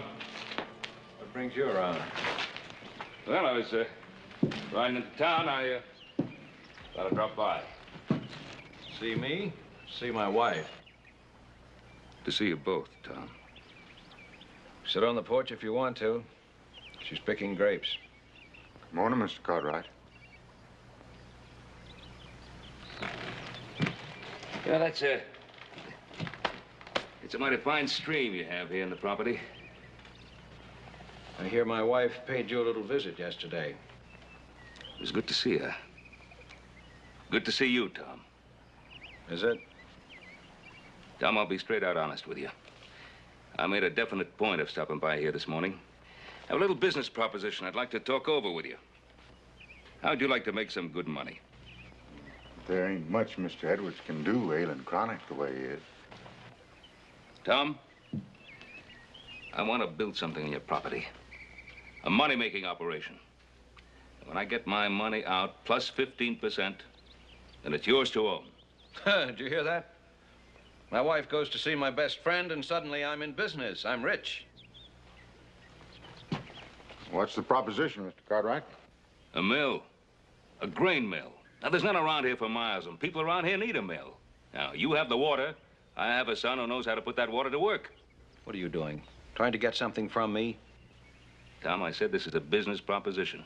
Now, I'll put up the money, and my sons and I will build that mill for you. What do you get, Mr. Cartwright? Water rights forever? I've already said what I want.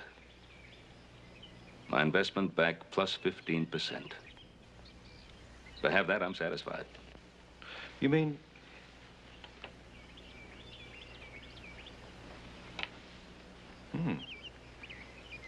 That sounds pretty good. Not to me, it don't. Would you be good enough to let Mr. Edwards make his own deal if he so sees fit? Of course, sir. Excuse me. Never mind, Zeke, Ben. We've been thrown together so much we're almost like partners. My only thought, sir, is for Mr. Edwards. That's enough, Zeke. Now, you keep out of this. Mr. Edwards, we'd have all those people coming around, all that excitement. He don't hardly sleep nights as it is. Tom, what do you say? Have we an agreement or haven't we? 15%, huh? 15. Now, you shake on that, we'll have that mill up in a week. You make it 10%? No. 12.5? 12.5. Oh, I'm mighty glad, Tom. Why, that mill will be a great thing for everybody. What do you think of that, Ezekiel? Wait till I tell Joyce. Well, all right, Tom. Let's be getting on it to town. Oh, say, we can start bringing the stuff in tomorrow, if that's all right. Oh, do that. You do that, Ben. Ben? We'll be friends again? Let me tell you, Ben, in my heart, when I'm not in pain, I mean, in my heart, I never blame you. It was my gun, my fault. Bless you for coming.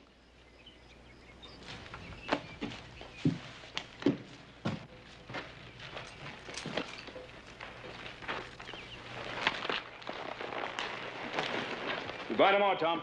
Fine, Ben. Thought you owned me, didn't you? Thought I couldn't even get up to bed without you, huh? I'll show you. I'll take you to your wife, Mr. Edwards. Would you like to go pick grapes with your wife? I'll make me so much money, I'll hire me a nurse from San Francisco. It'd be a real one, too, not just somebody like you. I wouldn't get excited, Mr. Edwards. You're going to have another bad night. You hope I have another bad night, isn't that it? You hope I'll have to call for you. Where are you taking me? To your wife, Mr. Edwards. I'm going to take you to your wife. You forget about my wife, you hear me? You get her right out of your head.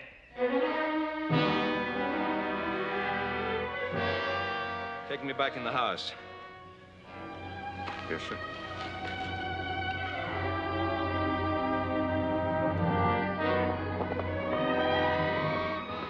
Ben!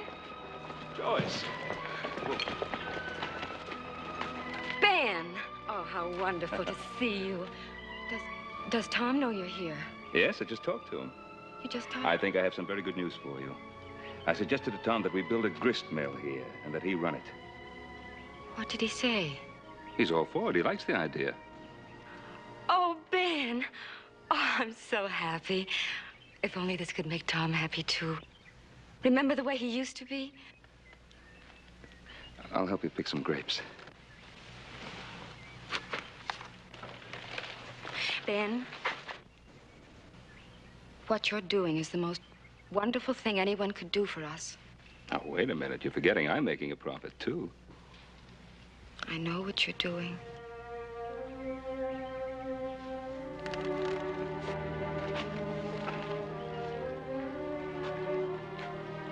And then about yesterday, I've never complained to you before, have I? I've never complained to anyone. But all these years, I've been dying, too. I know, Joyce. Sometimes I think it would have been better for him if I'd left him. My health, just the sight of me seems to infuriate him at times. Just the sheer sight of me. Just your beauty. Oh, Ben. I forgot about that a long time ago. He's a cripple, and I'm a cripple, too.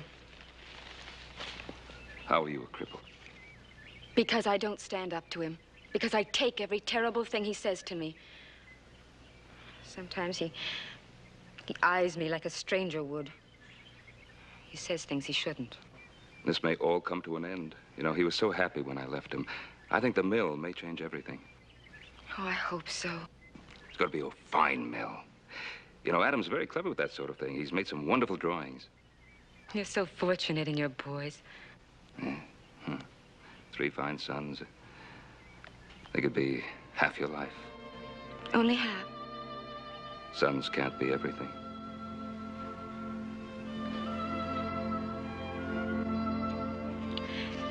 Did you notice how blue the mountains were this morning? Yes, I saw them.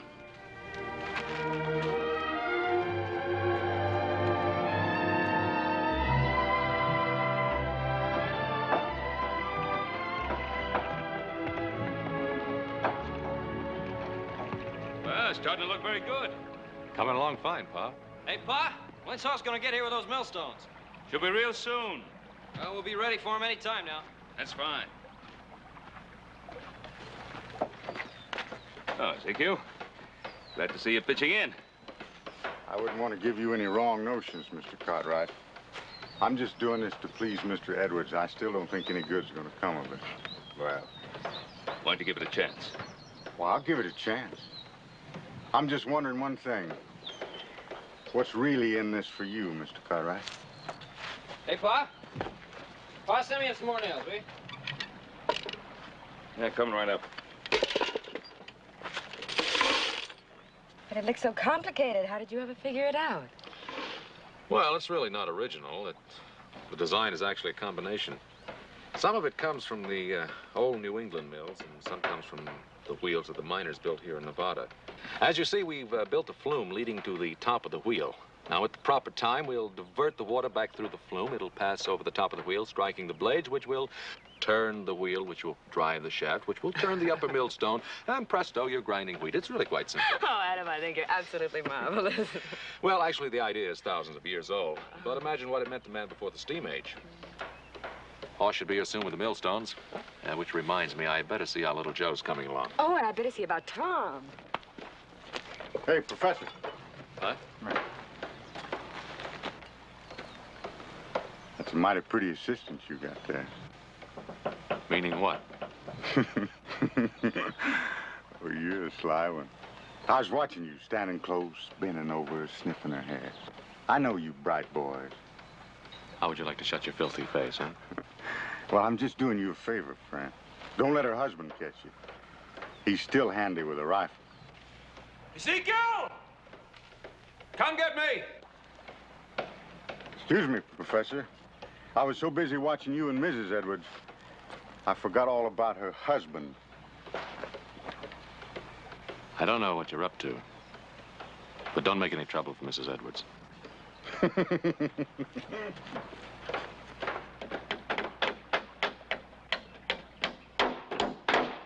That's about time you got here, Professor. Did some of the heavy work. Don't call me that. What's the matter with you?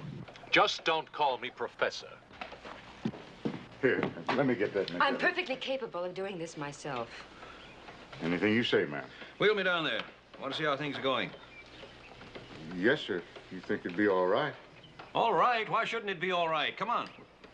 Just, I mean, the ground's so rough, your legs being so weak. Must you always remind him of that? I didn't mean no harm, ma'am. I was just thinking. Come on, come on.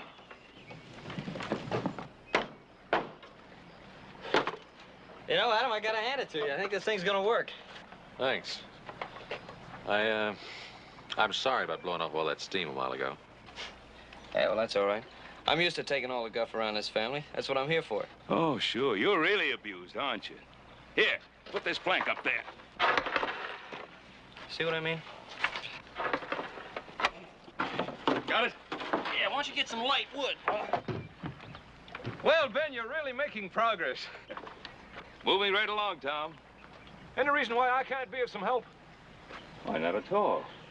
As a matter of fact, I think I've got the very thing for you. Ezekiel, move his chair in closer to the wheel. You see these binder rods? Yeah. They need tightening. Now, here's a wrench. Get to work. Fine. Oh, Adam, isn't it wonderful to see Tom working again? It sure is. What's the matter? Just think you have the most wonderful father. Dummy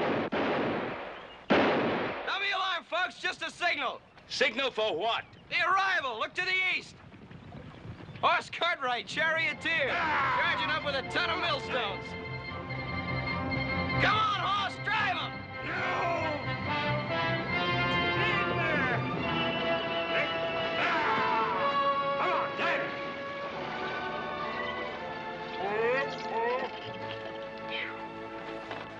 How was it, horse? Fine, Paul.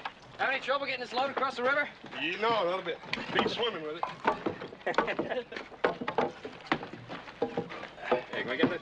Yeah, I got it. I got it. Well, I don't know about you, Mr. Edwards, but I always go by the rule you ought to lock the barn before the horse gets away. What are you talking about? Just a certain party and your wife. You know what I think I'll do with you? When this mill is finished, I'll put a rope around your neck and hang you from one of the rafters just to celebrate. Mr. Edwards, you know I'm just protecting your interest. Listen, you filthy snake, I trust my wife. And I trust Ben Cartwright. He's my friend. And if you ever again put one of your rotten, suspicious thoughts in my mind, so help me heaven, I'll kill you. Your friend, Mr. Edwards? I wasn't talking about him. I was talking about his son, Adam. Watch your hands down there with that, Paul. All right. Let me get this out of there. Let's heave. Easy now. Easy. Easy. Okay, let her slide down. Easy does it. Watch your hands, Pop. Now, let her slip. Oh, no, I ain't saying she did anything, but The point is... Look, just tell me if you saw anything or you didn't between her and Adam. Mr. Edwards, I don't want you getting excited. Never mind about that. Just tell me what you saw. Well, Adam was... Well, he kind of brushing up against her here and there. Did he touch her? No, not exactly. Well, it's his eyes, you know, when she wasn't looking at him. His eyes was... Well, you know what I mean. They're just kind of touching her all over. Of course, gotta admit that Adam is a good-looking boy. You know, with a little bit of luck, we'll have this mill running by tonight. Tom! Tom, they think they'll have the wheel going by tonight. Isn't that wonderful? Do you know what I think we should have? A party. And let's dance, and let's grind the first grain and have the neighbors in. Oh, wouldn't it be wonderful to have music again? I'll bet you'd like to dance, wouldn't you? Well, just to hear the music would be enough. I bet you'd like to dance with Adam. I beg your pardon? What's all this between you and Adam? Between me and Adam? Ever since the mill started, you've been tagging each other around. Tom, I don't understand you. You understand me. You're a woman, aren't you? You're young, you're lovely. Don't tell me you don't know what I'm talking about. Tom, on my word of honor, no such thought for Adam ever entered my mind. Then why are you so happy? Why have you been smiling ever since this mill started? Because of you. Because I thought it would start your life again, and my life. You haven't been tagging Adam around? No. Brushing against him, leaning against him.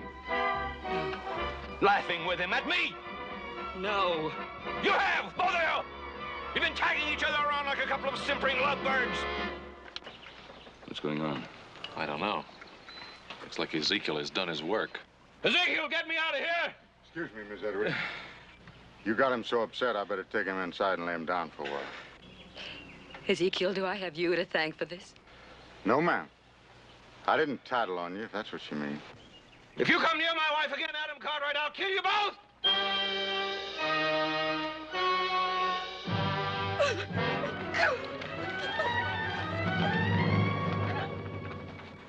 I'll give you my word. It's Ezekiel. He's warped and twisted Edwards' mind. Pa, maybe we better stop working the mill. What, after I lug these stones in here? We'll finish this mill. Pa, a man as mixed up as that's liable to kill somebody. Keep working.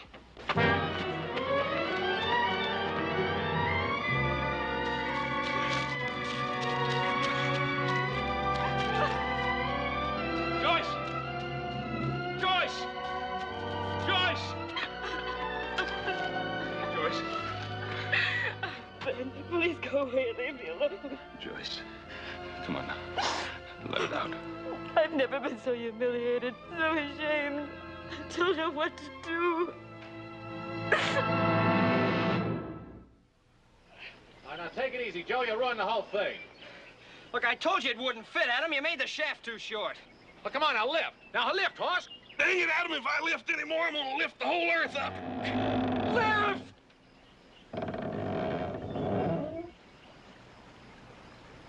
Oh, come on, will you, Adam?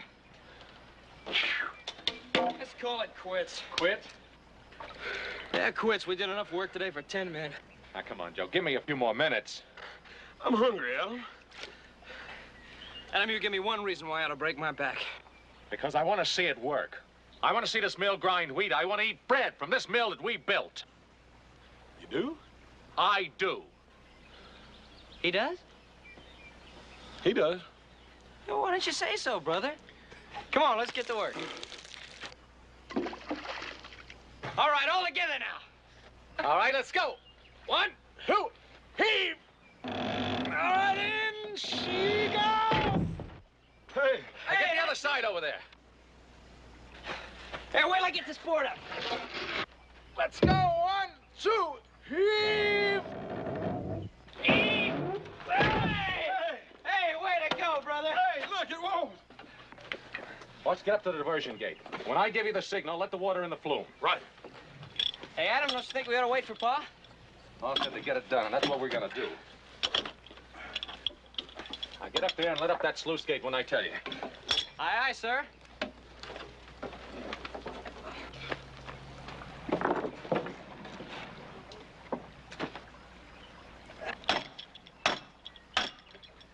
All right, horse, let her go.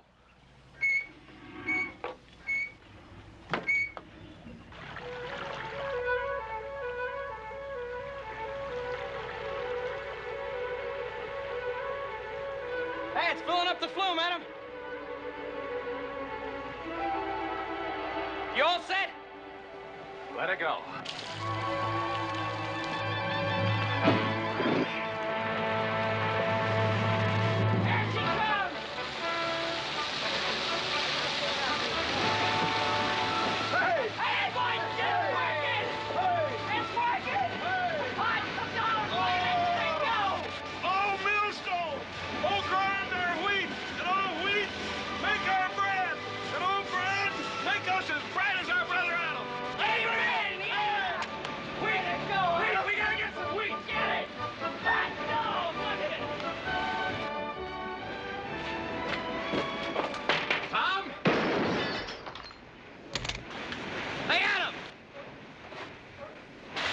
Maybe we better get up there. No. Wait. Come on in, whoever you are! Well, Cartwright, what do you want? There's one thing I don't want is people shooting at me without a reason. I got a reason, best reason in the world. My wife. Where is she? That's right, where is she? Mr. Edward here's been worried about her. It ain't good for him to worry. How should I know where his wife is? You ought to know where she is. She's with your father, ain't she? He run off after her. Didn't think I knew, did you? I know. Ezekiel told me. I know all about your father, too, from a long way back. It's not the first time he betrayed me. He shot me in the spine. My father didn't shoot you, and you know it. I don't know any such thing. I know it was you Cartwrights caused all my trouble. Mr. Edwards, you're wrong. Real wrong. But I didn't come here to argue with you. I just come to tell you that your mill is finished. We got it going. You think the mill solves everything, don't you? You know what I'm going to do with your mill? I'm going to destroy it. I'm going to burn it to the ground. This Ben Carter, I think he can buy my wife with a mill. You mark my words. Before I let him steal my wife, I'll kill him and hurt you! Ezekiel, if you're really his friend, you'll get these wild ideas out of his head. I am his friend, Mr. Cartwright. But what's right is right. Man has a simple duty to protect his home.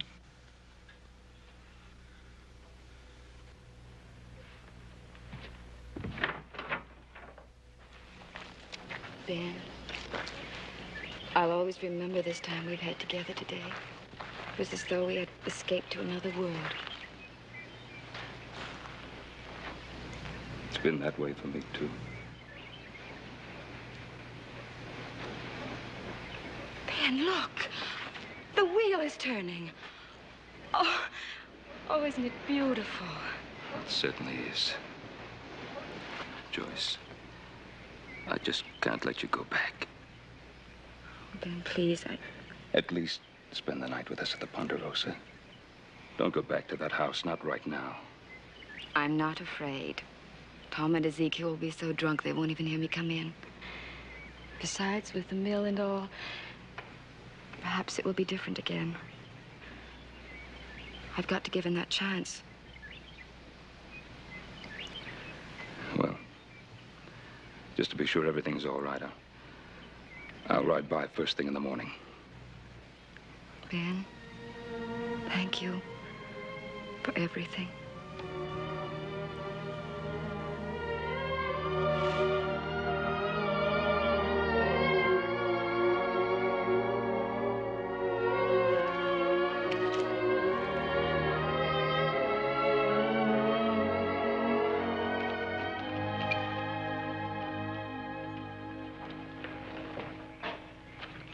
Pa, we've been waiting for you. Oh? Why? I was a little worried about you. It's mighty thoughtful of you, Adam, but I have a feeling I'm old enough to take care of myself. I ran into some trouble over at the Edwards place. What sort of trouble? Tom took a shot at me. No, I can't believe that. Neither could I. I went up to the ranch to tell him that we'd finished with the mill, and he and that hired hand of his were glassy-eyed drunk. Well, what started it? What brought it on? I don't know. Tom had some wild idea about you and Joyce being off someplace together, and he was making threats about killing you if you didn't stay away from her. Where are you going? Going right back to that house as fast as I can make it. That man touches Joyce. Pa? What?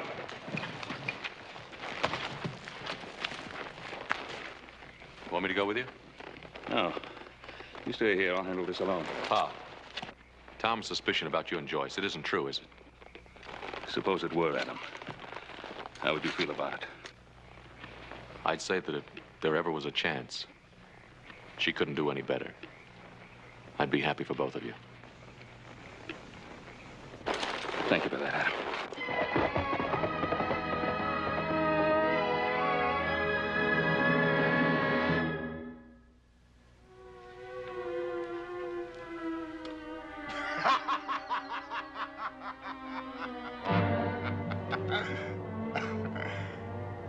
That does it, Mr. Edwards.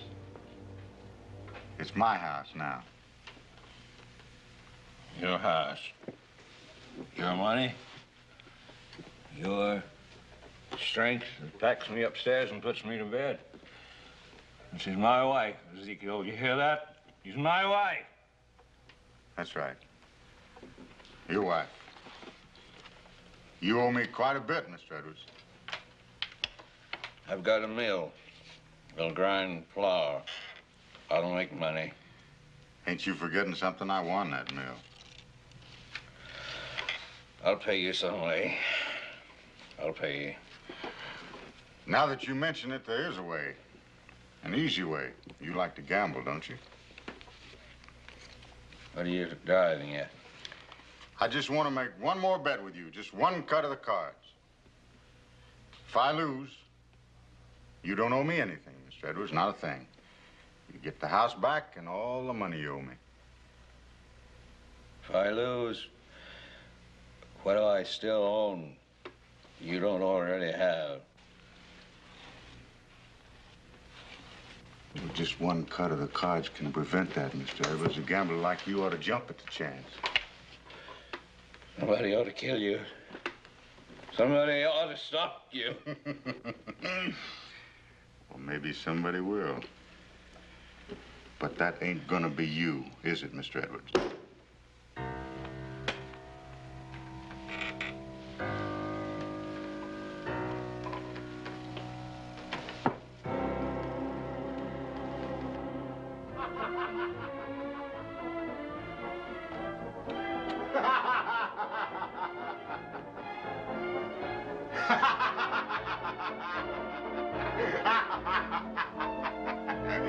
Looks like my king beats your 9. Ezekiel, would you mind bringing Mr. Edwards up to our room now? I don't have to do that no more, Miss Edwards. That's my room now. That's where I'm gonna sleep. Even drunk as you are, you know that's not true. Isn't it? Hey, you ask your husband.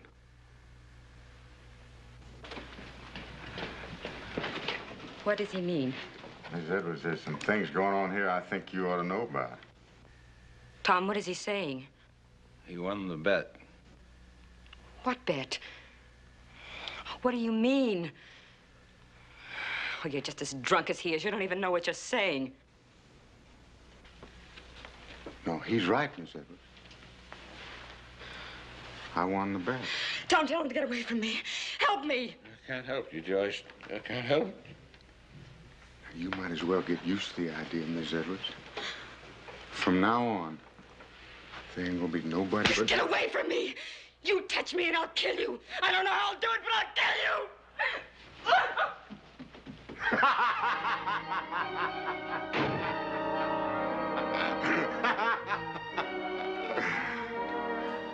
Well, she'll get over that as soon as she calms down a bit. Will she, Ezekiel? Are you sure? Yeah, I'm sure. Why shouldn't I be? You heard her. She said she'd kill you first. Maybe someone's gonna stop you after all.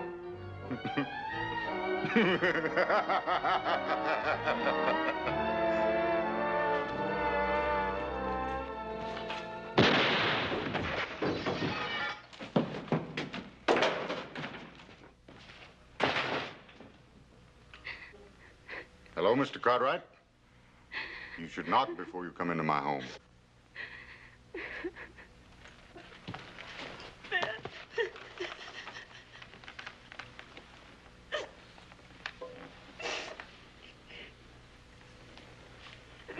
Get out of here. No, Mr. Cartwright. Everything here belongs to me now. You see, I've taken Mr. Edwards' place.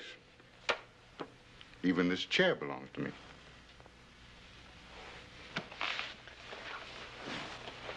Come on, Joyce. Well, now, stay right where you are, Mr. Cartwright. I wouldn't want to have to hurt you. Now, you lay your pistol belt on that table.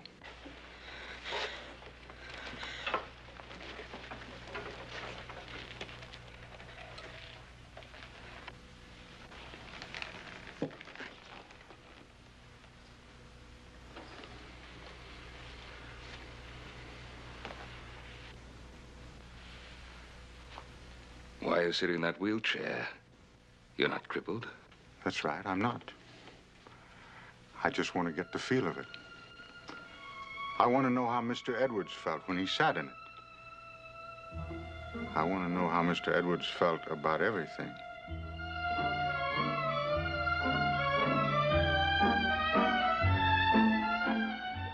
Come on, Joyce. Let's get out of here. No. Now, you can't, Mr. Cartwright. She belongs to me, too. Don't you understand? Look, I have it all here. I kept track of every bet I made with Mr. Edwards. He gambled away everything. And tonight, he gambled away his wife.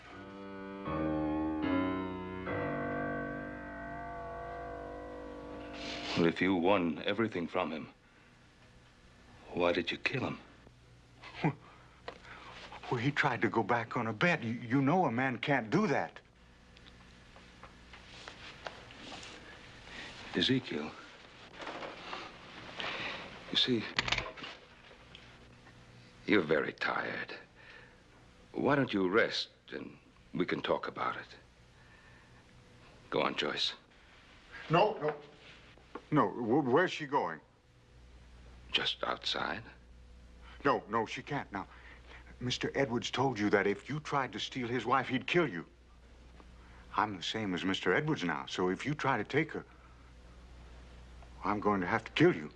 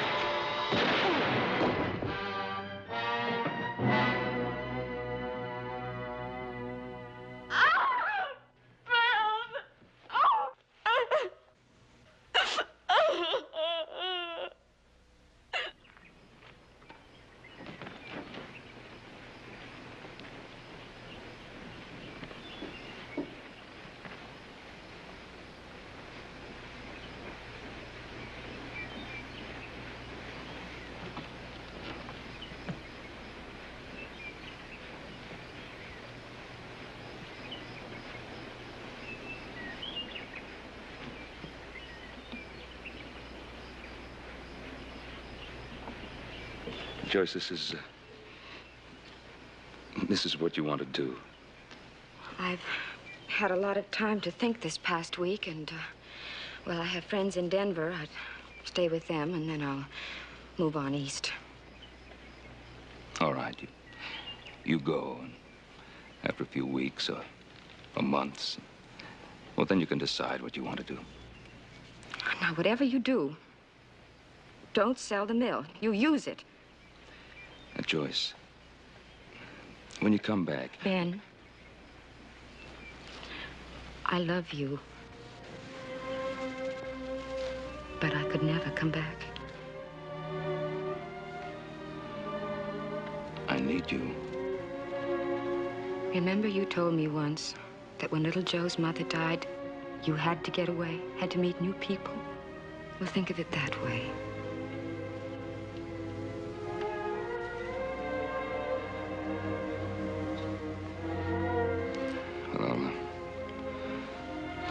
Drive into Virginia City. I'd rather we say goodbye here. It isn't easy for me either.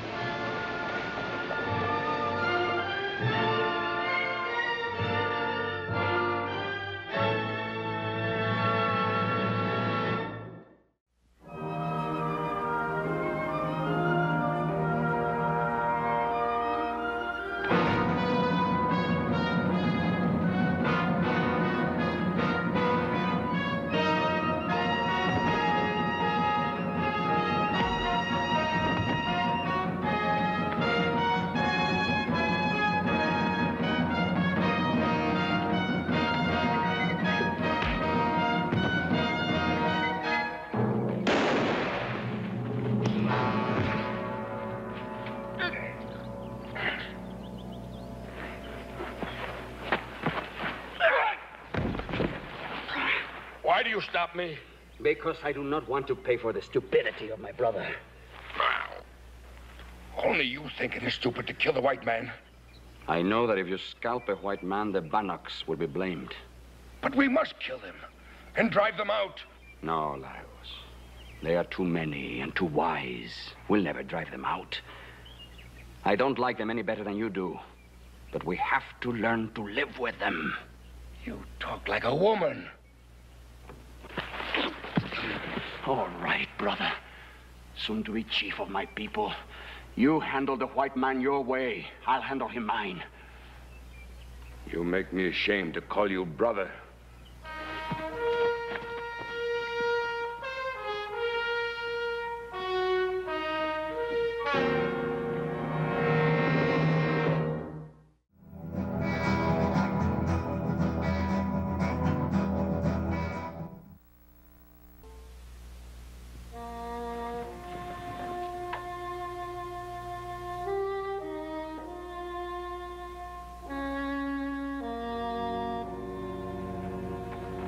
I'm glad you brought him here.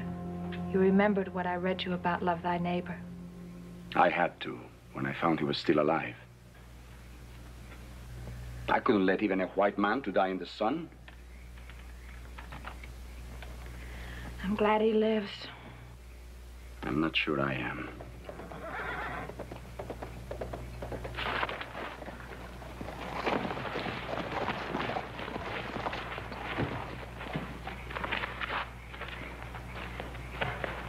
So you would rather leave our village and live here like an outcast? What are you doing here, Lagos? You should never have taken that Shoshone woman as a wife. You too are the son of a chief. Your place is with your people. My people turned me away. This is my home now. Did you move the body of the white man I killed this afternoon? No. I did not move him. Why? I went back to take the scalp so I could give it to our father. This one would have made him proud. You would say the same about any white man's scalp. That was not any white man. That was the owner of all this land and what's belonged to our people. You mean the white man whose scalp I saved is the owner of the range called the Ponderosa? That is what I mean.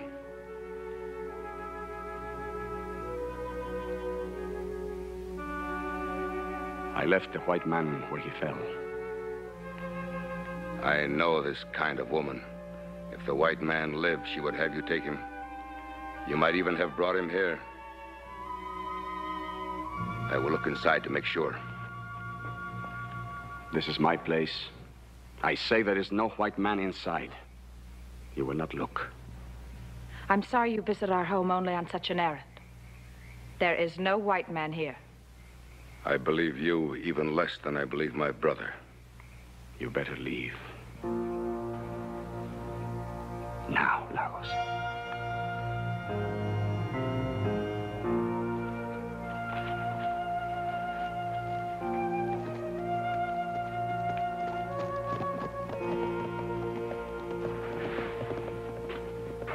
He is still bleeding. Will you change the bandage while I get some fresh water? No. I can't touch him now.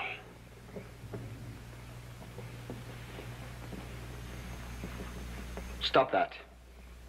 You've done enough.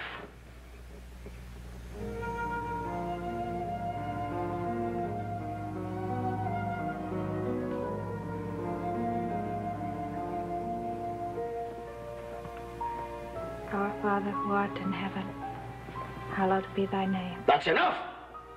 Thy kingdom come. Thy will be done on earth as it is in heaven. Well, Pa ain't setting traps at this hour. Don't worry about Pa. He can take care of himself.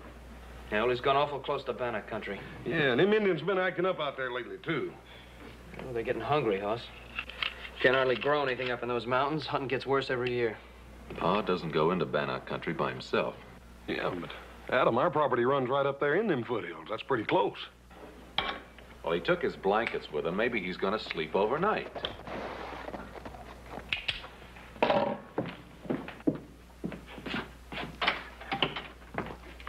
Hi, Ike. Howdy, boys. Where's your pa? You're up sort of late, ain't you, Ike? What do you want with Paul? I brought him a present. I got something to talk to him about that I figure won't keep much longer. Where is he? Well, he must have just missed him on the way over. He's been out setting traps in that foothill country right near your place. We expect him back any minute. Daggone it. If I'd known he was going out that way, I could have saved myself the trip. Yeah, what'd you bring him? Well, can show you boys while we're waiting here. Where'd you get that? Turned it up with my plow just yesterday. It's an Injun skull. It must be 200 years old. Yeah, they show up every once in a while all over the valley. Guess there's no question about who originally lived on this land. That was then, not now. How come you to bring it to Paul? I can't figure him wanting a human skull around the place. Was anything about a human skull? That's an Injun skull. Ike, I wouldn't use those words with Pa. You know how he feels on the subject. Yeah, well, he knows how I feel about it, too. I got no kick about Injuns rolling around under my land, but I'll be dad-burned if I want any live ones squatting on top of it. Your land. Yeah, my land. Your pa give it to me to homestead. Now, Ike, I don't think there are any Indians living on your land. Well, they're awful darn close to it anyhow. Your pa's got to do something about it. We'll give him your message, Ike. No, Hoss, I'll give it to him myself. I'll sit with you fellas for a while and wait for him. All right, you can sit a while, but no more talk about Indians, all right? Suit yourself. Now, Ike, it's liable to be a long wait. As a matter of fact, it may be all night. If it is, you can sleep in the bunkhouse. And I think we can do without this.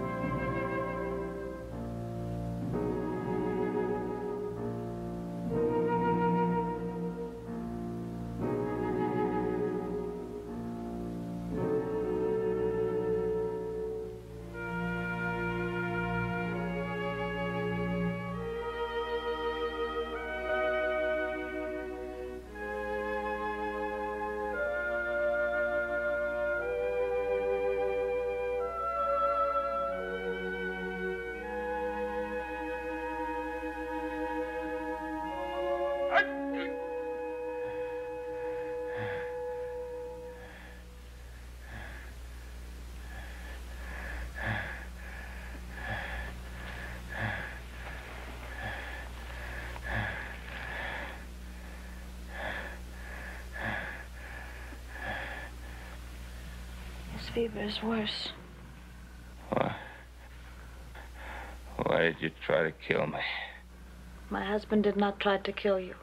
He found you lying wounded in a clearing and brought you here. It was an Indian that tried to kill me. I know that. You're Bannock.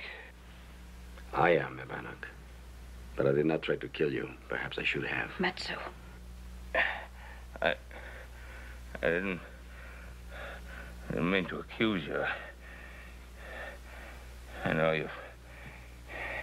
you've cared for me. I'm grateful for your help. You would have died if he had left you where you fell. What is this place? Where are we? This place is on your land. No villages or settlements. Indian villages in my land. This is not a village. Atoya and I live here alone. Why are you not with your village? I am a Bannock. She's a Shoshone. When we married, neither tribe would accept us. Where did you find out about the Bible? I lived with a man of God and his wife for 3 years in a white man's town to the west. Then I met Matsu. And we will stay together no matter how many times we have to move. Who said anything about moving? We do not stay where we are not welcome. You are welcome. We would still be intruders on white man's land. You'd not be intruders if I gave you land. You would give land to a Bannock. If you came in peace. Our people have not signed the white man's peace treaty. Put me on my horse. I'll try to find my way home. You are not well enough yet to travel. I must get to a doctor. We will get him home. It will take all of God's help. All right, Atoya. I'll hold him on his horse. You pray.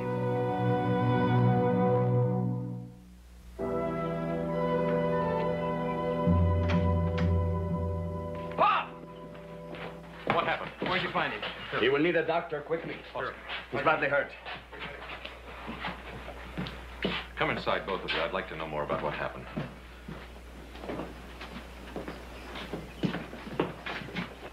Don't let them red devils go in the house after what they done to your pa.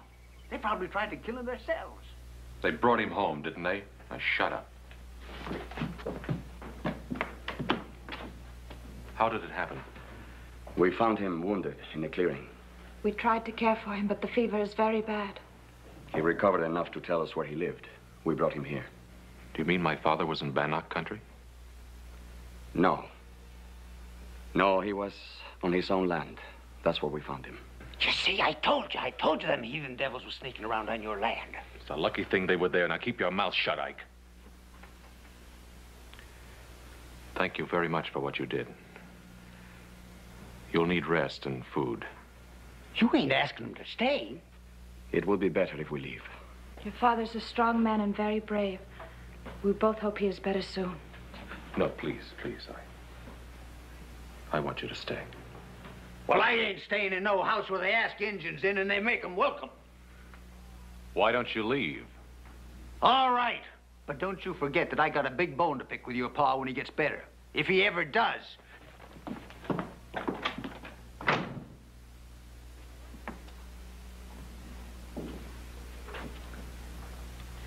It's a very, very poor way to say thank you. I'm sorry.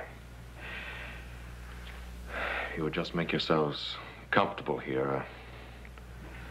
I'll be right back.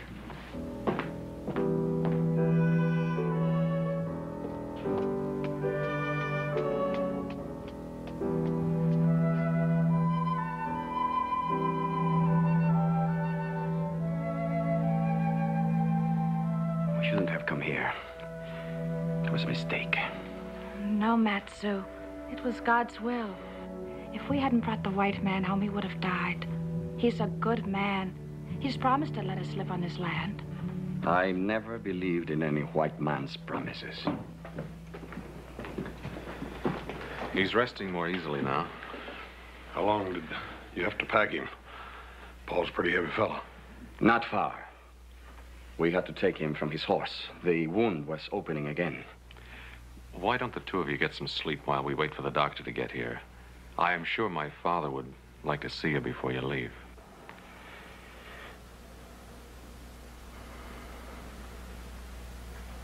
Thank you.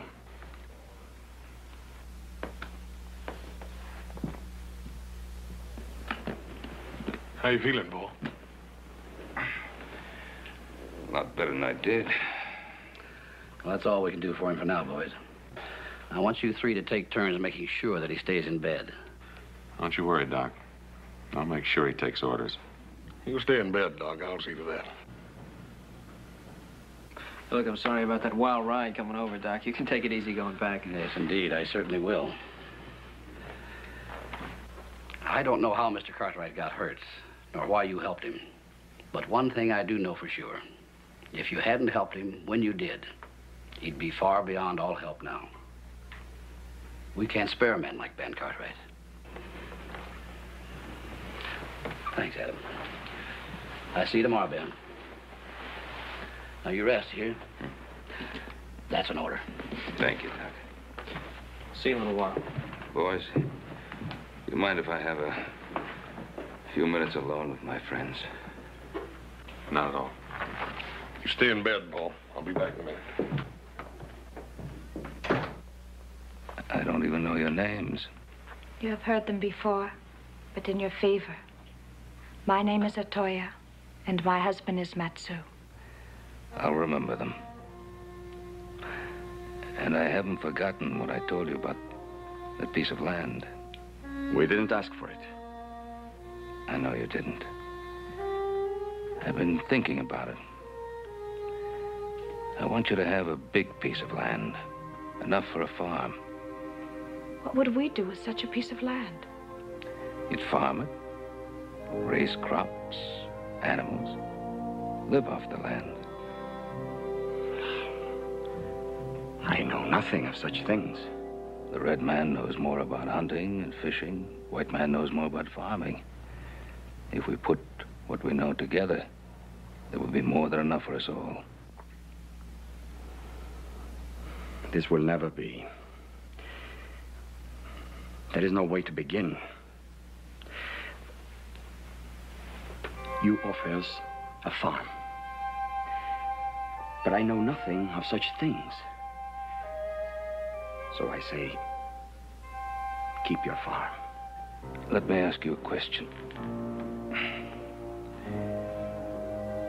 Would you come to live as a farmer on your own land if I and my sons and the settlers in the valley would teach you and help you with the things you do not now know? It would be so wonderful, Matsu. It would also be difficult.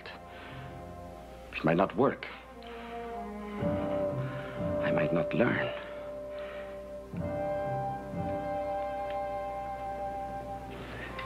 I've talked too much.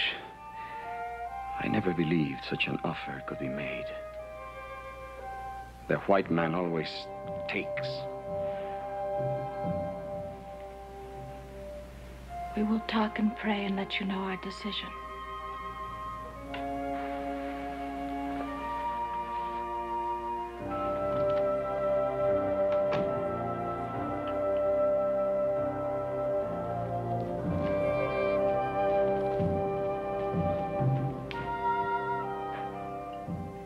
I have lived among them in the white man's town. I know them better than you do. Perhaps you do not know me well enough. I know you very well, beloved. And I believe we can do this thing together. Why can't we stay here? I could stay here anywhere alone with you forever, Matsu. But what of our sons and daughters who will be coming, if God wills it? Would you keep them alone, too? We can go back to the tribe someday. They won't always be at war. And I am a son of a chief. The youngest son. And with no great love for his brother Lagos, who will be the next chief. That is true. This is a chance to have a better way of life than we have ever known. For us and for our children. I don't know that it will be better. I only know that it will be very different. And it is this difference that frightens me. Frightens you, Matheson. You have told me that nothing frightens you. I spoke those words as a warrior and a hunter, and they were true. And I was raised to be these things, and not a farmer. You have also told me that our people and the white man must learn to live together in peace. But you are asking much more than that. You are asking me to put down my bow and arrow and pick up an axe and a plow. You are asking me to eat bread instead of meat, to wear cloth instead of leather, to live in a house instead of a wickiup. You are asking me to stop being an Indian. And I don't know if I can do it.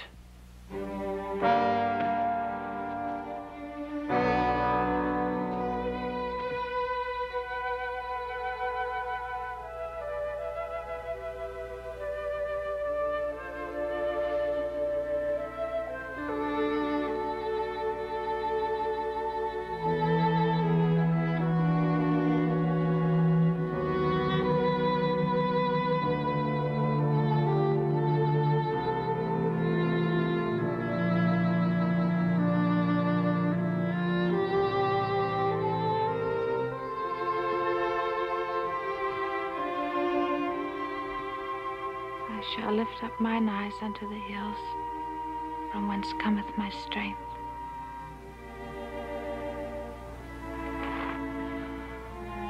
I do not know that I can do it well, or even that I will not fail completely. But I will try, my dearest love, if you will stand beside me. No. Can't do it, I tell you. I couldn't hardly believe my own 2 ears when I first heard it. Can't believe it now. Well, you might as well believe it, Ike, because it's true. Well, then I think you're going out of your mind. Or else that Injun banged you real good on the head before he stuck his knife into you. Well, whichever way it is, I ain't gonna have no Injun for a neighbor, and you ain't got no right to make me. Now, look, let's just simmer down and talk some sense, Ike. I don't want to simmer down. Now, you listen to me. The night that you was hurt, I come down here to get you to run off 2 savages that sneaked onto your land. And they was squatting in a stinking tent right next to my boundary. Now, I find out those same 2 savages has been given a farm by you right next to my land. And you ask me to simmer down. Now, those 2 savages saved my life. Yeah, more like they stuck their knife into you first. All right. Now, if you have to give them a reward, give them whiskey or money. Don't give them land. Well, don't you think that Indians at least have a call to share the land in this valley? No, not next door to me. What have you got against Indians? I sure would like to know. Well, I sure would like to tell you. I don't like them because they're bloodthirsty savages. They're worse than wild animals. They're twice as dangerous. And I don't like them because they're heathens. And I don't like them because they won't work. And they can't work. And because they're dirty. And they stink. And they're sneaky. And they're drunks. And they're thieves. And God knows what else. Most of all, I don't like them because they scare me. I hate them. What is it about them that scares you? They got long black hair. And red skins. Yeah. Yeah. Well, I'm not going to try to answer you, Ike. Not now. But someday somebody's going to have to answer for people who think like you do. There's nothing wrong with the way I think. No, not going to argue that point either. But neither am I going to back down from what's my right to do. I promised Matsu and Atoya that piece of land, and I mean for them to have it. Yeah. Oh, why put them next to me? It's not just a piece of land, Ike. It's treating them like people. I've no intention of giving them some worthless scrap up around the rocks. They've already got that. I want to give them a piece of land that they can work, a piece of land that they can farm. And that land next to yours is the best I have. And it's my intention to give it to them. If you put them on that piece, I move out. Well, that's a decision that you're going to have to make, Ike. I'd think about it a long time before I made the move. Now, look, all I'm asking you to do is give those 2 a chance. I don't want you to be a friend, just be a decent neighbor. Well, I tell you what kind of neighbor I'll be. I'll treat him just like they wasn't there. I won't talk to them. I won't answer them. I won't help them. I won't let them help me. I won't go on their land. And if they put a foot on my land, I'll kill them. Ike. You do anything out of line, you'll answer to me.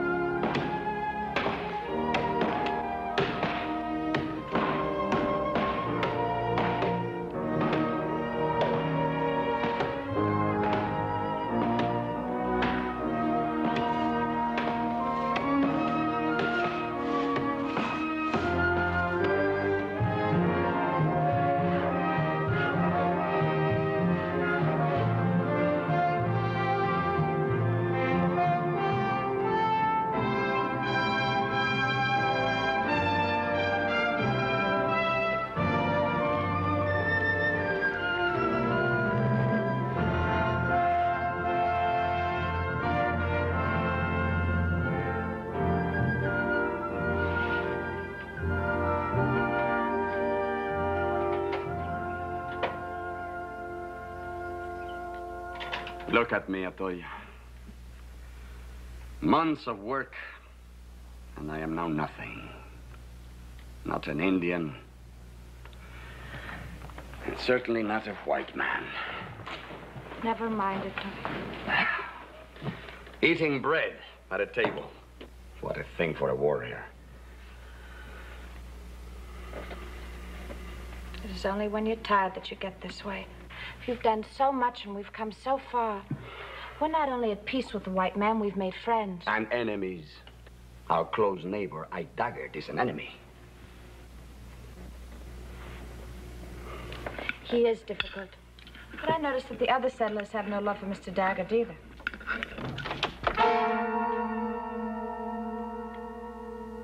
I entered this house in peace only because you were born my brother and I owe you something.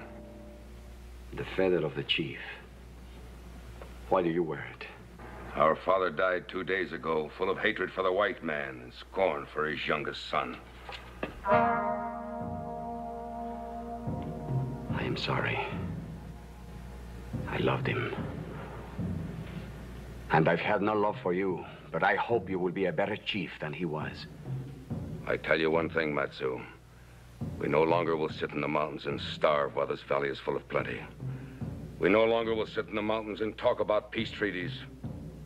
Tomorrow, the Bannock braves go on the warpath, and this valley will be full of death. I have known you would do this.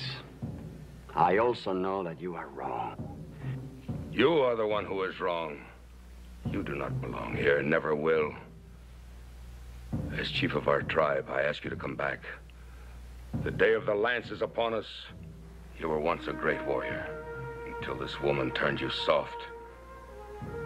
Come back to the tribe. You are needed.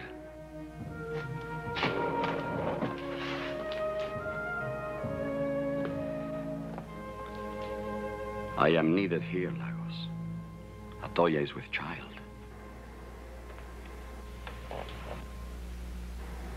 And I rejoice for the both of you. Bring her with you. The ban will be lifted. If she carries your child, she will be welcome. It is mostly for the child that I will stay. If you stay, then you will die here like the white men you're trying to imitate. I give you till tomorrow to think on it. I wait no longer.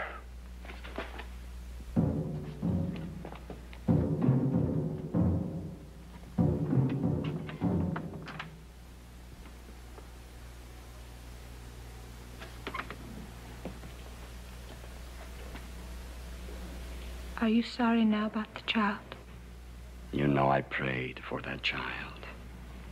To your God as well as to mine. But would you go back if it were not for that? If it comes to dying, I'd rather die as a warrior fighting with my people than as a farmer living among strangers. Then you would go back. I might. But the child is not only important for us, but for the future of our people. I will stay for my little wife and for my child.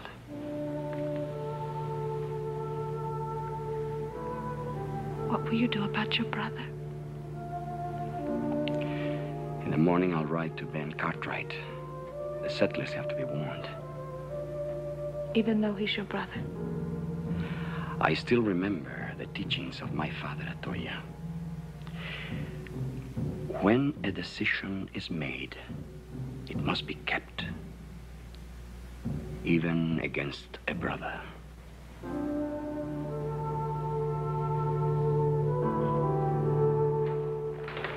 Hey, Matt! Congratulations. I just heard the wonderful news about Atoya. I only heard about it myself 3 days ago. Well, you know the way that kind of news travels. Women talk. Wonderful to see you. You don't get over this way often enough. Yeah, why don't you bring your pretty wife with you? Yeah, I'm digging her up a present. It's a cradle. Ain't been slept in since little Joe jumped out of it. Save your welcome until you hear the rest of my news. The Bannocks are going on the warpath. Oh. How do you know that, Matt? Because my brother is now chief of the Bannocks, and he told me. You mean they're planning a raid? No, more than a raid. It will be war. Well, how soon is this to start? Any moment. Maybe we ought to get word to Fort Bradley. You know the way they are. They're not going to do anything until after there's an incident. You better warn the settlers. Get ready to ride into the valley. All right, Pop. It is good to warn the settlers, but I came to warn you first. That's very good of you. No. My brother has 2 people he hates. One of them is me, because I won't go back and join them. The other one is you, Ben. Well, why should your brother hate me? It was my brother who tried to kill you the time we brought you home.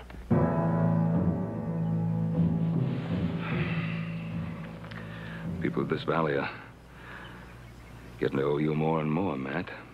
Especially me. Why don't you and Atoya stay with us here till this thing blows over? Oh, thank you. I would like to bring Atoya here for the sake of the child. I will stay on my land. Good. You do that. Adam, better get word to Ike Daggett. Right. Ike Daggett is my neighbor, Ben. I will take care of warning him.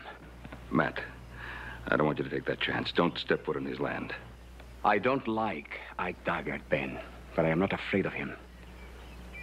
You have enough country to cover. I will warn the Daggetts on my way home.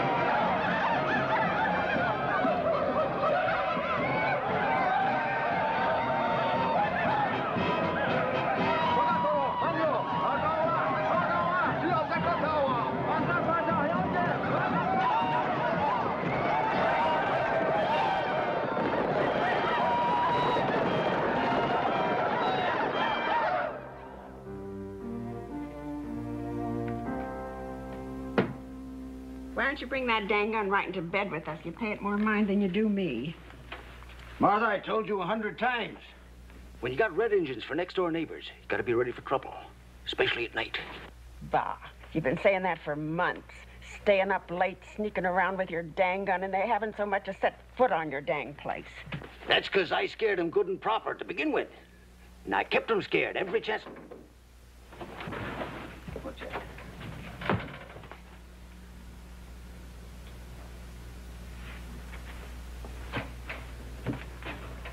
I heard something out there. Yep. You certainly got him scared, all right. I'm gonna go see what that is.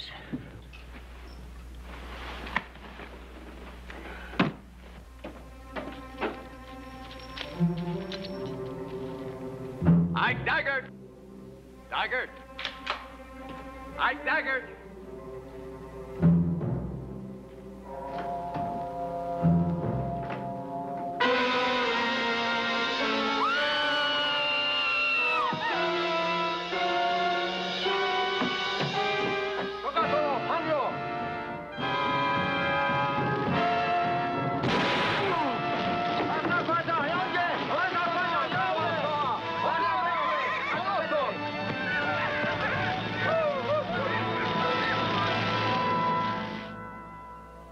The Lord maketh his face to shine upon thee, and be gracious unto thee. The Lord lift up his countenance upon thee, and give thee peace. Amen. Amen. Amen.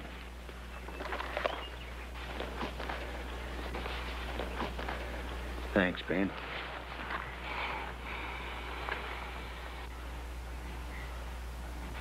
Quit it!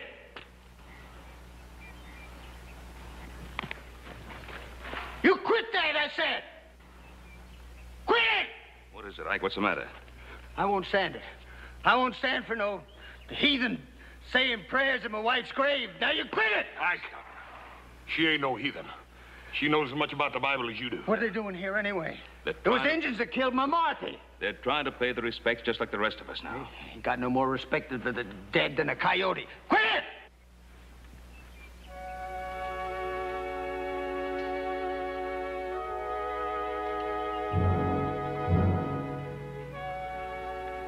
I want to tell you how deeply sorry I am that my people killed your wife. I tried to warn you. Don't you talk to me, you Indian.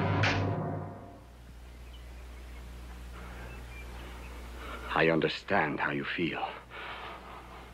I am sorry. You dirty, rotten, lousy, stinking savage! Ike! Ike! Come on. Ike. Stop it! Here. Ike!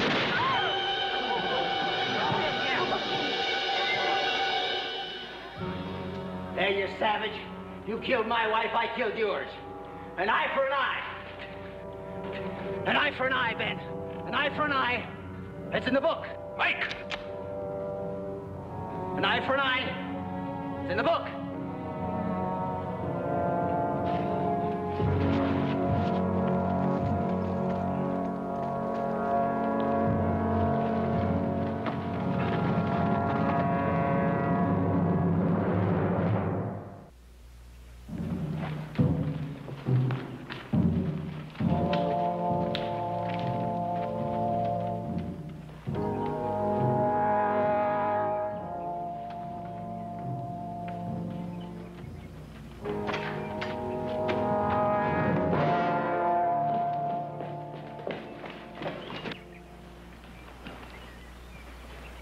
Like Daggett. I can hardly recognize him. Paul? Paul, come out here.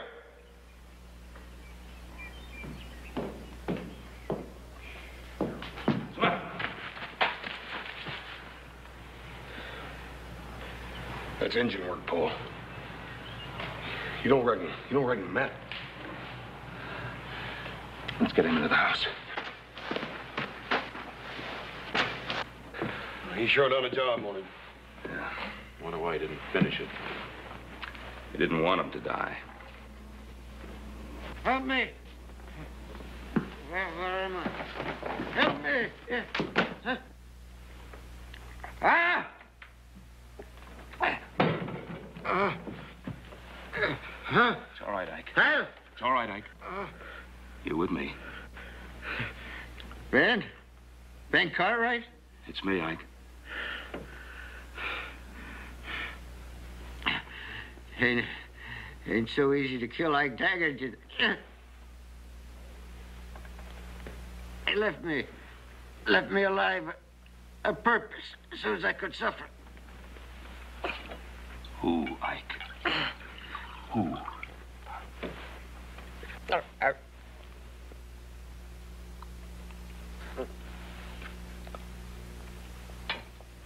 Who, Ike? Who? The Indian. Your friend. One you tried to make into a white man. Matsu.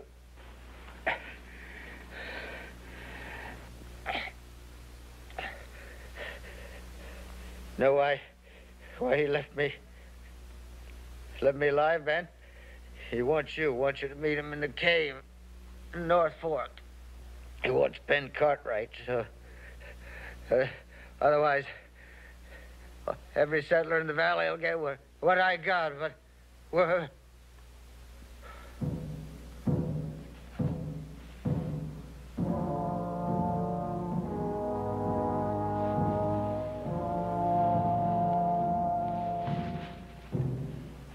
Just didn't understand what we were trying to do.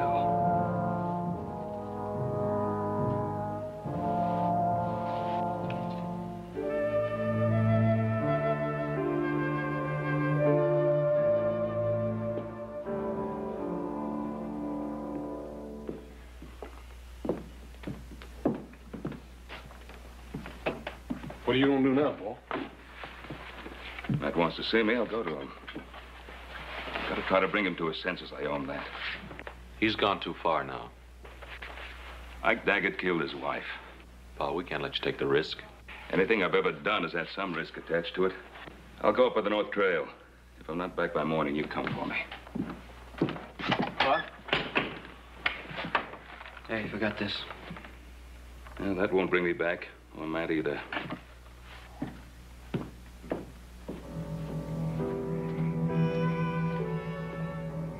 Matt? Matsu! It's Ben Cartwright.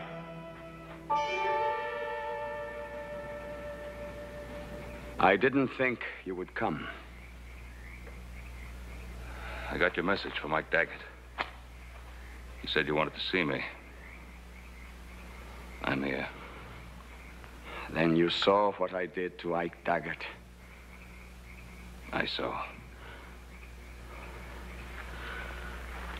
Aren't you afraid? No, Matt. I'm not afraid.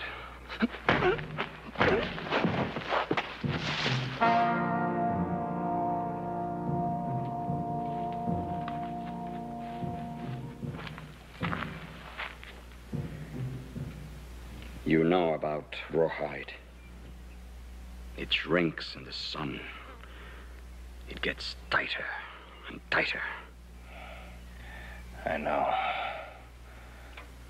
Why did you come here last night? See if I could help you. All right. Go ahead. Help me. Give me back the wife that I loved and the child she carried. Tying me like this. Bring her back. No. But I think that making you suffer enough will ease some of my pain. I guess you're right. I just wanted to help you, not hurt you. Help me? You held my arms, Ben. You let that madman shoot at Toya right before my eyes. Do you think if you hadn't held my arms, Ben, he could have done that? I say you killed Toya just as surely as if you had pulled the trigger.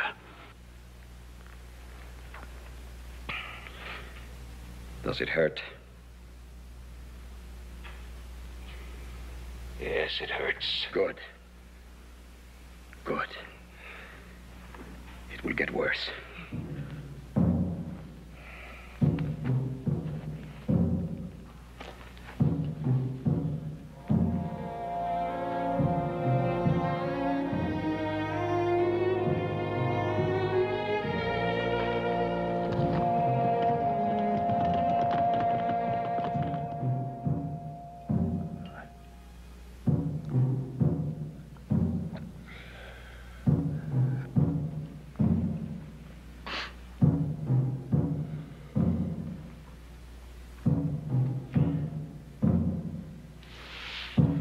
Is it bad?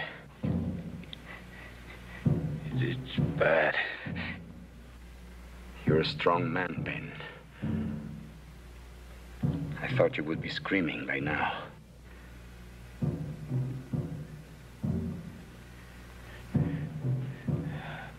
Our Father, who art in heaven.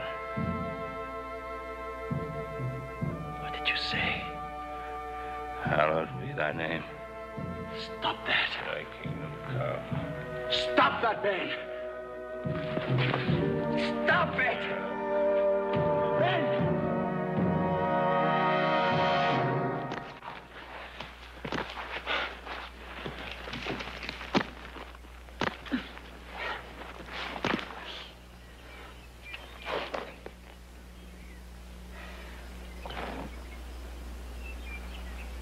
You shouldn't have done that, Ben.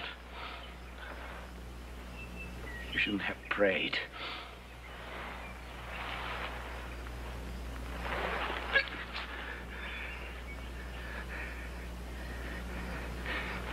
Is that what made you let me go? I meant to kill you. But I failed here, too. I failed at everything. I lost my wife. My brother Lagos is dead. I failed being a white man. I failed being an Indian. Oh, Matt.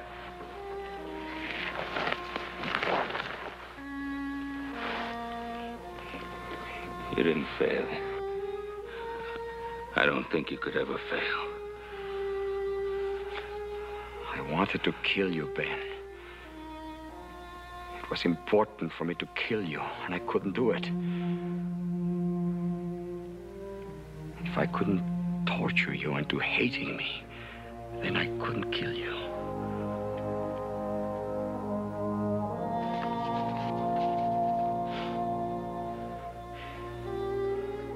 Can you forgive me for hurting you? I did that before you cut me loose.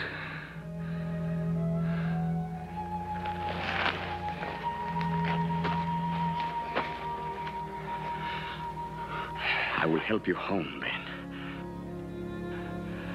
No. I'll be all right.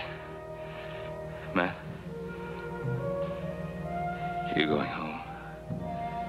To your people? Yes.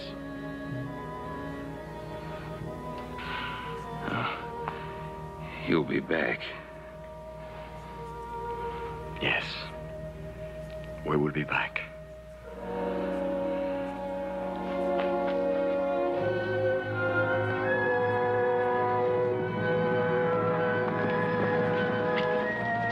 There he is.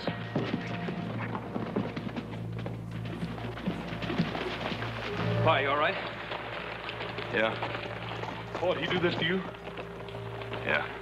I'll get him. No. Let him alone. He's going home. Back up in the mountains? Yeah. There's a new chief of the Bannocks now.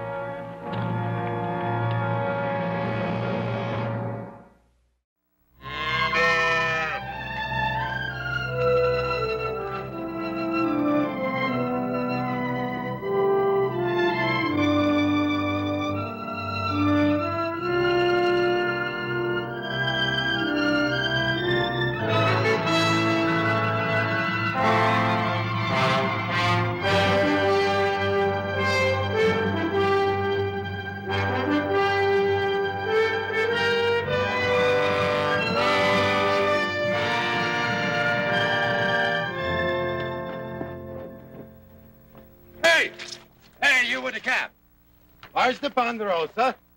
We're on it. Yeah?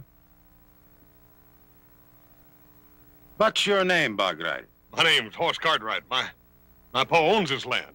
You're Benjamin Cartwright's boy? That's right. Can I help you? How could you help me? I ain't stuck in the mud. You're a mountain man, ain't you? Why you get that funny hat, Sonny? I don't think it's funny.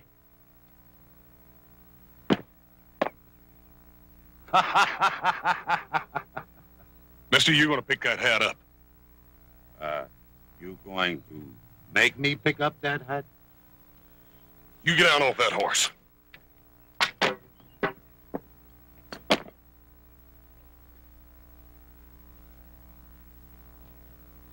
Well, Big Mouth, what you going to do to make me?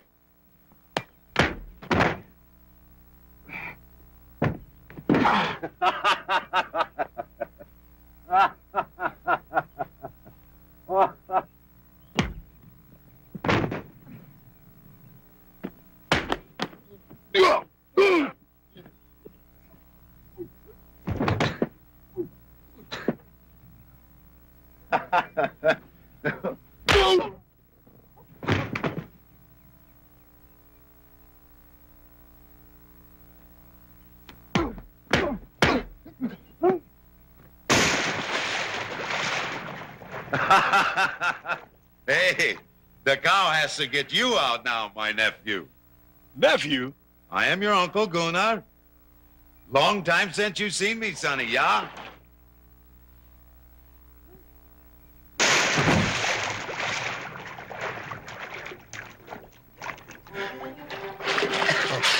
Howdy, Uncle Gunnar.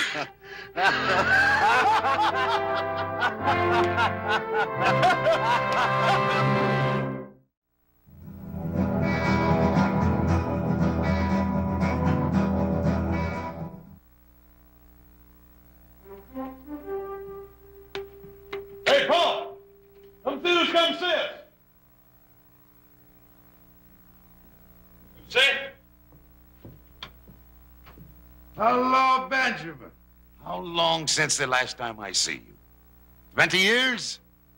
Hey, you got a touch of snow around your ears like me. Gunnar Bergstrom! What a wonderful surprise! What are you doing around this part of the world? Oh, I go lots of places, you know that, Benjamin. Who are you? I'm Adam, Uncle Gunnar. You don't remember me, do you? Ah, little Adam. Not anymore. We got another brother now, Uncle Gunnar, little Joe, but he's off visiting some friends, a female friend. Gunnar, where you headed? Oh, who knows? Dakota, Canada. A few compadres followed this old fate to the north to seek their fortune. Compadres, huh? Yeah, men like myself. Men with no ties, no roots. We make camp in the mountains. How come they didn't ride down with you, Uncle Gunnar? Because they ain't so sociable as me, that is why. I ride all these miles just to see my relatives. Maybe my sister's husband invite me for supper, huh?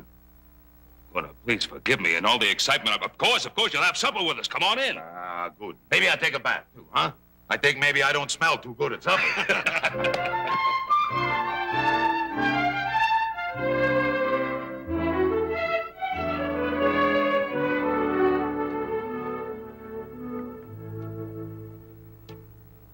I eat different from you, yeah? You eat a lot, that's for sure. I think a pig have better table manners than me. But I spent my life in brazos de Dios, in the arms of God, under the stars like an animal. You sure been lots of places, ain't you? Since I last seen your father, I've been in 26 countries, across 5 oceans. 26 countries and 5 oceans. You hear that, Adam? You sure did. That was an Indian lance you were carrying, wasn't it? That big sticker? Yeah. I got that from a Comanche chief. He didn't have no more use for it. Maybe because he was dead, yeah? You fight the Comanches, Uncle Gunnar? I fight anybody. You ought to know that by now, my nephew. Gunnar, you say you fought the Comanches. You ever trade with them? Well, but we don't fight. My compadres and I, we trade. Why you ask? I was just wondering if you ever ran across a bunch of renegade buffalo hunters, Comancheros. Yeah, I have heard of them. Pretty wild bunch, I hear. Now, they raid the white settlements, and then they trade off the goods to the Comanches. Is that so? Maybe that's why they call them Comancheros. I never seen none of them.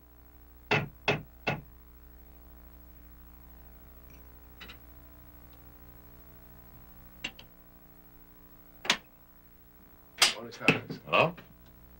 There is my compadre. Buenos tardes, senors. I thought maybe I found you under this roof also. What you doing here, Vaca? It gets very cold on the mountain sleeping, and my serape is very thin. I thought maybe... Oh, we have some extra blankets you could use. He don't need none. All right. I'll get him. Oh, you must be a very rich man to own such a magnificent hacienda. You get back to camp, Vaca. Pronto. And you also? When are you coming back to camp, huh? I go when I am ready, Vaca. Maybe you like it so much here with your relatives, you're gonna stay, huh? Oh, gracias. I'm gonna sleep good tonight. I very much enjoy meeting you, rancheros. Maybe Happy Man or Vaca will meet you again sometime, huh? Adios. Adios.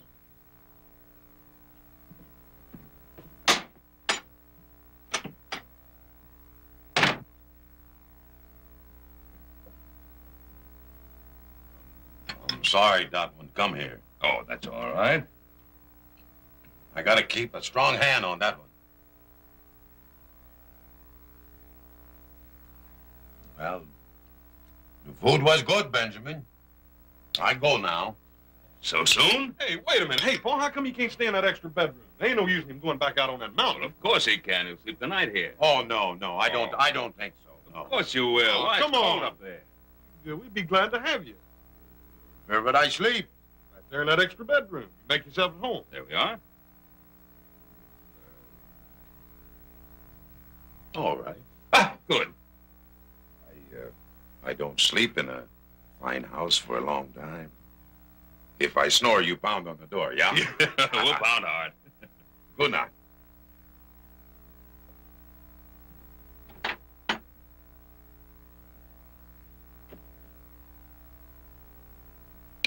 Well, that's quite an uncle we've got, Hoss.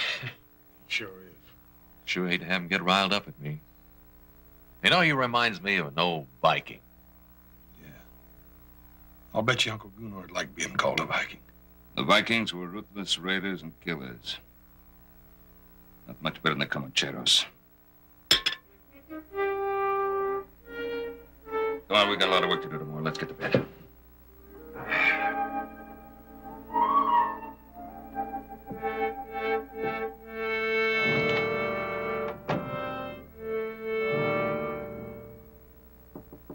Yeah?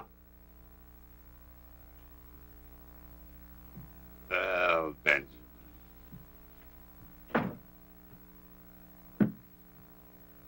Last time I see you was at the funeral. Yes. Yes, that's right. She was a good woman, my sister. Yes. She was. A good woman. A wonderful wife. We had much fun, Inger and me, when we were young. All I had in my mind was dreams of glory and gold. It's good to dream when you are young, Benjamin. Oh, you can dream when you're older, too? Yeah, but now, when the fur is flying and the iron is hot, there is no time to dream. Oh, the fur was always flying with you. I remember you as a boy. Always had to have a new pot of devil's brew every day. Not used as a boy all the time. All the time, I lead a good, strong life, a man's life. Reap the rewards and pay the piper when he calls. That's Gunnar Borgstrom. You ever lonely? Lonely? Lonely for what? Companionship. A woman. I never lacked for the company of women. You never got married? Marry, Gunnar? I was not cut out for fathering and farming, Benjamin. I had to move with the turning tide of things. Not sit on my backside like a Yucatan turtle. Well, I never exactly considered myself a Yucatan turtle. Oh, you ain't, Benjamin, you ain't. You got a good ranch here, fine boys. It's just the Almighty didn't cut us all in the shape of plowmen. You can't plant a roving man's feet in the earth. Maybe that's because a roving man doesn't want to stand still long enough to take a look at himself. ain't a young man now, Benjamin. And I got no regrets for the sins I commit in this world. I see what I want and I take it. And I'm not going out on my back begging forgiveness from nobody. Now,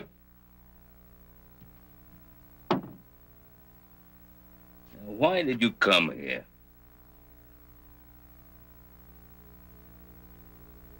I come to see my sister's boy. My blood. Maybe I don't get no other chance. I am tired now, Benjamin. I go to sleep now. Yeah. Good night. Benjamin. You ever dream, Benjamin? Well, no, sometime. I always have the same dream. It's night. Black and velvet it is. And there's a warm August wind blowing. And it's on a great ship I am. And I'm flying with that wind over a smooth sea, chasing a wisp of a small boat. It always seems to hold its lead far ahead of me. It's so dark it is. So dark I can't make it out. Somehow I know I got to catch it.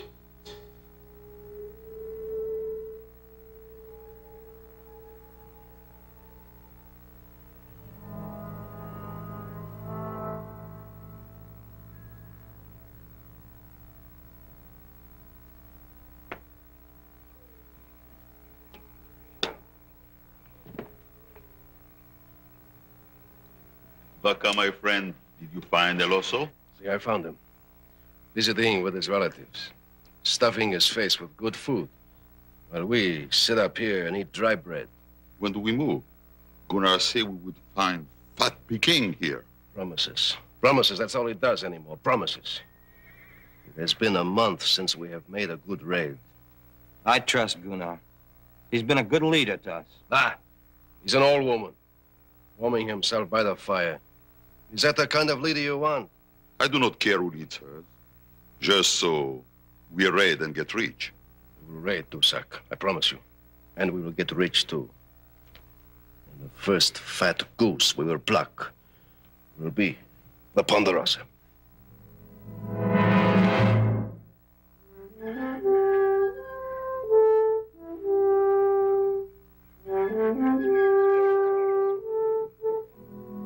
Morning, Uncle Gunnar. Sleep good last night? I sleep good. I sleep good. That mattress is chock plumb full of real goose feathers, you know. Goose feathers? I got off them goose feathers. I sleep on the floor. I ain't so used to goose feathers as you. I reckon we are getting a little soft around here at that. Hey, how about me showing you around Ponderosa before you leave? We ain't had much of a chance to get to know each other. Well, it ain't every day that a man just finds an uncle. Sure, Sonny. I guess I got the time.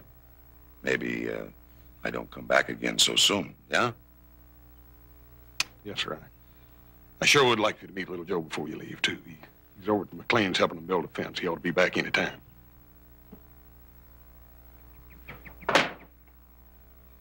Aren't you even going to stop work long enough to have a drink of water? Carrie, just looking at you is more refreshing than anything you've got in that bucket. But I can use some of that, too. Your flattery, little Joe, is exceeded only by your ability to build a fence. Since that you walked all the way out here, why don't you stay a while? Let me show you what I've done. Oh, I know what you've done. Uncle Abe has been singing your praises all morning. He thinks you're just about the finest thing there ever was. And, how about you? What do you think? Well, I told you I was glad you came over to help out, didn't I? Is that the only reason you're glad? You know it isn't. It's just that I want you to know I think it's wonderful the way you and your pa and Adam and Hoss have helped Uncle Abe and me since we've been here. Oh, it's pretty easy to help a man like your uncle. Especially when he's got a beautiful niece to say thanks for. I think you're a flatterer, little Joe. Just like your pa.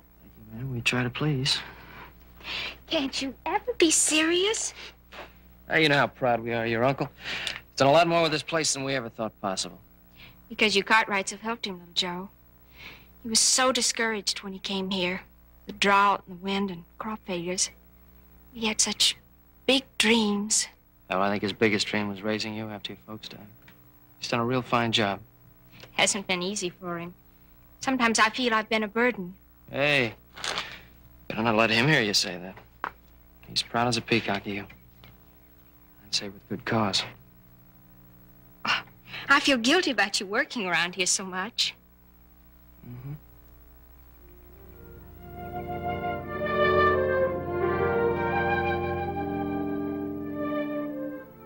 You know, I wouldn't mind becoming the permanent fence fixer around here.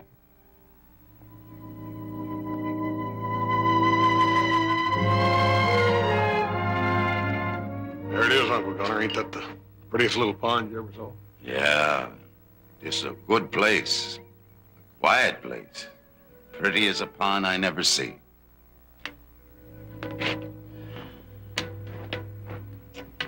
Uncle Gunner, there's something I've been wanting to ask you. You know, I was just a little feller when my mother died.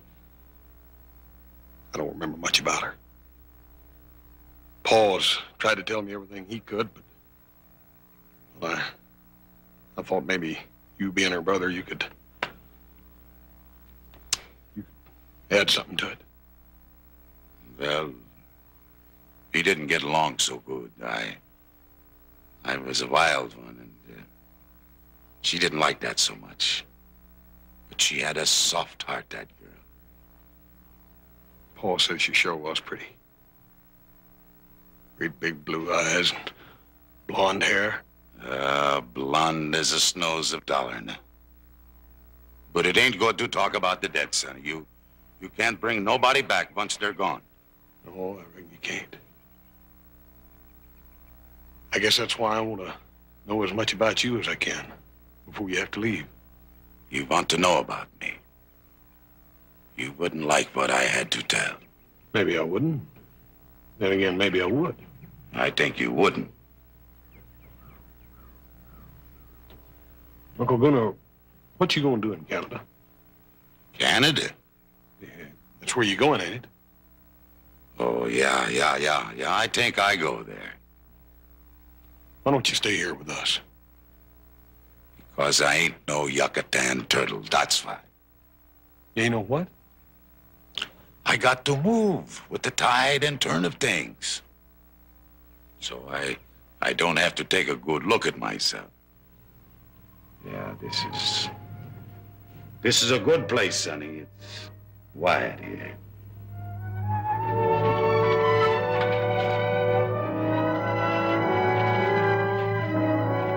Well, you fellas have a good ride? Sure did, Paul. I took him out to the lake. Yeah? That's a pretty good mud puddle you got up there, Benjamin. Hey, what you doing there? Oh, making a new batch of soap. We make our own out of hog lard and lye water. A little bit strong, but it sure will get you clean. Well, what do you think of the Ponderosa? Well, I think if you work hard, you can have what you want, too. Gunner, you have what you want? Yeah, I got what I want. Pa, Horse and I got to get at that hay, and I think I'll ride over to McLean's and remind little Joe that he has work around here, too. Oh, he'll be back pretty soon. Well, I got to go now, boys. You got a fine ranch here, Benjamin, and fine boys. Gunnar, it was wonderful seeing you again. Wonderful. Good dog, Benjamin. Goodbye, Uncle Gunnar. Good dog, Adam. Bye, Uncle Gunnar. Wish you could have met little Joe. Well, them compadres, they vamoose without me if I don't show up. I got to hear other saddles creaking besides my own. Goodbye.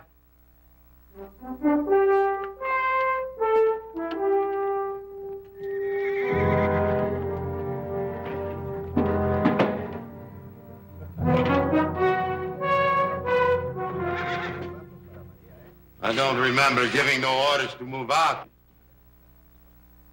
You didn't give it. I did. You think you're man enough to be the padrone of these Comancheros, Vaca? Sure. I ain't got no relatives.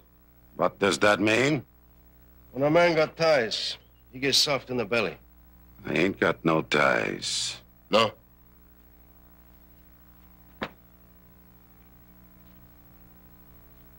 These hombres, they eat your dust all the way from Teos because they believe what you tell them. They begin to wonder now if what you tell them is the truth. When I get ready to strike, I will tell you. Comancheros, they're beginning to think maybe you're getting a yellow streak. The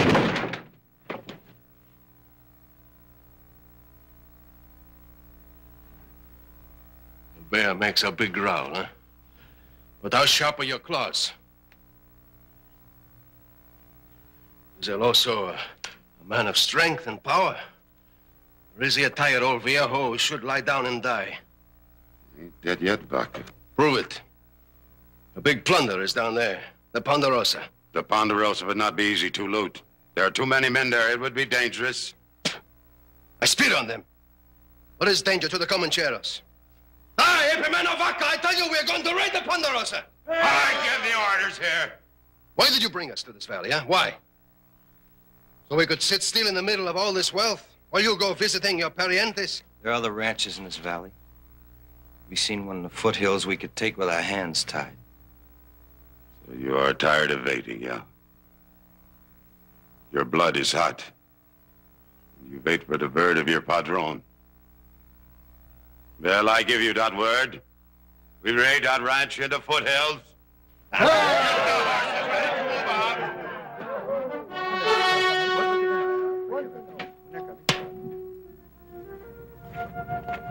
hope you're real hungry, little Joe, because I baked an apple pie. An apple pie, huh? Don't you like it? Like it. It's my favorite dish.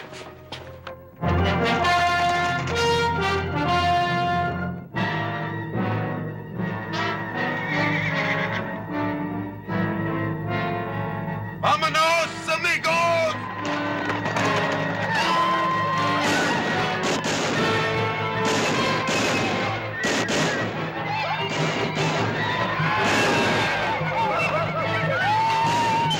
Wait.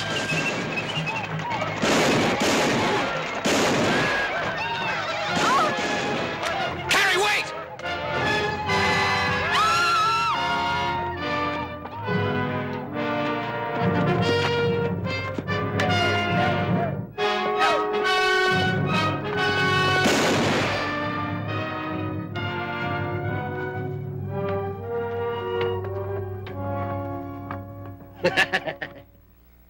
This your sweetheart, my little mosquito, huh? If you ain't, maybe I can be your sweetheart, huh?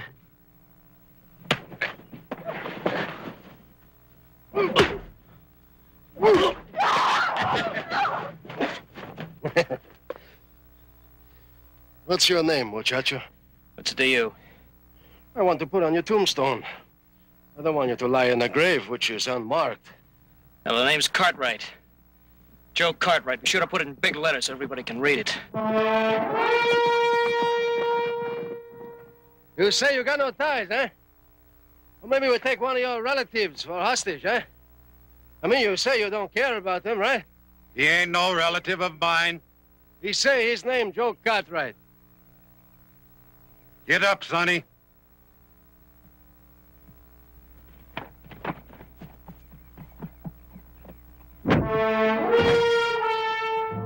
I don't know no Joe Cartwright. Tie them up. We take them back to camp. Andale, pronto.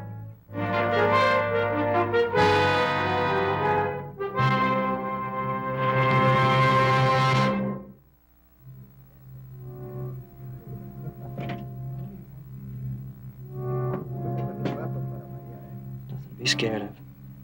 They're gonna let us go pretty soon. No, they won't. They'll kill us. Like they killed Uncle Abe and Mr. Krager. Carrie, don't start thinking that way. If they were gonna kill us, they would have done it back there.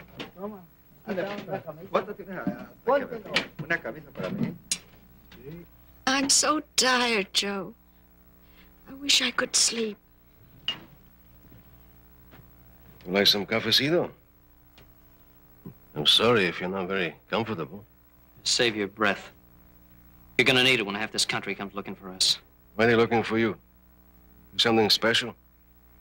Your papa's a very rich man, huh? Importante. Yeah, importante. Yeah, enough to have the sheriff and 200 mountain men down on your back. I do not think your papa do that, muchacho. Your papa got too many relatives to worry about. What relatives? Him. Yeah, he's your papa's brother-in-law. You're a liar. No, I tell you the truth, muchacho. That old bear, he's your uncle. He's visiting with your papa, while you were visiting with your sweetheart. You sure you don't want some cafecito? Get the men to lighten the wagons. We move out tomorrow. I don't want any junk slowing us down.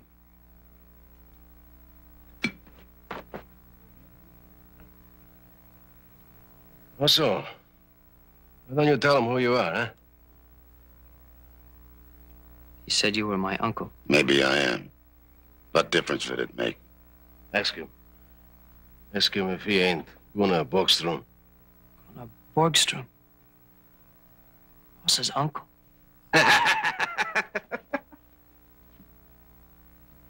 Wait! No, you ain't no uncle of mine.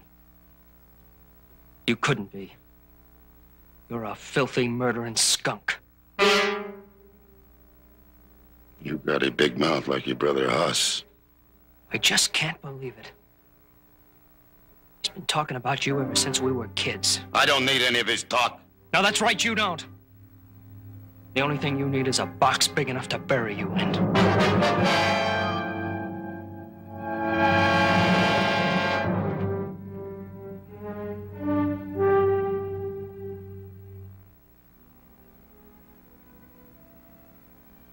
I have been with El Oso a long time. I see something in his eyes that ain't been there before. Like what? Like pain, where there is no wound, no blood. Maybe sick. See, with a sickness which drains a man of his fire. He's dying, my compadres. He's dying of conscience and remorse.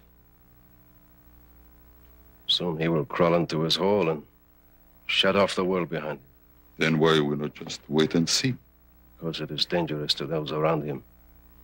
And because I want to see him squirm before he dies. Squirm in his belly, in his heart. Tusak, find me a culebra. A snake? With an angry face and death in his mouth. El Oso does not like snake, you know that. I know that very well. We're going to have some fun. Maybe we watch the big bear dance tonight.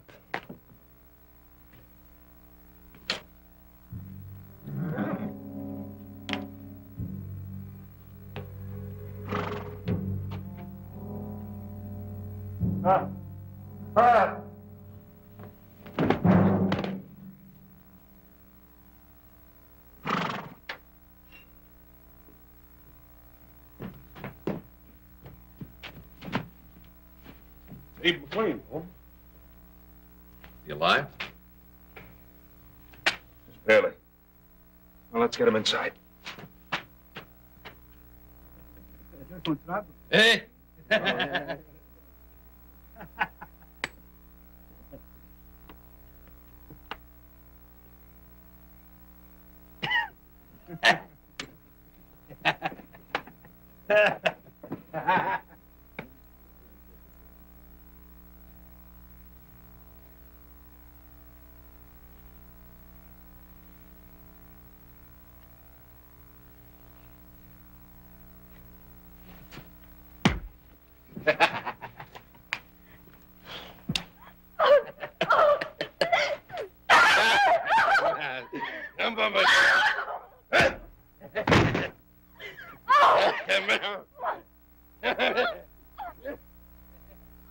Hola, Comancheros. I bring you His Majesty the King of the Chamiso Bush. Shiratlo snake.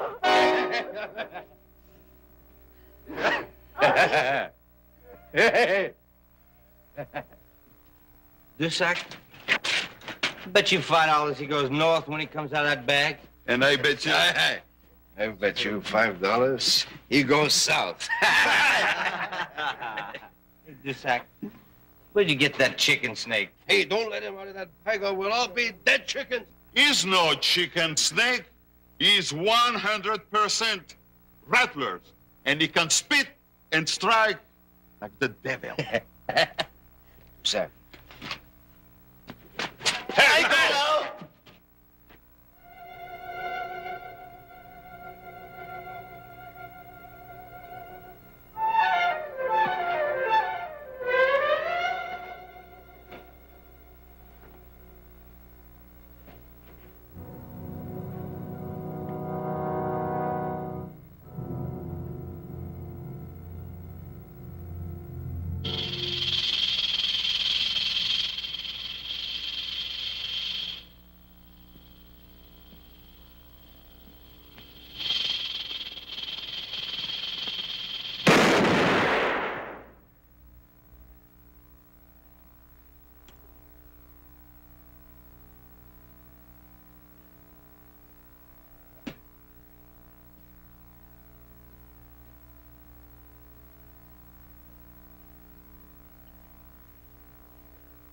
Oh, this Cartwright don't mean anything to you, huh?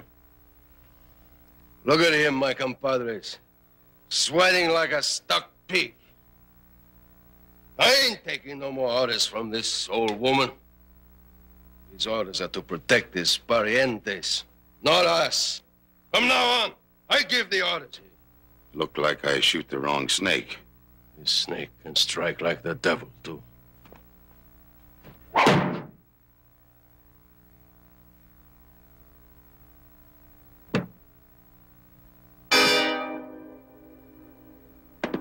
Drop that gun, hombre.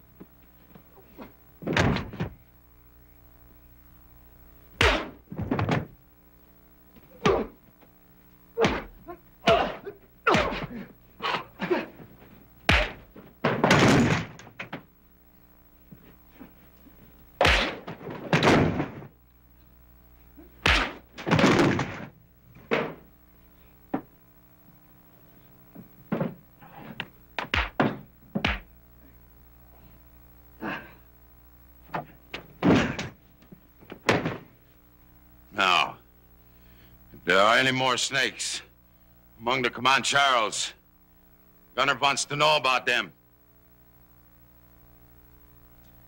No? All right, then. Go to sleep. We move out at dawn.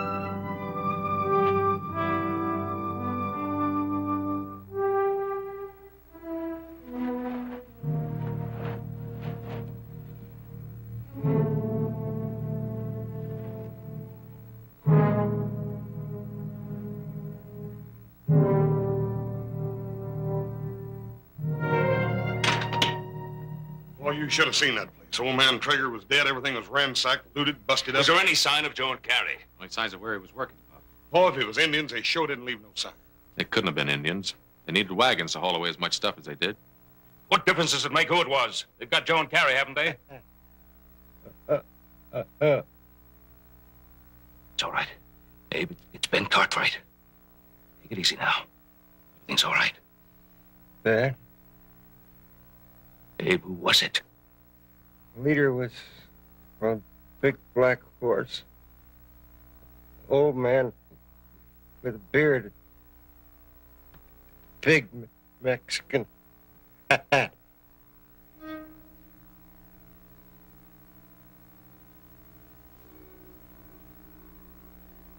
Abe. Abe. Was he carrying an Indian lance?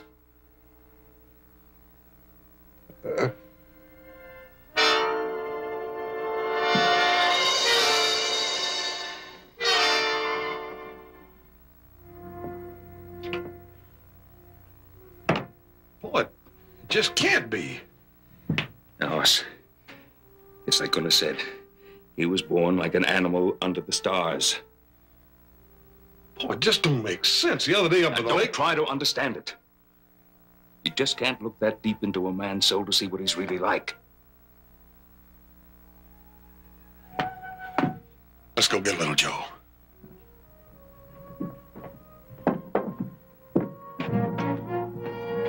Adam, get one of the men to look after Mr. McLean.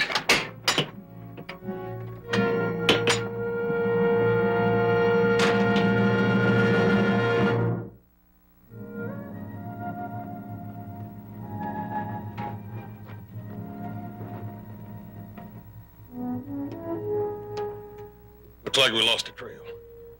This rock's so hard, nothing to make a track on it. Oh, I think we ought to split up. I don't know if that's such a good idea. Must be a lot of them. It's the only way we'll find them, Pa. Besides that, it'll be a lot quieter. All right. On one condition. None of us tries to get Joe out of there by himself. They must have camped somewhere around here for the night. All right, whoever finds that camp, we don't do anything about it. We meet on top of that ridge about an hour from now, and then we decide what to do. Agreed?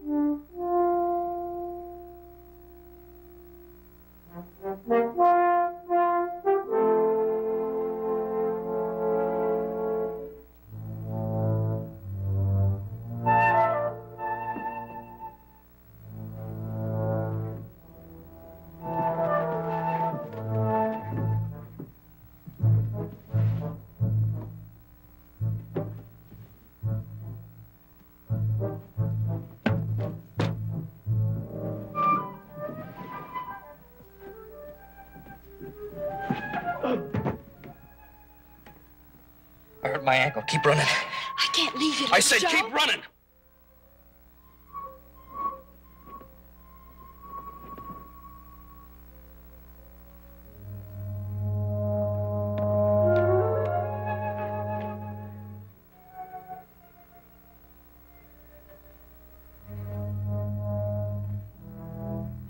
Now, muchacho.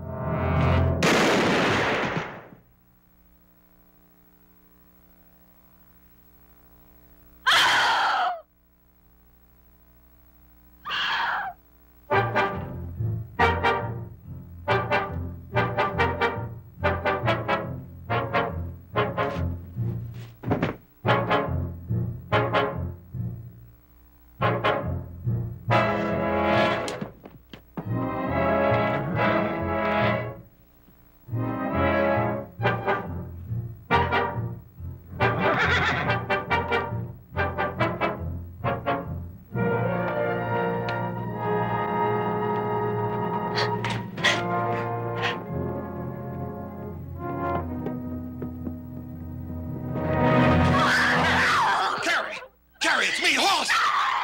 Carrie! Everything's gonna be all right. Now, where's Joe? Carrie, where is he? He's dead, Hoss. He's dead. What are you talking about? I saw it. He shot him. Carrie, are you sure? Where did it happen? He's back there in some rocks. Oh, Come on. Oh, no, Hoss. Carrie, now you listen to me. I ain't gonna leave you here, and I ain't turning back. Now you come on, you hear? Come on.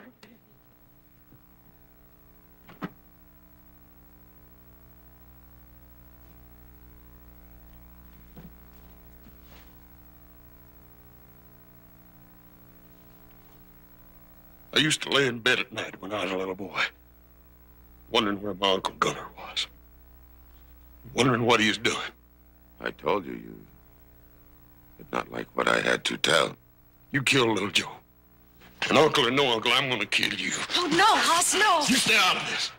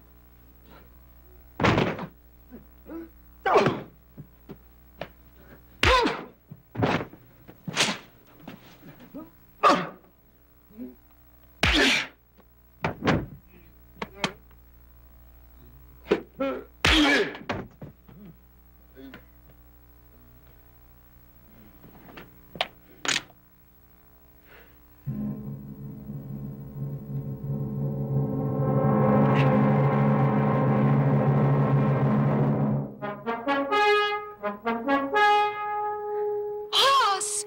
Look, Hoss!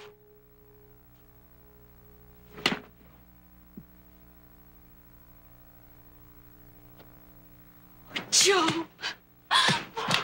Are you hurt bad, Joe?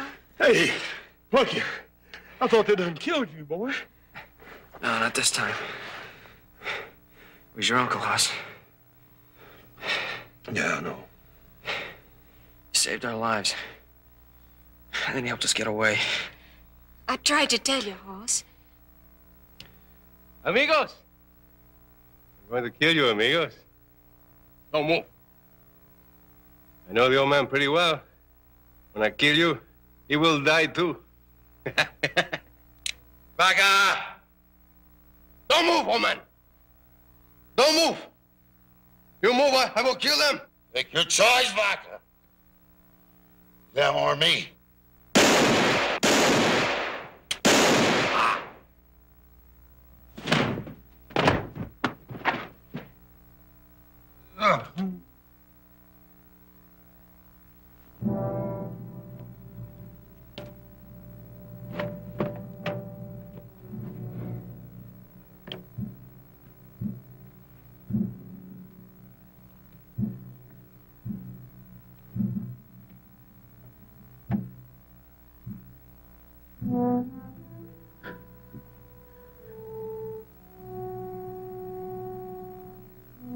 I just didn't understand, Uncle Gunner.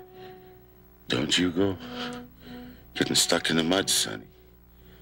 Sometimes it's not so easy to get out. Don't talk. I'm not asking forgiveness from nobody, you hear? What I done because I wanted. It's the strength in my hands. Yes, sir.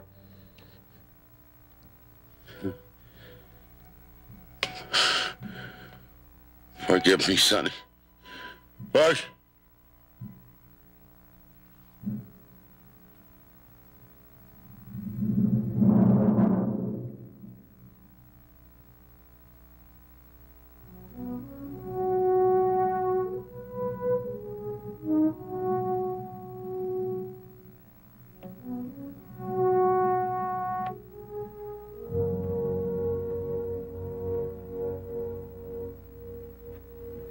Sheriff tells me the Macheras pulled out. Posse's after him. Uncle Gunnar liked this place. Said it was peaceful, quiet. Said it was a good place. I guess that's what he was always looking for. Peace and quiet. A little boat that was always just out of his reach. One little boat. No. Boat he was always dreaming about. Paul, you said that it wasn't possible for a man to see inside another man deep enough to know what he was really like.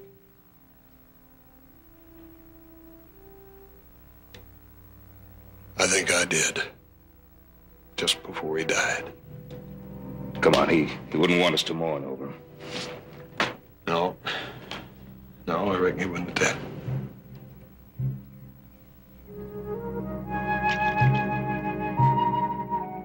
Just wasn't that sort of man, was he?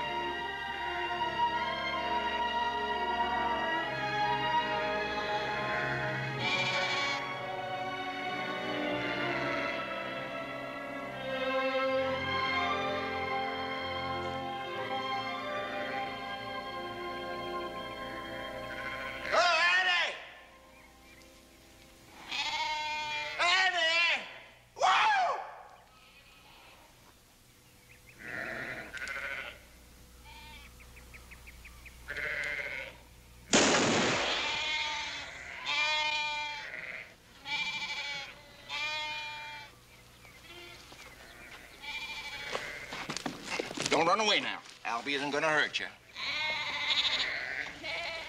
You're real pretty. Albie! Why, hello there, little Joe. Well, leave her alone, Albie. You're scaring her. Now, what are you doing up here on the mountain? Just on my way to Placerville. Come on, Albie. You're hurting her. Oh, I'm the only friend she's got up here, ain't I, Annie? Leastwise, she don't give me no back talk like the other women. She's not an animal in one of your traps. Now let her go.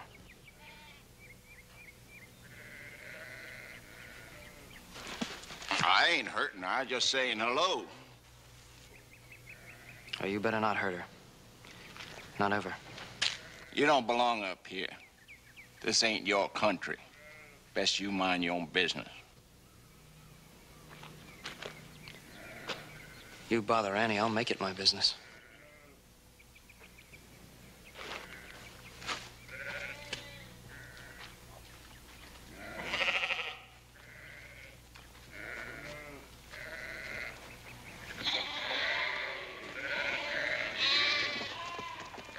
This is my country, and I'm going to see it stays that way.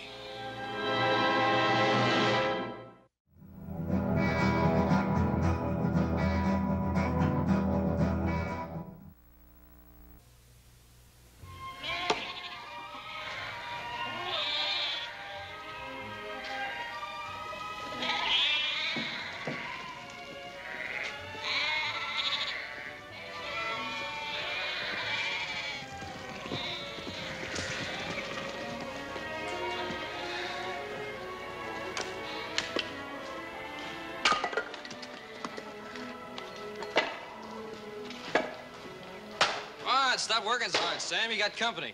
Huh. Sorry, little Joe. I got a touch of fever. Figured this might sweat it out of me. Feeling any better? Hey, I brought you that gun barrel Pa said you needed. And I got a little present for Annie. Wasted time bringing her anything. Just leave her be. Hey, Sam, look. She's pretending she's a tree. Foolishness.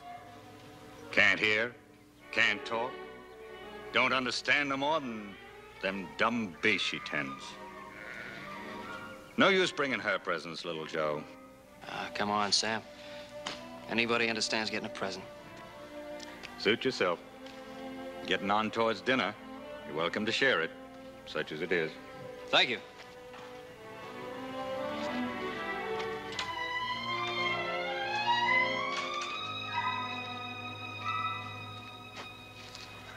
Hey, look, I brought you a little present.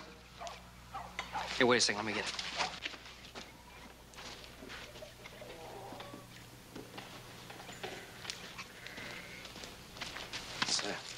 I thought I'd bring it as long as I was coming. It's not much. Well, go on, it's not gonna bite you. Well, come on, take it, it's for you. Here, wait a sec.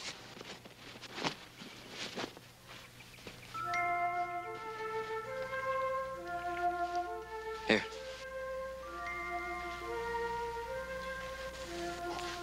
It's not much, just a rag doll. Hey, don't worry, I'm not gonna take it back.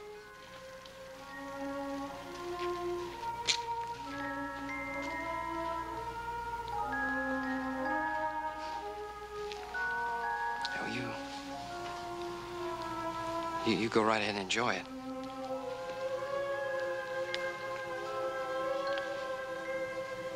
So long.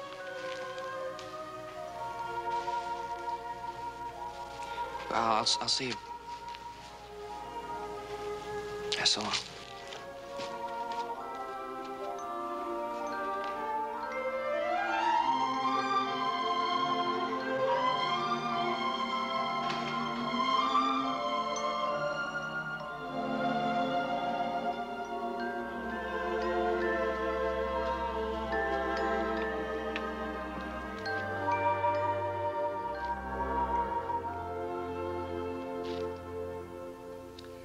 Good talking to you, little Joe.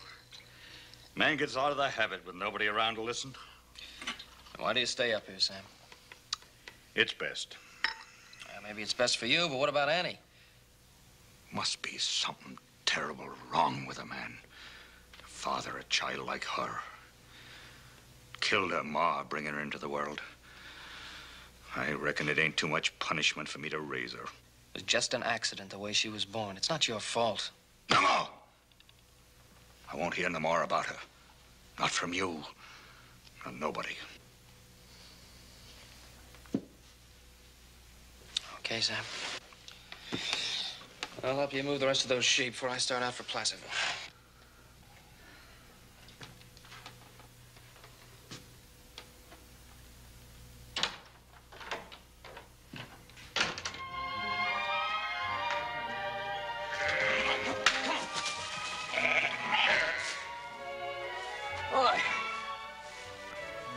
I never knew a couple dozen sheep could be so ornery. Almost as bad as people. You know, it's funny. Yeah, I've been talking to you all day, and I know you can't hear a word I'm saying. Hey, what are you looking at now? Hey, that's what I call a right pretty girl. Hey, look over here. And that fella right there, that's that handsome Joe Cartwright. It's the guy that's always watching me when I'm shaving. I just can't seem to get rid of him.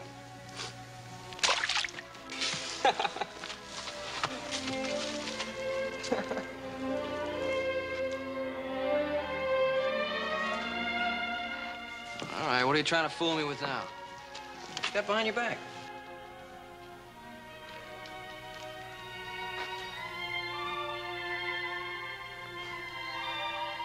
Hey, that's real beautiful.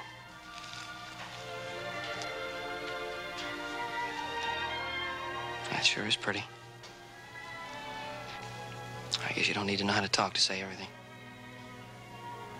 Thanks. Yeah, I wish I could make you understand. Hey, look. Look, I'm trying to tell you I like it. Thank you.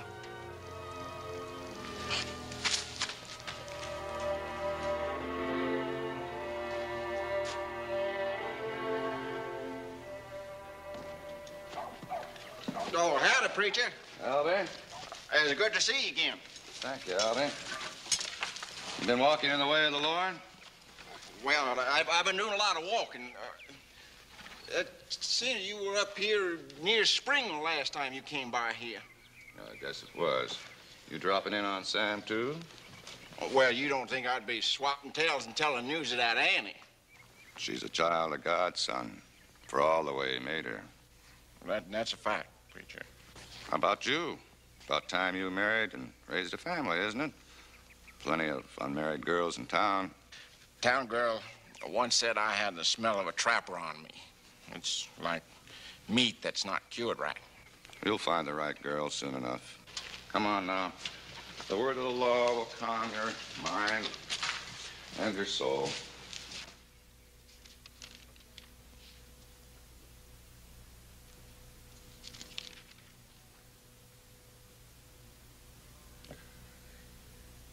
For thou writest bitter things against me, and wilt consume me for the sins of my youth. Amen. I'm paying for my sins, preacher. Paying. You, Sam? That why you always getting them children fever? Every man is tempted by the devil, Albie.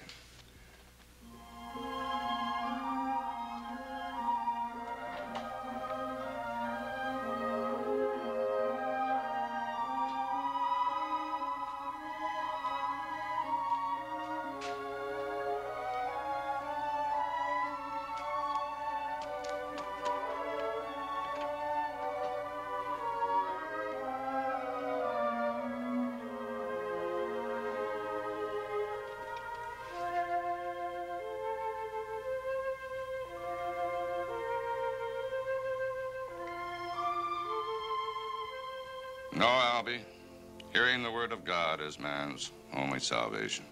True, preacher, true. If I could only read the Lord's word, I could bear up under his suffering. Even if you could read, Sam, who would you read it to? Getting cramps sitting all this time. Think I'll go out for a while. Man born of woman living a short life is filled with many miseries. Who will make him clean that is conceived of unclean seed?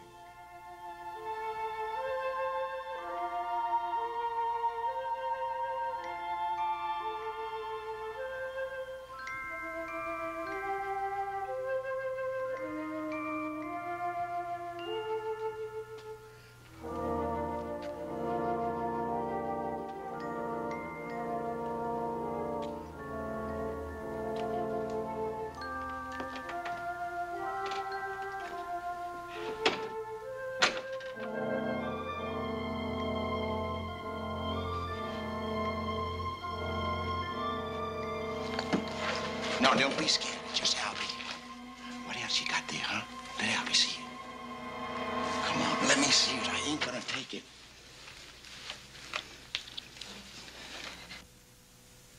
Oh, it's a button, huh? I guess you ain't got much that's better, have you? Huh? No matter what you are, you sure are pretty. Look, you must get lonesome, too. Look, I'm just trying to be nice to you, that's all. Come on. Come on. I've been trapping for over a week. Man likes a woman to be waiting when he gets back. Come on. Come on. What are you, some sort of stick of wood or something? Come on. You can't hear, you can't talk. Haven't you got any feelings?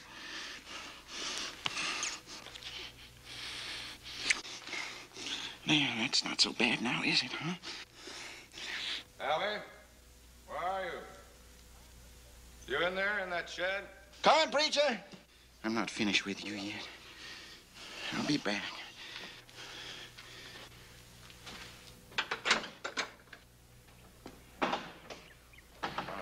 What are you doing in that shed, Albie? Well, I'm just helping Sam catch up with his chores, preacher. Oh, that's good of you, Albie. Sam's got a lot of fever. Be a good idea if you stop around whenever you can. Don't worry, preacher. I'm going to be around a lot more now. Good.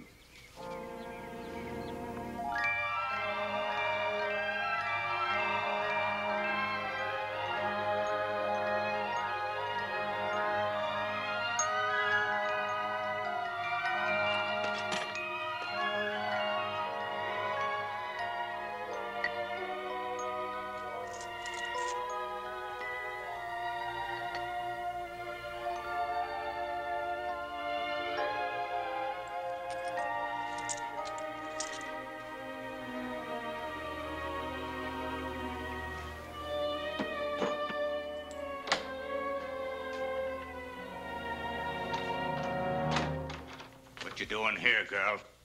You should be out with the sheep.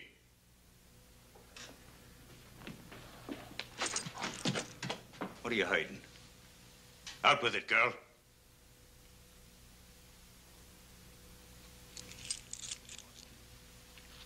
I've warned you. Never touch me money pouch.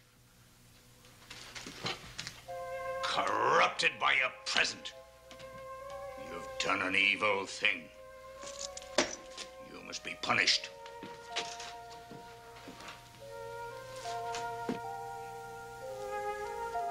At least if you can't hear, I know you can feel.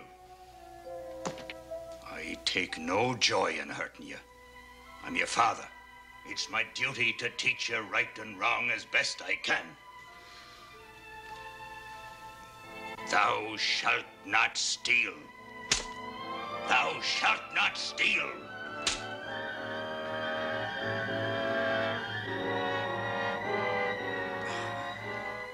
Don't look at me with them sad eyes. I can't stand to see suffering written on your face and not a word coming from your tongue, not even sobbing. Put it back so you'll remember. Never do it again.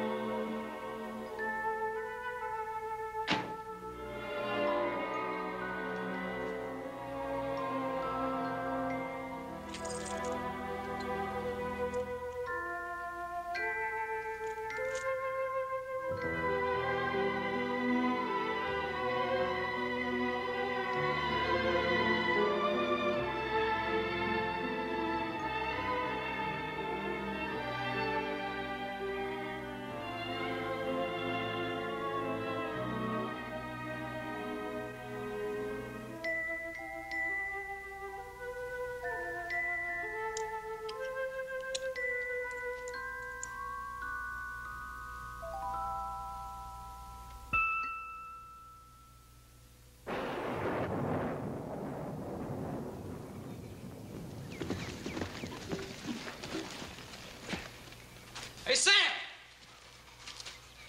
Sam Croft! Hey, wait till you see what I brought you from Placerville. Come on! It's really for you anyway, Aunt. Wait till you see what it is. See, I got to talking to this doctor in Placerville, and I told him all about you, and he gave me this. Here, take it. Hey, Sam! Sam!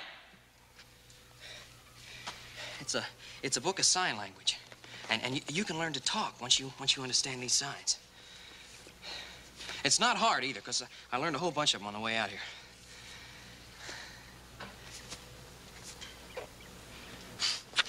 Yeah, sure, you don't even know what I'm talking about. Here, come on.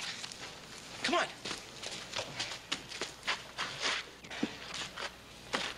Now listen. You can learn to talk and to hear, just like other people. Only with these, with your hands. Well, let me see how I'm gonna do this.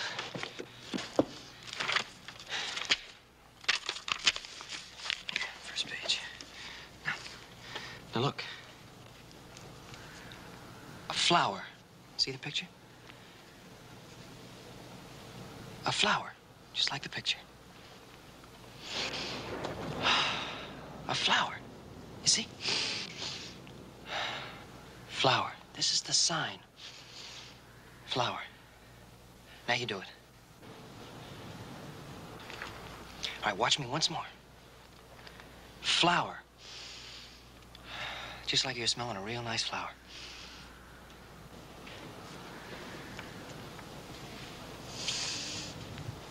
What's the matter? There's nothing in my hand. I'm not trying to fool you. Hey, forget that. We're gonna go to another one. Girl. You. Girl. Girl, because your cheek's real nice and soft. Give me your hand. See, just like that. Girl. Wow. Boy. Boy. Just like tipping my hat. A boy. Like you tip my hat. You don't understand, do you?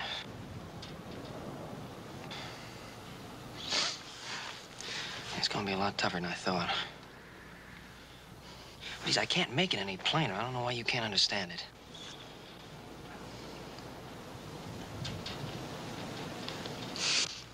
That's it!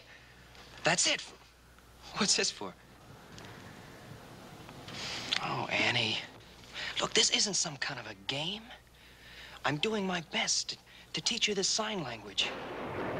Look, I want you to be able to talk and to understand people when they talk to you. Can't you see that? Well, I guess you never will.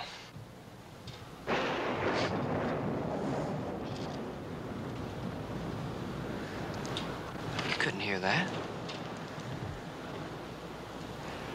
Why, of course.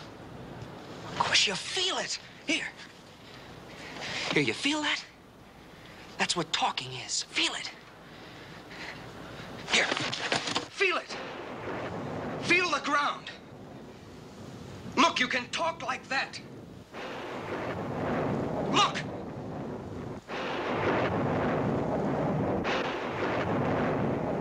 See that? I'm talking to you with my hands.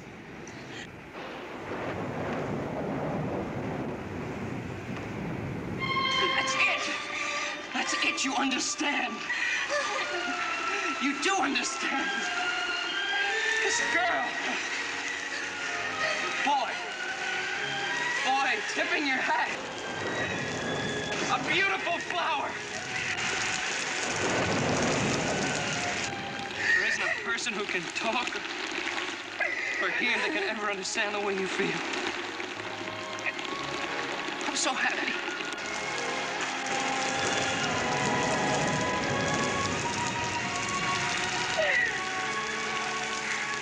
It's raining.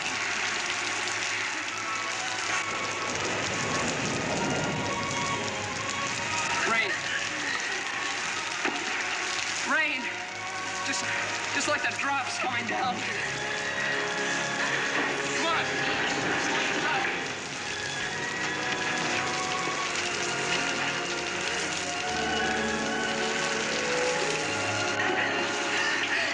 You want to learn it all. All right, you will. It'll take time, and it'll take work, but you will.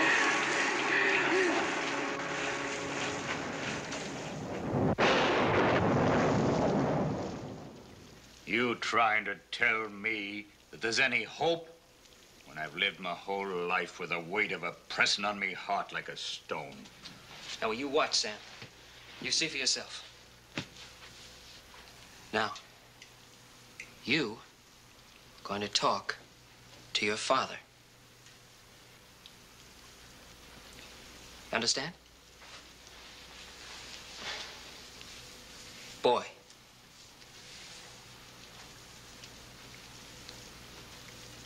Girl.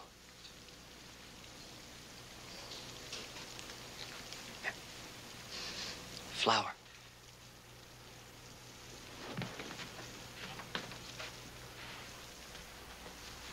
Book. That ain't talking. That's just like Indian sign. That's right. That's right, only better. You're a fool, little Joe. She's just waving her arms around. How do you know she understands what she's doing? See for yourself she understands. All right. You know what them signs mean, do you? You, girl. He, boy. What am I? What am I? What am I? What am I? I'm scaring her, Sam. I tell you, she does understand. No! No! No! She's not an animal, Sam. Help her. Bring her to town if you don't believe me. Let the doctor see her. No doctor can give that poor girl what she was robbed of at birth. She'll never change. She can learn to understand, but not if you don't help her, not if you don't give her a chance.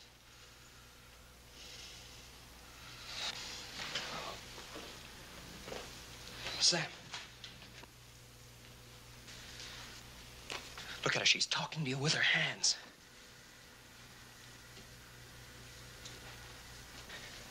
She's telling you she went out into the rain and got the book. Now do you believe me?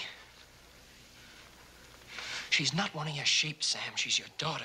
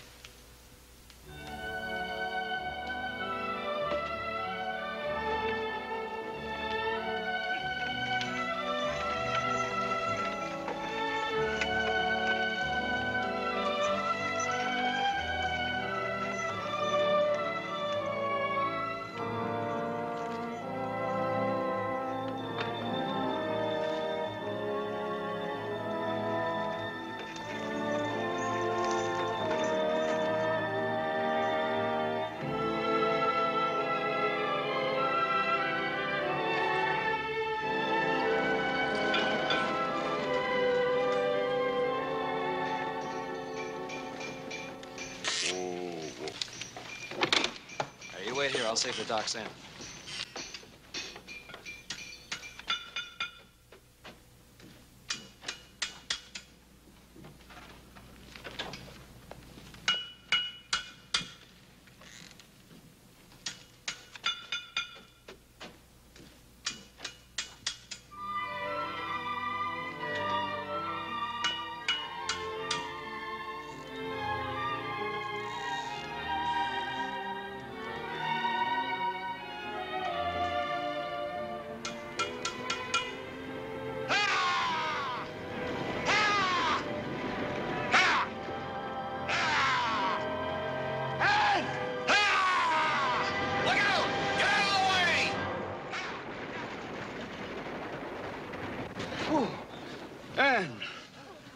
And you near got killed.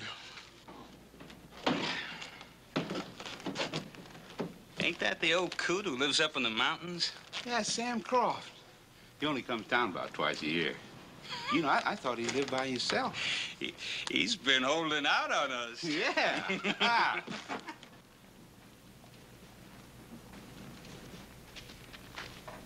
Well, Sam Croft. Now, where'd you get a pretty little thing like her, huh? You been holding out on us, Sam? What do you want, Tom? Well, you went out and got yourself a little company, huh? She's my daughter. Who you trying to fool? Leave us alone. Has old Sam been treating you right? Hmm? Well, what do you say? I'm talking to you. She don't talk much to strangers. Well, now, how come? Is she too good for fellas like us, huh? Yeah, let me get a good look at her. No, Joe, give me that. You want it, Sam? Well, you gotta come and take it. Please, leave us alone. We ain't doing you no harm. Now, Sam, if the girl wants a bonnet, let her ask for it. Real pretty like, huh? Now, I bet I can make you talk to us. Now, leave her alone. Leave her alone. Oh, there, Sam, where you going? Leave her alone.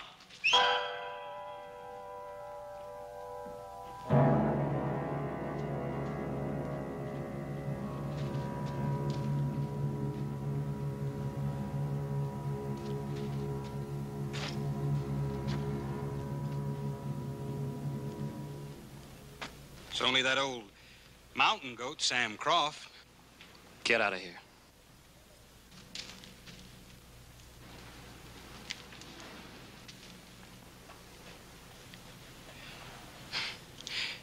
Come on, Pappy. He ain't worth shooting. Oh, we're just having a little fun.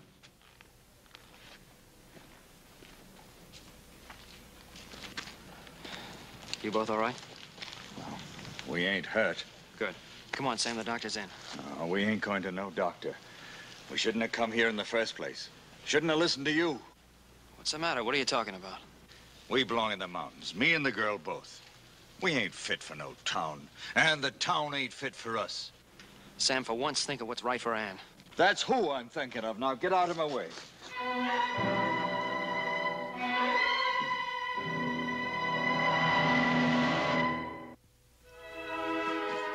How's it coming along, son? You know, you've been spending much more time up at the Crofts these past few months than here. Pa, you just wouldn't believe it. Why, Ann's learned so much already. We can carry on a regular conversation. How's Sam Croft? Still as stubborn about it as ever? That man's impossible. Told me he'd never let us see the doctor, not ever. Sure hope I can get him to change his mind. Joe. You don't think you're, over your head? What do you mean?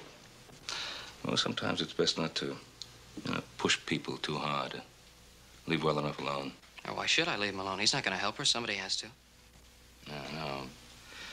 Sometimes helping looks like meddling. Don't worry, Pa. I know the difference. Joe, take care of yourself up there. Sure I will, Pa.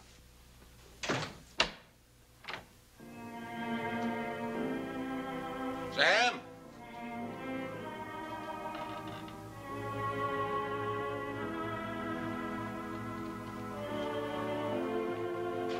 Sam, you in there?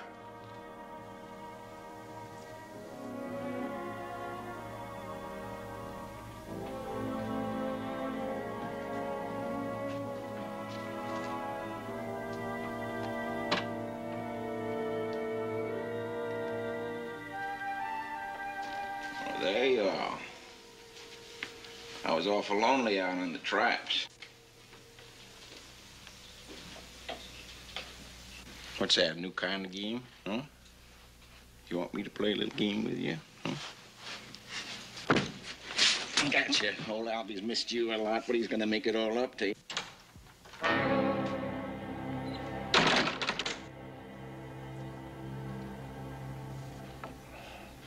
Well, now, Sam, there's no need to bring a gun up on me. Get away from her. And keep away. I don't see you running Joe Cartwright off a hill. Maybe you think he's a better man than I am. Joe Cartwright's teaching her to talk. I'll bet you he's teaching her to talk. Move, or I'll blow your head off. All right. All right, Sam.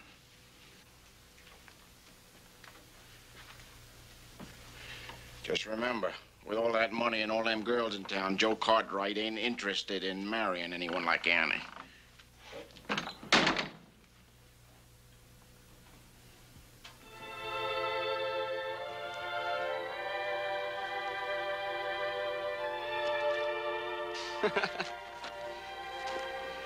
All right. This is last one for today. It's gonna be a tough one. Love. Love. Your father helps you. Your father gives you food. You live in your father's house. You love your father. Your father loves you.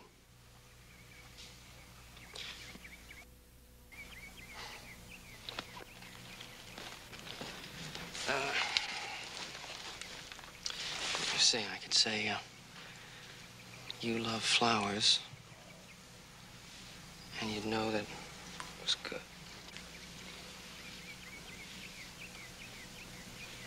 I teach you to talk, yeah.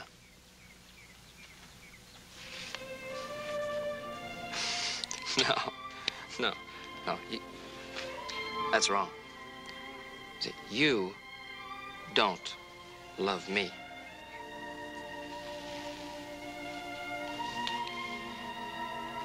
Now, that is wrong. You don't love me.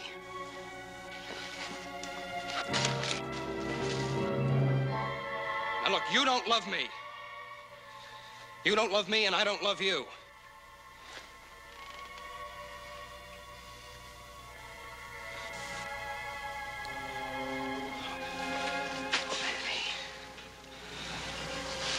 Annie, I'm sorry.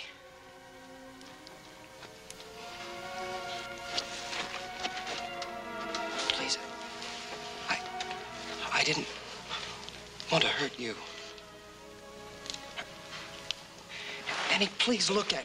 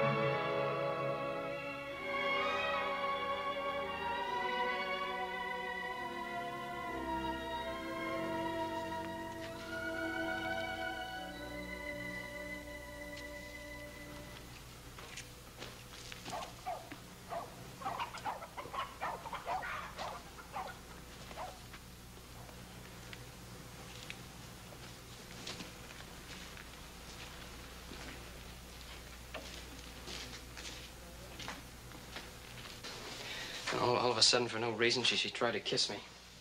She tried to kiss you? Well, she did kiss me, as a matter of fact. I guess she got upset and she ran away.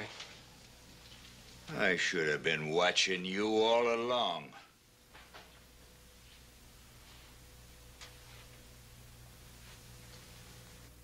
You should have been watching me.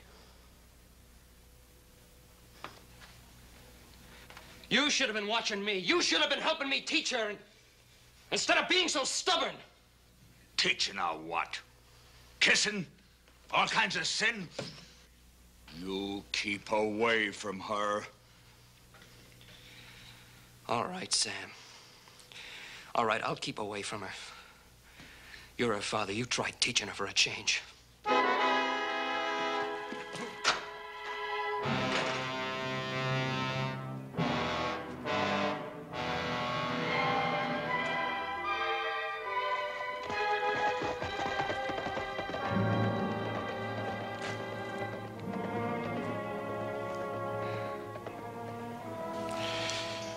Goodbye, little Joe Cartwright.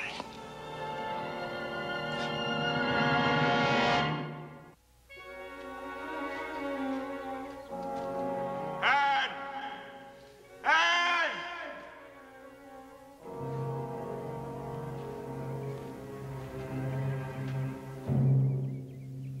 Hello, Sam. I'm looking for Ann. I told you I didn't like a gun thrown on me. How's it feel? Where's Ann? Have you got a... No, I ain't got a, but I will have after you meet with an accident. You see, Sam, I'm gonna be a hero. I'm gonna take care of Annie after you die in an accident.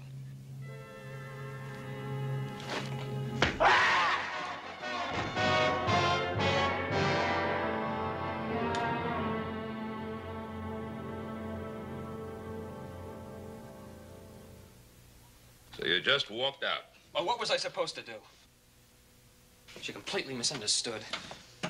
Oh, and then her father. I go in and I try to explain it to him, and he starts accusing me of all kinds of things. It's really funny he doesn't try to help her himself. If you insisted on starting this, you can't walk out before you finish it. I understand that. I'm not a little kid. Aren't you? If you understand it and still walk out, then you're just a little kid. Now, wait a minute. Don't you raise your voice to me, boy. And don't you call me a little kid. Joe, you opened a door to the world for this girl. You let her look out for the first time. Her gratitude for you must be overwhelming, to say the least. All right, fine. Fine. All I was trying to do was help her. You can't shove someone into the water and then not wait around to see if they can swim. She has a father. No. You started it. You were the one who tampered with those two lives, and you can't abandon them now. Well, what do you want me to do, marry her?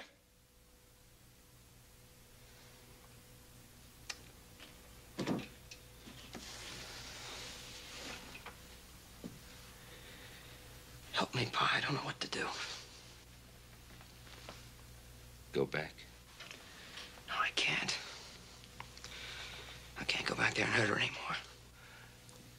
You must make her understand that what she feels for you is gratitude, not love.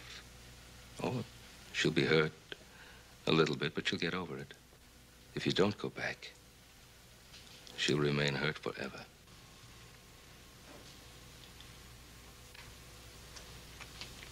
Think I'll go for a ride.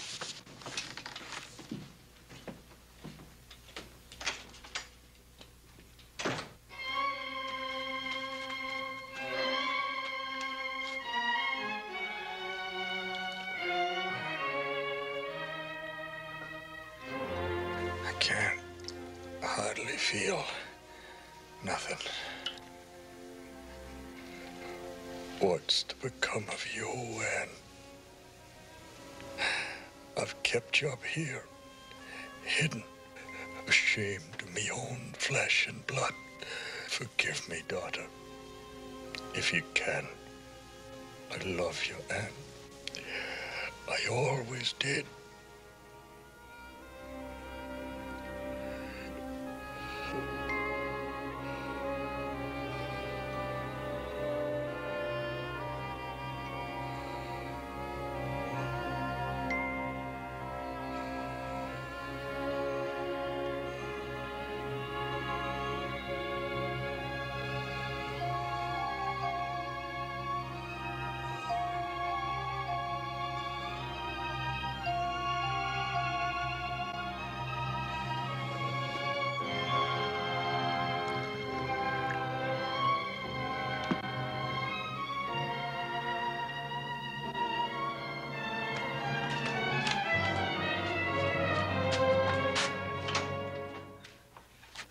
I knew you'd be back sooner or later. You still playing games with me? I'm gonna teach you more than Joe Cartwright ever did.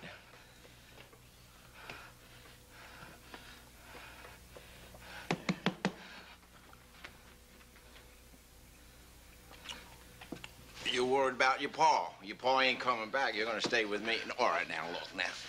Just take it easy. You be nice to Albie, and Albie's gonna be nice to you. I'll even buy you a new dress.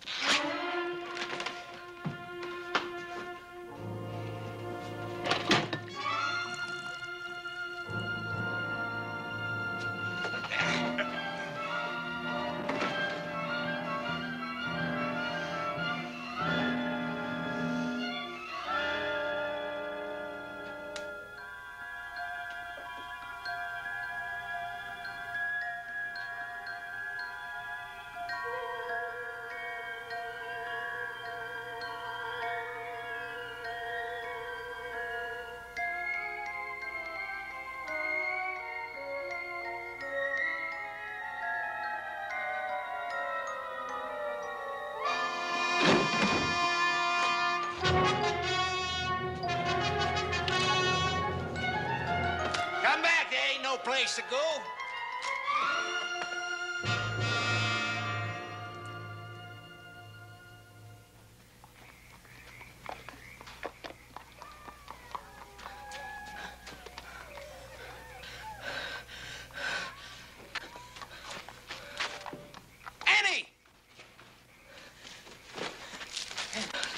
Annie, what happened? Look at me. Look at me. What happened? Your father. Hurt. Needs help. Where? He fell. Stay out of this, Cartwright. You do this to her, Albie? What's she trying to tell you? What happened to Sam? What are you talking about? Annie says Sam's been hurt. Now, don't fool with me. You know she can't talk. Can't she, Albie?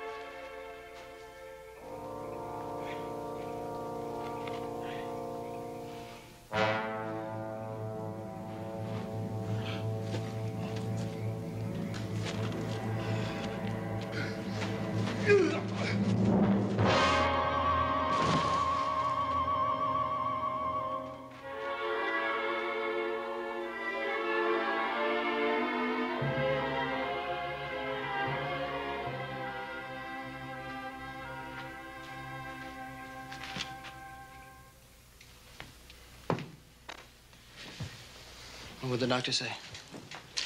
Well, he said he'll be all right, but he'll need a lot of care. Did you, have you spoken to her yet about? Yeah. Good. You better tell her her father will be all right. Right.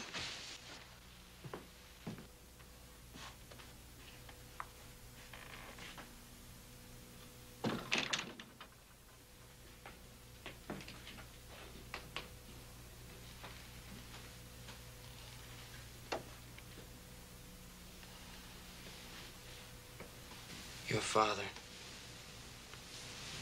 be all right. Doctor says your father be all right.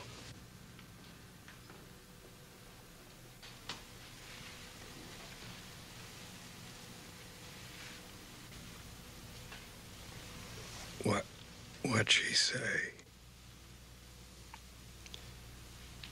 She said she'd help you and take care of you. She says she loves you very much.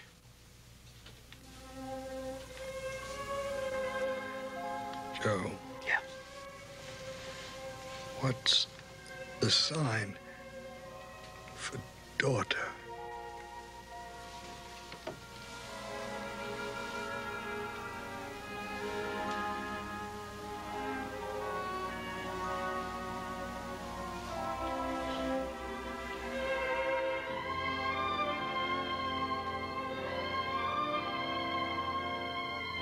It's easy.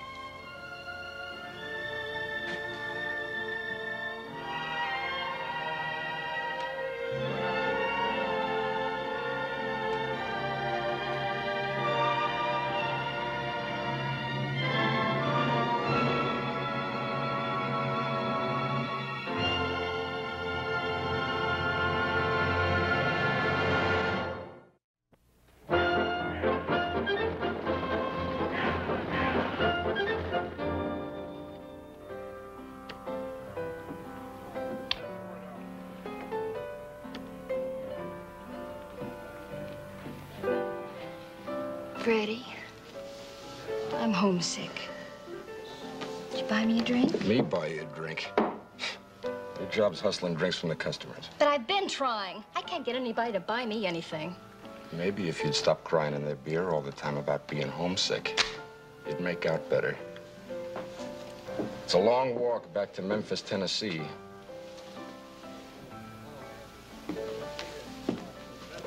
You'd throw me out in the street, wouldn't you?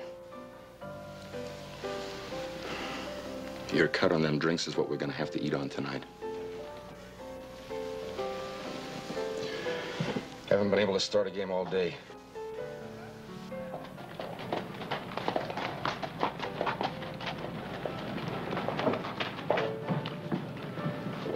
Go in and get me a beer. I want to go in here and see Dave Sullivan. Right.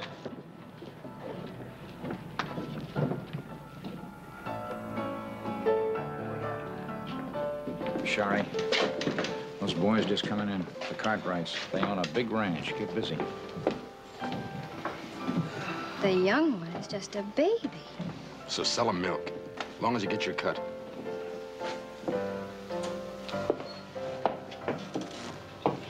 Howdy, boys, and welcome. My name's Sherry Bell. You can call me Sherry.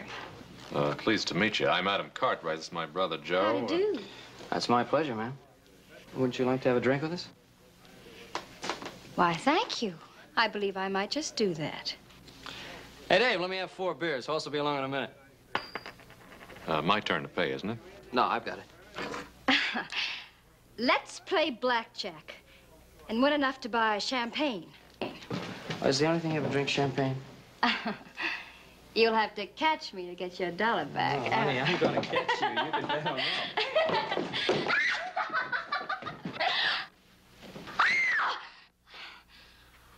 I'm sorry. I didn't know you were there. Now, I'm trying to apologize like a lady. The least you can do is, will you let go of my arm? Ow! Ouch! Take your hands off of me. You're hurting my arm. Will you let go of me? Let go of me, you big ape! You're the ugliest man I've ever seen.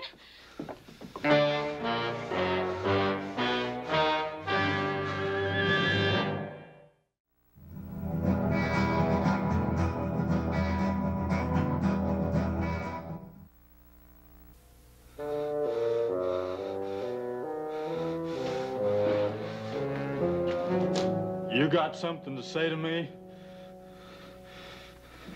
No, not me.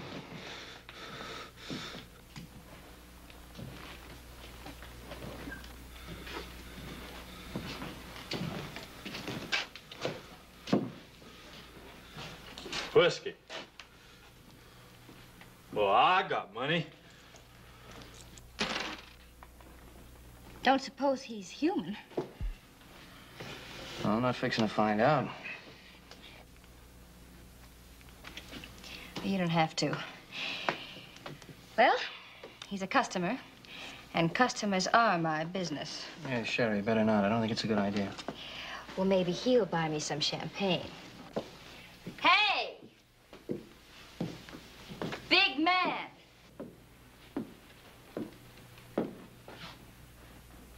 Buy me a drink?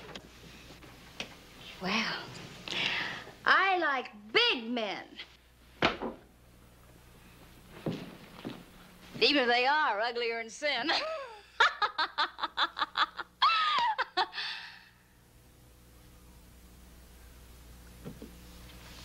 I don't especially like them stupid.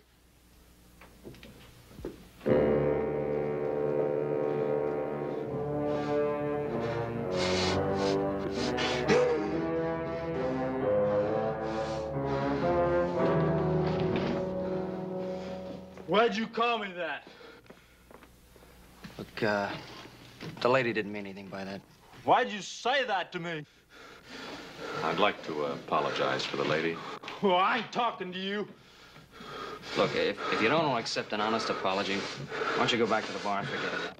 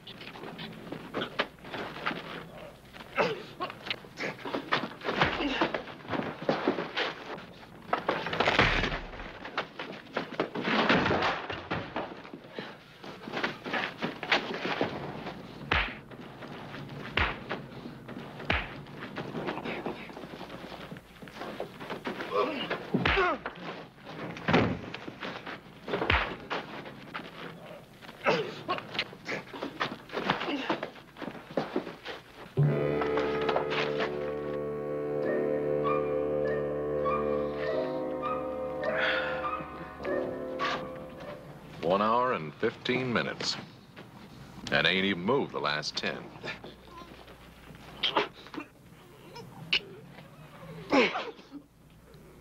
Dadgone! I'm sure getting tired. How about you? What are we fighting about, you know? I don't know.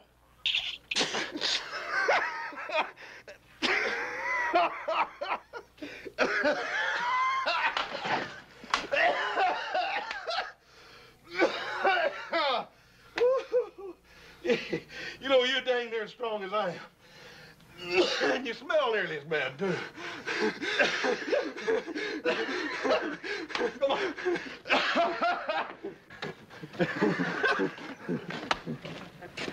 Hey, you don't suppose they done something to their heads, do you?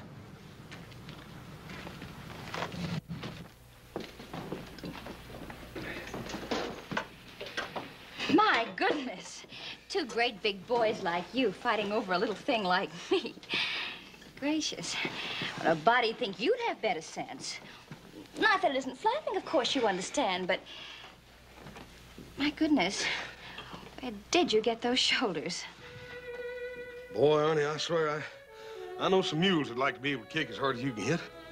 Boys, please, you're making me all butterflyish inside. All that trouble over little me. Name's Sheriff Bell. You can call me Sheriff. Sheriff Bell. Now, ain't that a pretty name? Ain't that a pretty name, Hoss? Yeah, it's a real pretty name. Hoss, we gotta get moving. Pa's probably waiting supper for us. Arnie, these are my brothers. This is Adam and little Joe. Hi, Arnie. Purty, ain't they? Well, they're not really as bad as they seem. You fellas go on. Me and Arnie's got some talking we gotta do. Now, Hoss, haven't we lost enough time on this already? Go on now.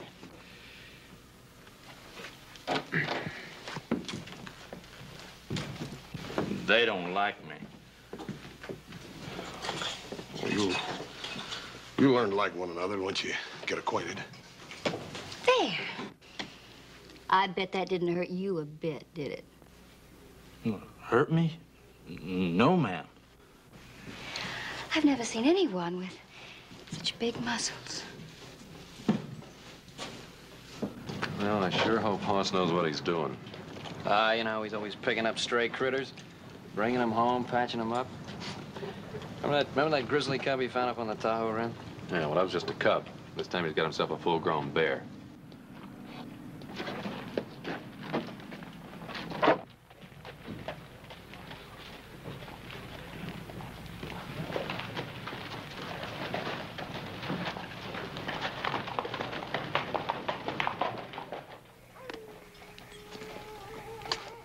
This is it, Hoss. Arnie, this is where you live? Oh, it's got a good roof on it. Yeah. Well, I got you home in one piece anyhow. Hoss?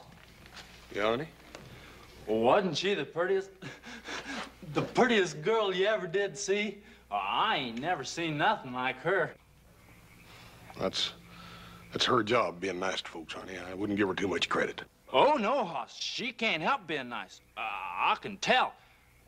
I'd like to see her some more. Arnie, you don't think for 1 minute that... Well, what I'm trying to say is... Arnie, girls like Sherry Bell, they ain't interested in a man unless he's got money. Oh, I got some money. A feller give it to me. What feller? Some feller.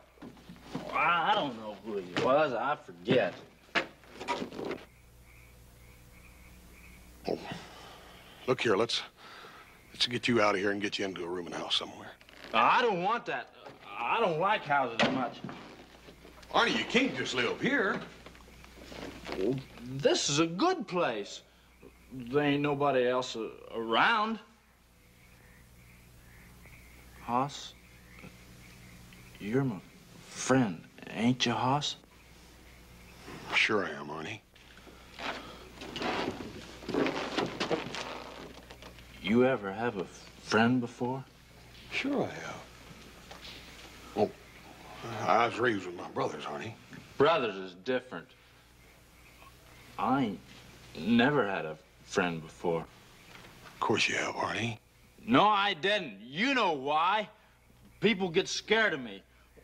People just take one look and they don't like me. Well, I like you. I took more than one look at you. Maybe you're a little more like me. Your brothers, they just took one look. I can tell. I always been able to tell. Well, I don't blame nobody. Well, I ain't exactly a Palomino myself. Looks don't mean everything, Arnie. I guess I ain't too smart, too. People don't leave me alone. Well, I get mad sometimes. I ought to be used to it, but well, I get mad.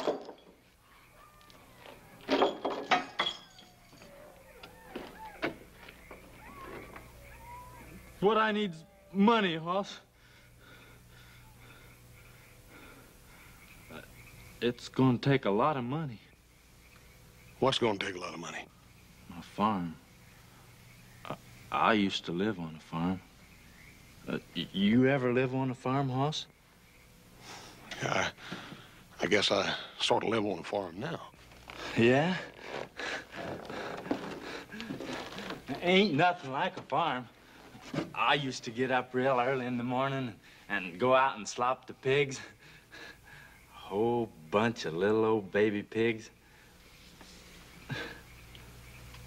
They ain't hardly got no hair at all. Just a squealing and a eating away, and that old sow standing over and making sure every one of her little babies gets enough to eat. How come pigs is better than people? You really liked it back there, didn't you, Arnie? They ain't nothing like a farm. When I get my farm, ain't gonna be nobody mean on it. I'm gonna have cows and pigs and maybe even some sheep. And they all gonna get along good together. And just them animals and me. And, well, maybe somebody else. How'd you like to come out and go to work on my place? The Ponderosa. Oh, while your brothers say. They ain't got nothing to do with it. It's up to me. Me and my pa. I could make some money. Hoss, you think Sherry Belle would like me if I was making some money? I wouldn't count on it too much, Arnie. That Sherry Belle, she's a funny girl.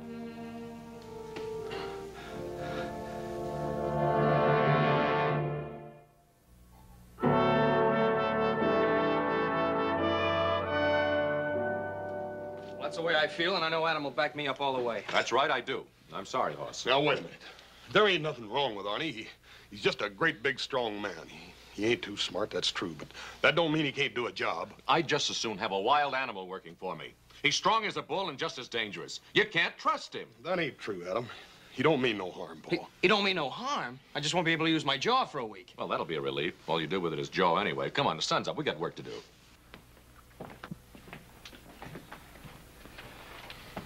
Just remember, Hoss, we didn't do anything to make him that mad. If you hadn't come along when you did, he might have killed somebody.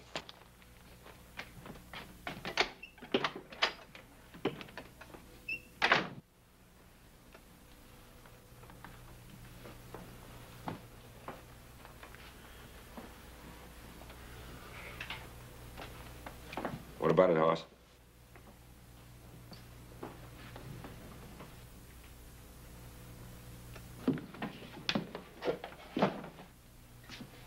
Is that the way it was? Oh, it wasn't all that bad, Paul. Sounds as though it were. Why do you want to get mixed up with somebody like that? I guess I just understand him. I sort of put myself in his shoes. When you're as big as Arnie and me, Paul, well, there's some things he's got to learn, Paul, some things that I learned. But don't you think he'd be better off learning those things by himself, the way you did? Paul, I didn't learn them by myself. I had you and little Joe and Adam to back me up. Arnie ain't got nobody, Paul. You mean he needs a friend? He's got a friend, Paul. A man like Arnie just can't afford to go around losing his temper like ordinary folks. He's got to learn to put up with a little teasing, sometimes even from the girls. He needs me, Paul, to help him learn those things. Can you teach him to control his temper? I won't stand for any troublemaking. Oh, Paul, Arnie ain't gonna start no trouble. He's pretty good at ending it. Well, All right. We can always use a good hand at the Ponderosa. Thanks, Paul. As soon as I finish work, I'll go into Virginia and get him.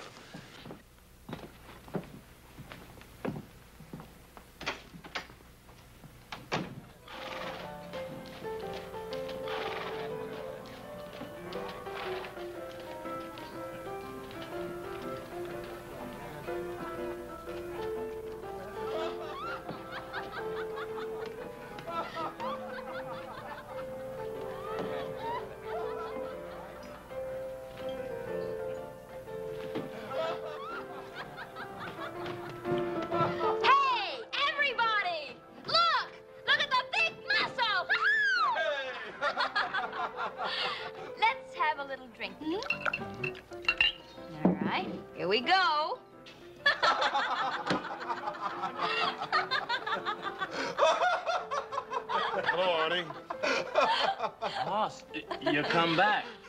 Sherry Belle, this here's my friend. You've got lots of friends, Arnie. Sit down, Hoss. We're having a good time. Yeah, I can see you are. This here's Freddie. He's a friend of mine, too. Any friend of Arnie's? Yeah, sure.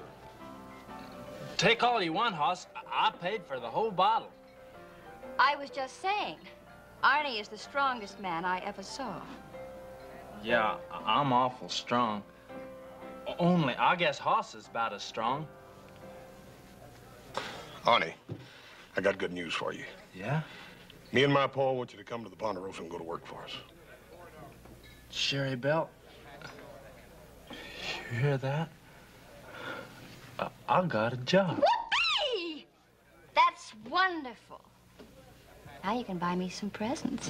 Sure I can. I never thought of that. I can buy you presents and pretty little things. Arnie, aren't you forgetting something? What am I forgetting, Hoss? Well, your farm. He was gonna save you money and buy yourself a farm, remember? Oh, no, I wouldn't forget that, Hoss. I'm gonna have a farm. You're going to be a farmer, Arnie? Uh-huh. I'm gonna have a big farm. Gonna raise pigs. A pig farm? Did you hear that, Freddie? That's what you ought to have, Sherry Belle. A farm. You're too nice a girl to work in a place like this. That's exactly the way I feel about it. Well, I've always wanted a little cottage somewhere out in the country. With roses. Oh, yes. With lots of pretty roses. And maybe some pretty little moo cows. Every girl ought to have some moo cows. Now, shut up, both of you. What's the matter, Hoss? Oh, Arnie, you're a long ways from being ready to raise moo cows. Well, a feller's got to start somewheres. They ain't nothing wrong with roses and stuff. Hoss Cartwright, you're just an old grouch. I think it's wonderful that Arnie wants me to have all those pretty things. And if Arnie wants moo cows, I think he should have moo cows. Fine. I know where there's 10,000 of them right now need to be taken care of. Come on, Arnie. You got to get up early on the Ponderosa. Oh, Hoss, not right now. Right now, if you still want the job. Oh, okay, Hoss. Don't you worry none, Sherry Belle. I'll come back and I'll bring you something pretty. Sure. Maybe just a little moo cow.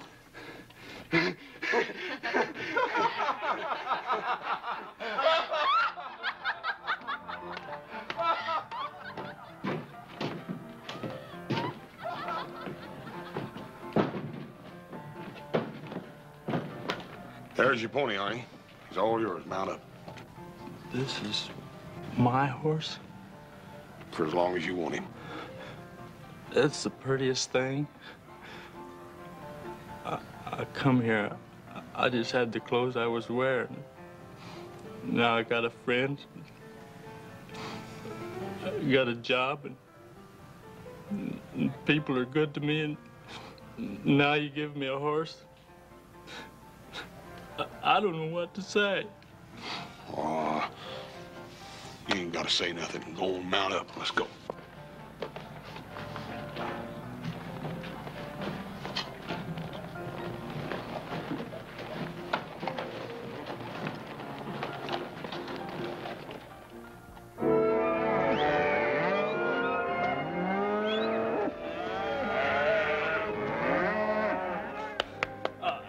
Pepe, how do you say pony? Caballo.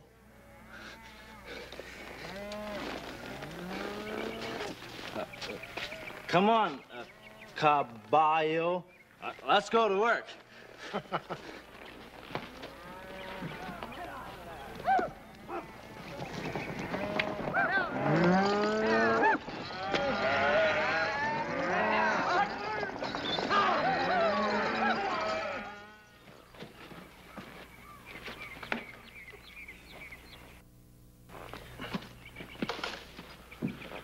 You're doing real good, Arnie. Sure a big fella. Maybe bigger than you, Senor Hoss. Well, he ain't no smaller, that's for sure. And he eats twice as much. I sure hate to have him get mad at me. You don't have to worry about that as long as you feed him good. We got plenty of frijoles, Senor Hoss.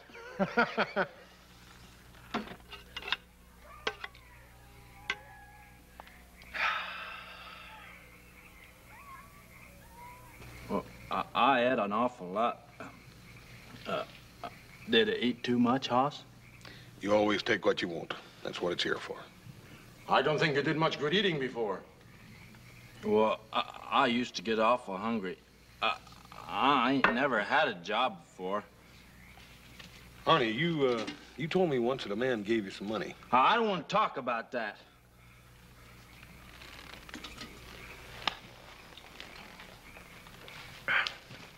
Mira, el grandulo aquel se acabó los frijoles. ¡Qué bárbaro! ¡Qué manera de comer! What'd you say? I say you'll never tire because you're the biggest bean eater in the country. You're lying. You're lying. No, Arnie, no! No! No! No! Take your hog! Arnie!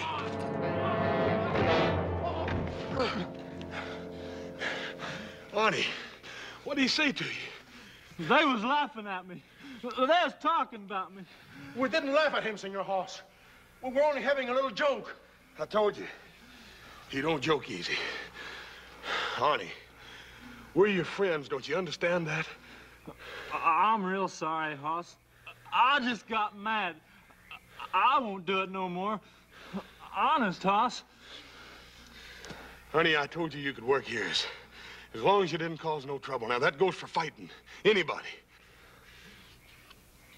You're gonna kick me off the ranch. And by golly, I ought to. Oh, I got it coming.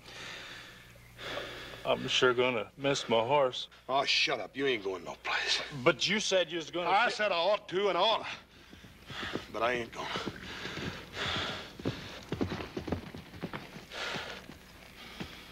Go and get you a cup of coffee.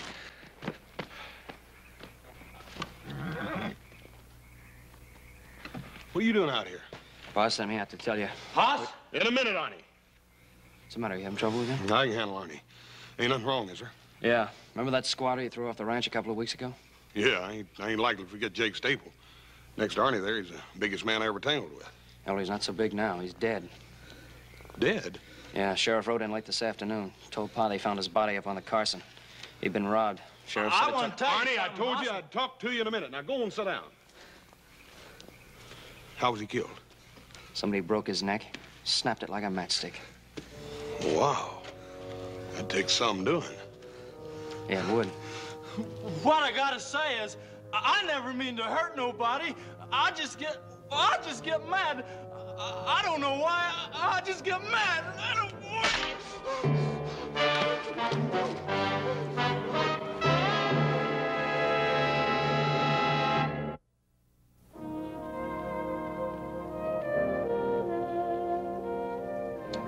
It's a scorcher out there. Let's have another. Hoss, there's something I gotta do before Sherry Belle gets here. Oh, I gotta buy her a present. Oh, Arnie, you ain't gotta buy her nothing. But, Hoss, I promised her. She likes me, Hoss. Arnie, Sherry Belle's a saloon girl. It's her job being nice to fellers. But, dang it, that don't mean she really likes you. I never knowed a girl before. Not never.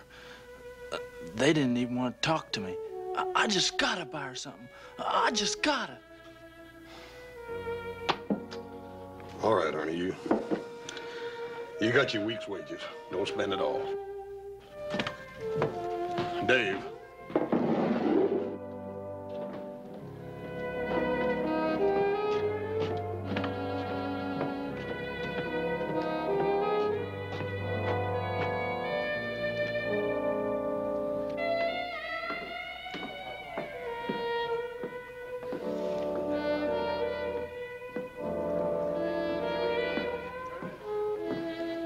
Where's Tame Grizzly? He's out spending his week's wages. On a present for me? Won't you leave him alone? He ain't never done nothing to you. Ah, why don't you buy me a little old drink? You know, it wouldn't be too much trouble for a girl to get to like you. No, I reckon not. No more so than getting to like Arnie. Ah, that big ape? You think he's such an ape? Why do you bother with him? Oh, he's a customer. Besides, they pay me to be nice to customers. And he's good for laughs. And around here, a girl needs all the laughs she can get, let me tell you. Well, don't push him too far. He ain't got much of a sense of humor. Now, don't you worry. Arnie bores me. And once the novelty wears off, he's just a joke. If that's the way you feel about it, then you won't mind not seeing him anymore. Mind? I'd be tickled to death. And if you don't want your big, dumb friend coming in here, then just keep him away from me.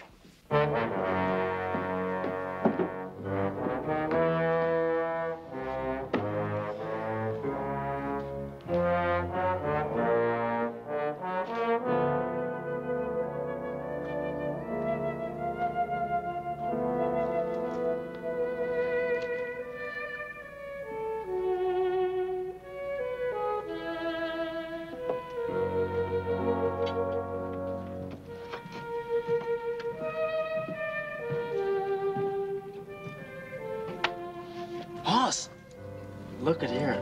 Ain't it pretty? It cost me pretty near all my money. The Sherry Bells are gonna love him. Arnie, I don't think you're gonna be able to give him to her right now.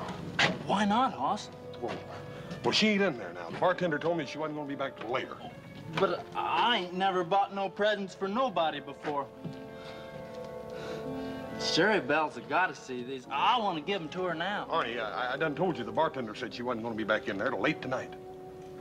But that's a long time, Hoss. Oh, it'll pass before you know it. Anyhow, while you're waiting, I want you to come take a ride with me. There's something I want to show you. Well, what is it? Well, I can't tell you. I gotta show you. Well, where are we going? Up to the Tahoe realm. It's sort of a favorite place of mine. Then can I come back and give Sherry Bell her present? Promise? You still won't.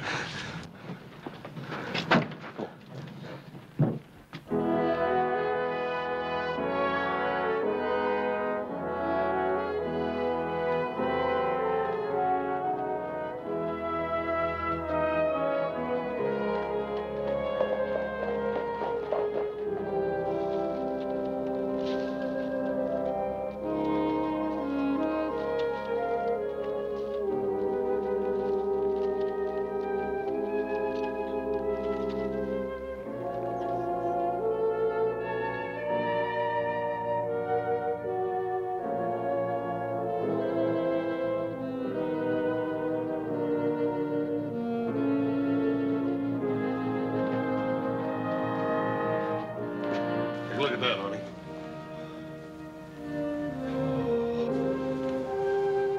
Pretty, ain't it?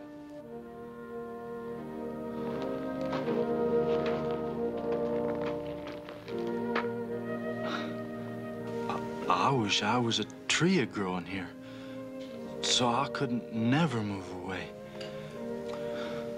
There's a little place all the way across the lake over there, about 150 acres, I make it. Seems almost a shame to waste it on cattle. Sure would make a fine farm. Good meadow, water, fine stand of timber. Wouldn't take too much for a man to buy it, neither. Well, who owns it, Hoss? Well, I do right now, but Arnie, you could own it in a couple of years if you'd work real hard and save you money. Oh, it's prettier than I even ever did dream it could be. Little old cabin over there, some roses. Well, I don't know one flower from another, but Sherry Bell likes roses.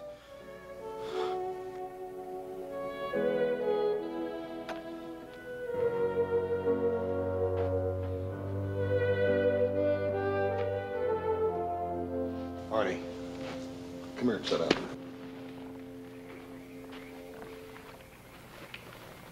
Honey, I spend a great deal of time up here. This is grizzly country. Old Big Grizzly, he likes it up here where the air's clean. He can live and hunt like a grizzly's supposed to.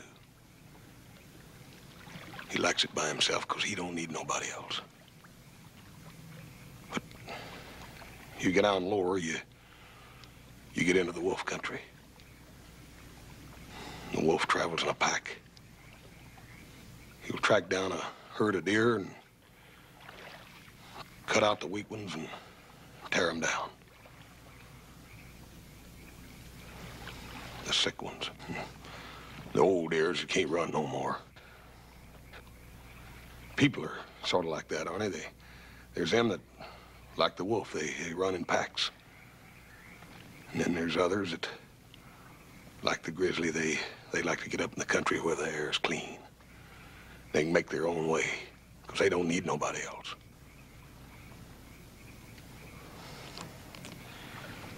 Arnie, me and you, we're bears. We ain't wolves. I don't understand you, Hoss. Arnie, I don't want you to go back into Virginia City tonight or no other time. But I got to. I gotta give Sherry Belle my present. Arnie, you can have that land over there. You can have it tomorrow, but that girl don't go with it. You can move on your farm. Now, if you'll promise me you'll never see that girl again. You want her, that's what it is. Now, Arnie, wait a minute. You want her yourself, and you call yourself a friend of mine. Arnie, don't you understand? She don't care nothing about you. She's been laughing at you all along. You're a liar. Arnie, I swear it. She's been making fun of you, Arnie. She admitted it to me. You're trying to make me believe something that ain't true. I'm going into Virginia City and get her right now. Arnie, wait a minute. You said you was my friend, but you ain't. Hoss? Don't you understand, Hoss? Well, I ain't never had a girl before.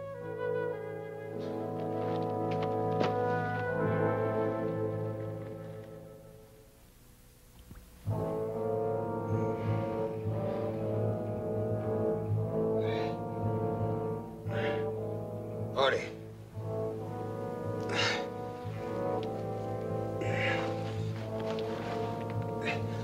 Arnie. Arnie.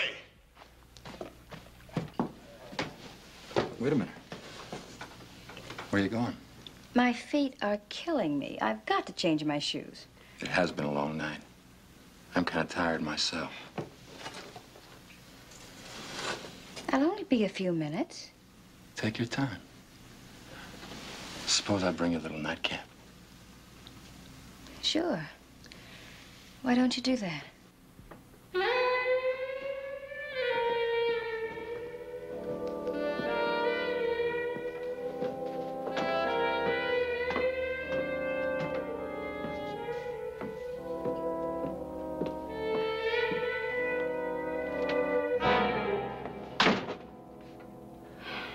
You. All right. What are you doing here? Well, I didn't mean to be late. Hoss wanted to show me something. Will you get out of here? Yeah, I guess I shouldn't have come back here. I should have stayed outside. Can't you understand English? I don't want to see you in here, out there, or anywhere. Look, I brung you these here beads. You dumb fool. You stupid fool. Do you think I care what you bring me? You're just something to laugh at. You're just good for laughs. Now, will you get out of here before you stop being funny? No, you better not mean that. You stupid clown. You're a stupid, ugly, smelly clown. No! No!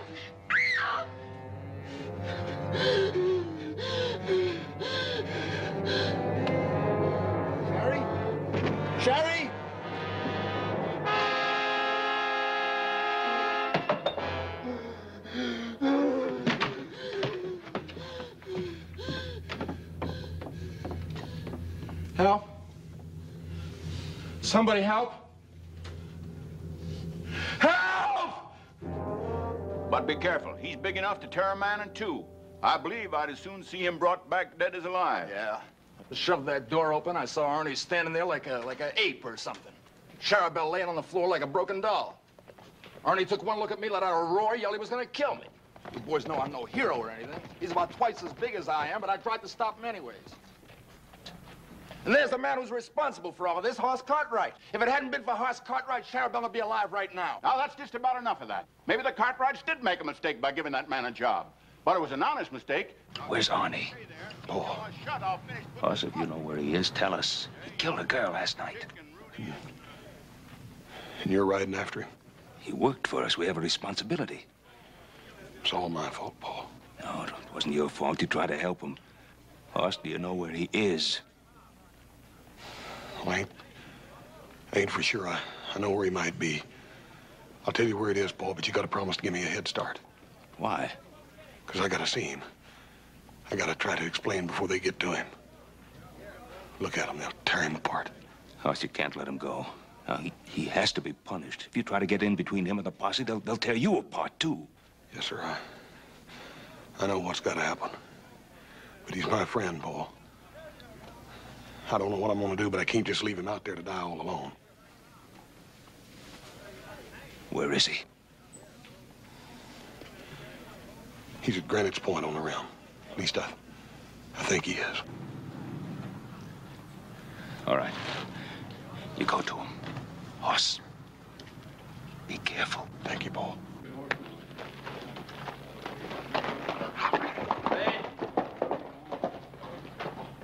We're about ready, Ben. That's Hoss Cartwright riding down the street. I want to know where he's going. Will you shut up?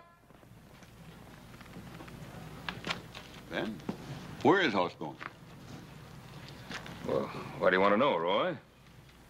You ain't letting him get the jump on us so he can warn that Arnie, are you? Hoss knows Arnie better than any of us. He's just trying to keep anyone else from getting killed. By happen that murdering maniac to get away? Now, Roy, you know that isn't so. If it was, I wouldn't have let him ride off like that.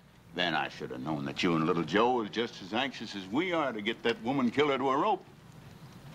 We're anxious to see justice done. It's the same thing. I'll tell you what I'm going to do. I'm going to shoot that wild man on sight. And if any of you have any guts, you'll do the same thing. Now, if you want to go on this posse, you're going to do what I say. Get back there. You about ready to lead us out this Granite Point? I'll get you there. All right, mount up, boys. But don't any of you take any chances.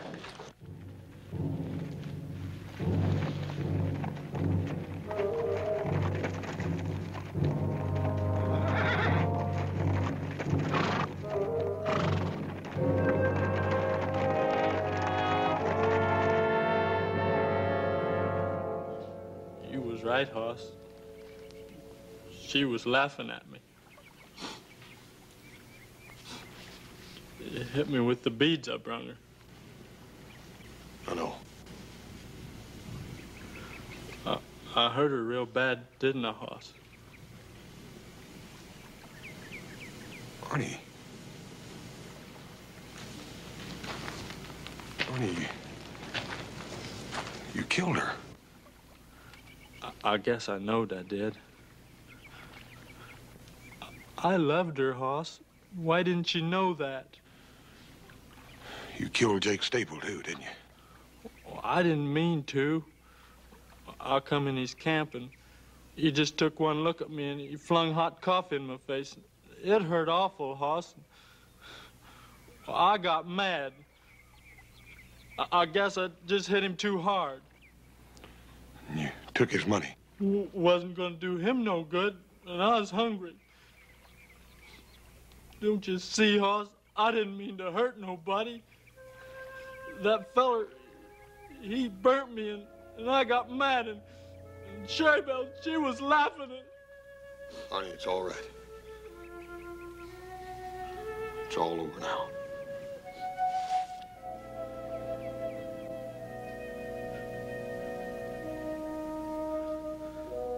They're coming after me, huh? They got to, Arnie. I always knew they'd be coming someday. I'm terrible sorry, Arnie. Hoss? Yeah, Arnie. I'm glad you brought me up here. This is a good place. I almost had it, didn't I, Hoss? Little old farm, little bunch of squealing pigs, slopping out their trough, and old mama nosing them around. I come awful close. Arnie, turn around.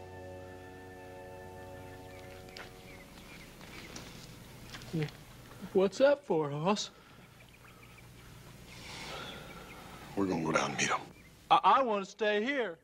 Arnie, get your horse. I ain't going. Arnie, we're gonna ride down there together, just you and me. Now, I ain't gonna let them hurt you. You try to stop them, they'll hurt you too. No, they won't. I'll talk to them. They ain't gonna hurt nobody.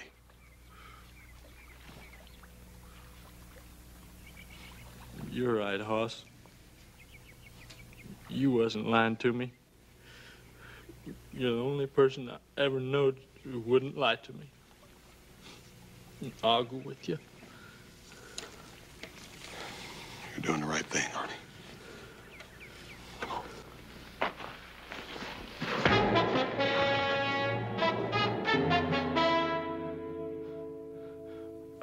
I couldn't let you do a thing like that, Hoss. They'd have killed you, sure.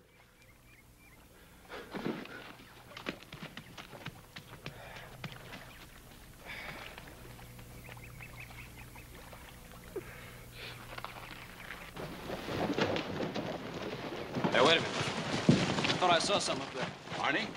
I don't know. Vantage Point's only about a quarter mile up now.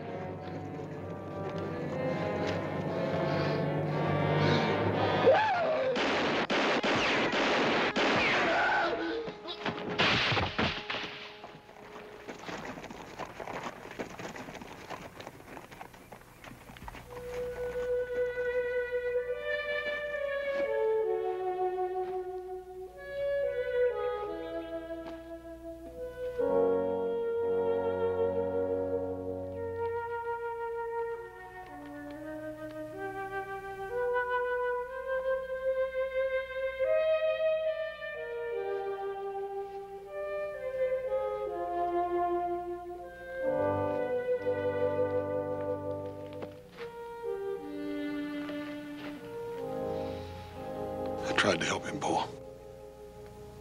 I know, Hoss.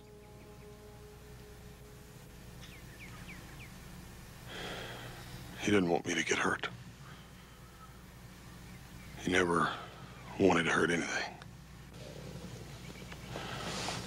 I'm gonna take Arnie to his farm.